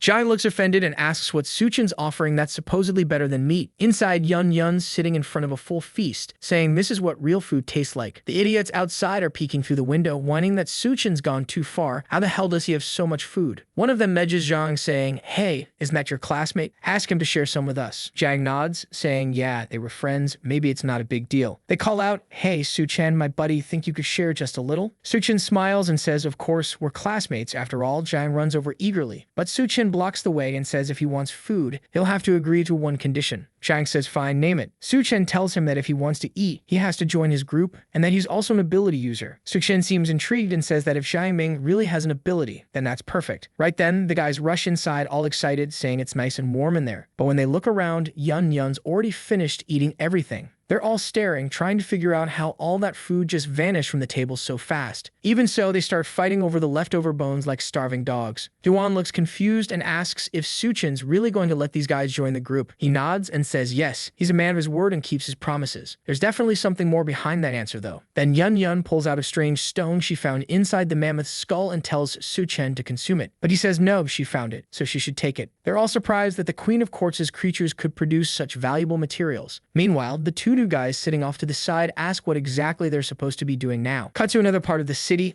There's the old man and the others. I was wondering where they ended up. No way Suchin would just abandon them like that. So-So says they need to take the old blacksmith to a base so he can recover. Suchin tells them to go to Do base. The general there, Gao, is an old friend of his and will help them. He gives them the directions, they thank him and set off. The old man reminds Suchin not to forget his promise. They say their goodbyes and the story shifts back to the road. Now, sitting on top of the truck, those two friends of Suchin are talking. One asks if this isn't going to end up getting them killed. The other says as long as those two women decide to protect them, they'll be set for life. Once the girls realize he's better than Suchin, he'll take his place. I'm just wondering, where's the Poison Queen? Did she vanish? The scene switches to another camp where a man is being held by the throat by some devourer. Everyone's shouting for the king and begging the attacker to stop, but the devourer slaps the man across the face and says this trash doesn't deserve to be called king. He tears off his head in front of everyone. Shock fills the room as the killer sits down on the throne and asks who the real king is now. He points at the man standing before him, tosses the decapitated corpse at his feet, and tells him to speak. The terrified man understands what he means, grabs a knife, and finishes the former king off completely. People ask what he's doing, but he just points and says that fool's dead, the new king has arrived, and everyone better kneel. Nobody dares challenge him. They all drop to their knees, and the new king smirks, saying the man was smart to act fast. Then someone bursts through the door, calling for the king and saying two outsiders are demanding to see him.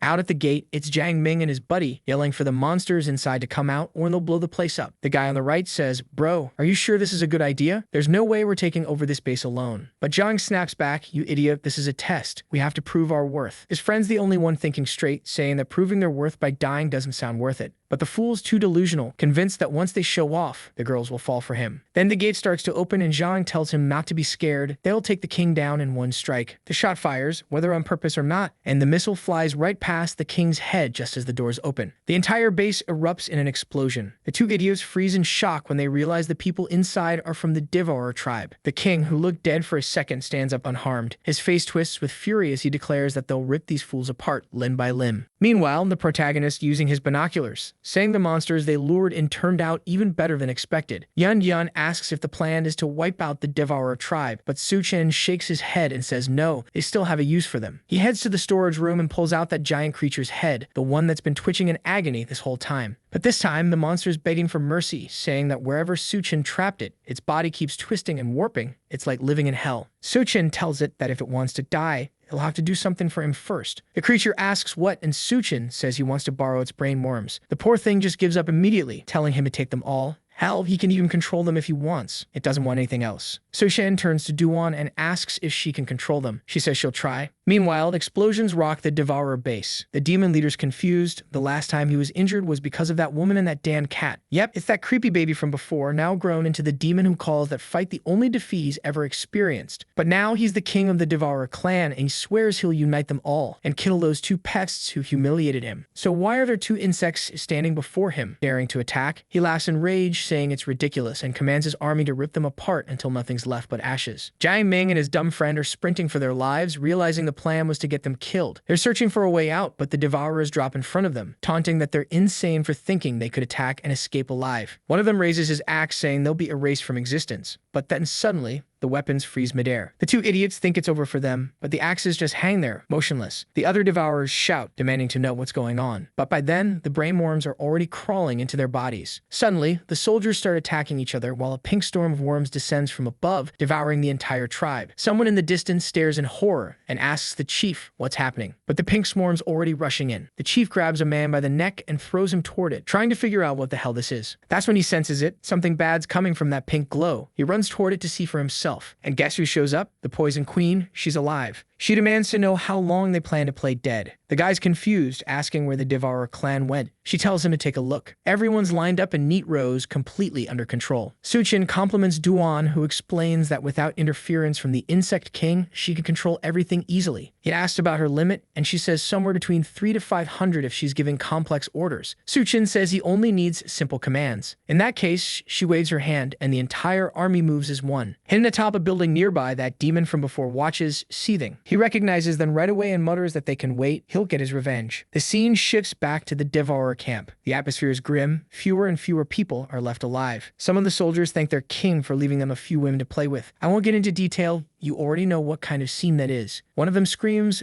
The king tosses another to the mob, then grabs one for himself. But suddenly, the demon barges in and rips the old king's head clean off. He twists the neck and declares that from now on, he's the new ruler. Everyone's to grab their weapons. They're going to war. I'll be honest, I actually respect this demon devourer a lot more than the last one, though I might regret saying that later. Let's see where this goes. Meanwhile, the protagonist and the crew show up with the whole squad rolling deep. Suchin tells Duan to unleash the insects and start the invasion. She agrees, with those hips getting wider by the chapter, and sends her poisonous swarm forward, spreading through every building around. But then she frowns, saying something feels off. There's not a single devourer anywhere in sight. Could his intel have been wrong? Suchin insists it's impossible. He's certain this is the place. In his past life, he almost died here, and he remembers exactly where this base is. Right then, the enemy leader appears above them, shouting that Suchin has finally shown himself. He says everyone's been waiting for this moment. Today's the day Suchin dies. There are monsters crawling over every inch of the structure. No one even knows where these freaks were hiding. Suchin gathers his aura, admitting that it seems he really did walk straight into a trap this time. The demon laughs, saying today he'll have his revenge. Suchin looks confused. He doesn't even know what this guy's talking about. He turns to Duan and asks if she recognizes him. She pauses, trying to remember. The monster snarls that she must recall ambushing him once before. Duan focuses harder, then apologizes. She has no idea who he is. The poor bastard loses it and orders his entire army to attack. Suchin just smiles and thanks him for gathering them all together like that. Duan starts to release her worms, but before she can, the demon teleports right behind her, saying he won't let her summon anything. She gasps and spins around, managing to raise a barrier just in time. The boss realizes those creatures are her trump card, and he's not about to give her another chance to control anyone else. He says she's the first target, shatters the barrier, and lunges with his sword, only for the attack to be stopped barehanded. So much for her being the independent woman, huh? Suchin steps in, catching the strike, and says he doesn't let anyone lay a finger on his woman. The demon's shocked, vanishing and reappearing elsewhere. He orders everyone to kill Suchin immediately, and within seconds, he's surrounded from all sides. The freaks close in on Yun too, making nasty remarks about her, saying she's not bad looking. She smiles back that they'll pay for that, and in an instant, she grows larger again. Thankfully, she's finally got clothes that don't tear. That fabric actually leveled up. Meanwhile, enemies are being flung through the air as the Insect Queen lashes out with her whip. Duan commands her controlled troops to join the fight, sparking a chaotic battle of Devourer versus Devourer. The protagonist tearing through enemies with punch after punch, but he notices the demon keeps trying to get close to Duan. He calls for Goldie. The cat leaps up and Suchin grabs him by the back and hurls him straight at the pair. The demon appears behind Duan, reaching out and saying he'll take her power for himself. He swings. Wait, what kind of attack is that? That's a cut-the-clothes strike. But just before it hits, Goldie dives in front of her, protecting the most sacred thing of all. Duan panics, asking if he's okay. Goldie raises a paw, giving a little nod, then launches a rapid combo straight into the demon. The monster staggers backward, manages to block, and snarls that the same trick won't work twice. But Goldie suddenly grows massive, leaps at him, and slams a paw into his chest, crushing him into the ground.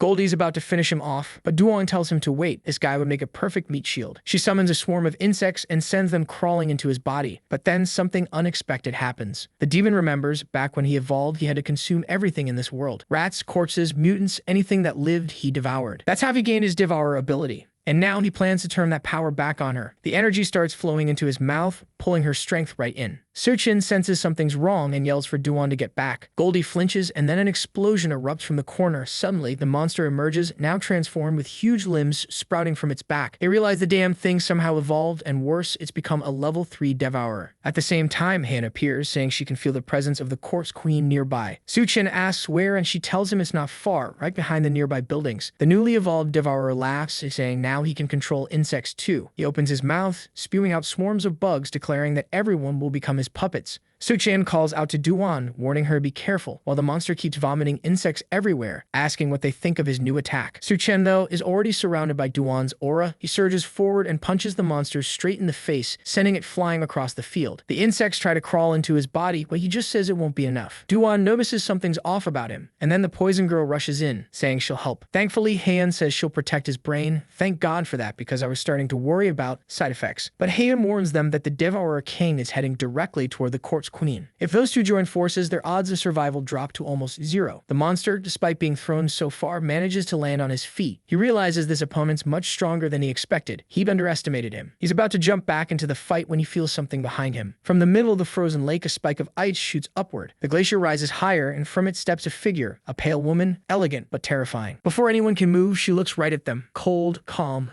completely in control. That has to be the corpse queen. And with her appearance, an entire army of corpses rises from the ice. The monster freezes, shocked at where all these bodies came from. The corpses stare at him for a second, then rush forward screaming. He roars back that he'll tear them all apart, and he really does, ripping through them like paper. But he recognizes her and snarls that she'll be the first to be devoured. The queen just smiles softly, raises her hand, and with a flick of her finger, slices him clean in half. His body hits the ground like trash. Then she calls out, commanding the insects still hiding to reveal themselves. She sends a blast of frozen energy upward, shattering through the air and slamming into a nearby building. At the top, Suchin blocks the strike, completely stunned that she could deal such insane damage from that far away. Duan's immediately worried, warning that she's clearly a level 4 monster and they might not stand a chance. Suchin realizes even Duan, who's strong in her own right, is actually scared of this woman. But he tells her this is the moment when the queen's at her weakest. As her army spreads across the land, devouring more and more people, she'll only grow stronger. Duan nods, understanding they don't have a choice. They'll have to fight her now. The soldiers and devourers behind them panic, calling it a suicide mission and trying to retreat. But Duan spreads her massive skirt-like armor and commands her insects forward, saying they can't back down. The queen notices the blizzard easing up and asks if the insects are ready to show themselves. Even though she's surrounded from all sides, she doesn't seem the slightest bit concerned. Tentacles sprout from her back as marine-like creatures crawl out behind her. Yun Yun sees giant lizard-like sea beasts emerging and smirks, telling Suchin to relax. She loves seafood. She grows again and lands a crushing blow on the first monster. Meanwhile, Duan watches the undead army closing in and sends her devourers and soldiers charging forward to clash head-on. Obviously, the protagonist declares that he's going to be the one to face the corpse queen. Duan tells him to be careful, but he says not to worry about him and to remember what he told her before. Then he charges forward at full speed, tearing through the first wave of creatures in his way. Hayden tells him that right now the queen's body isn't at full power yet, so if he can wear her down enough, she might be able to take control of it. Suchin just replies that she makes it sound a lot easier than it is. From a distance, the queen watches him, saying he's bold to throw himself right into her army like that. He must have a death wish. A massive wall of ice forms in front of him, but he leaps over it, diving straight toward her. While he's fighting through the horde, Heian keeps encouraging him, saying if he pulls this off, he'll gain an ally equal in power to the corpse queen herself, which would be perfect for him. Suchin lands right in front of the queen, thinking that as tempting as that sounds, the gap between their ranks is enormous. If he could, he'd rather avoid this fight entirely. But he can't just let an ally like that slip away either. After all, sooner or later, they'd end up fighting anyway, once she starts wandering around unchecked. The queen stares him down as Suchin steps forward, his aura flaring. He exhales and says there's no other choice. Guess it's time to like this video that helps Mamoru make more juicy content for his viewers, activate the cheeky little bell, and I'm out.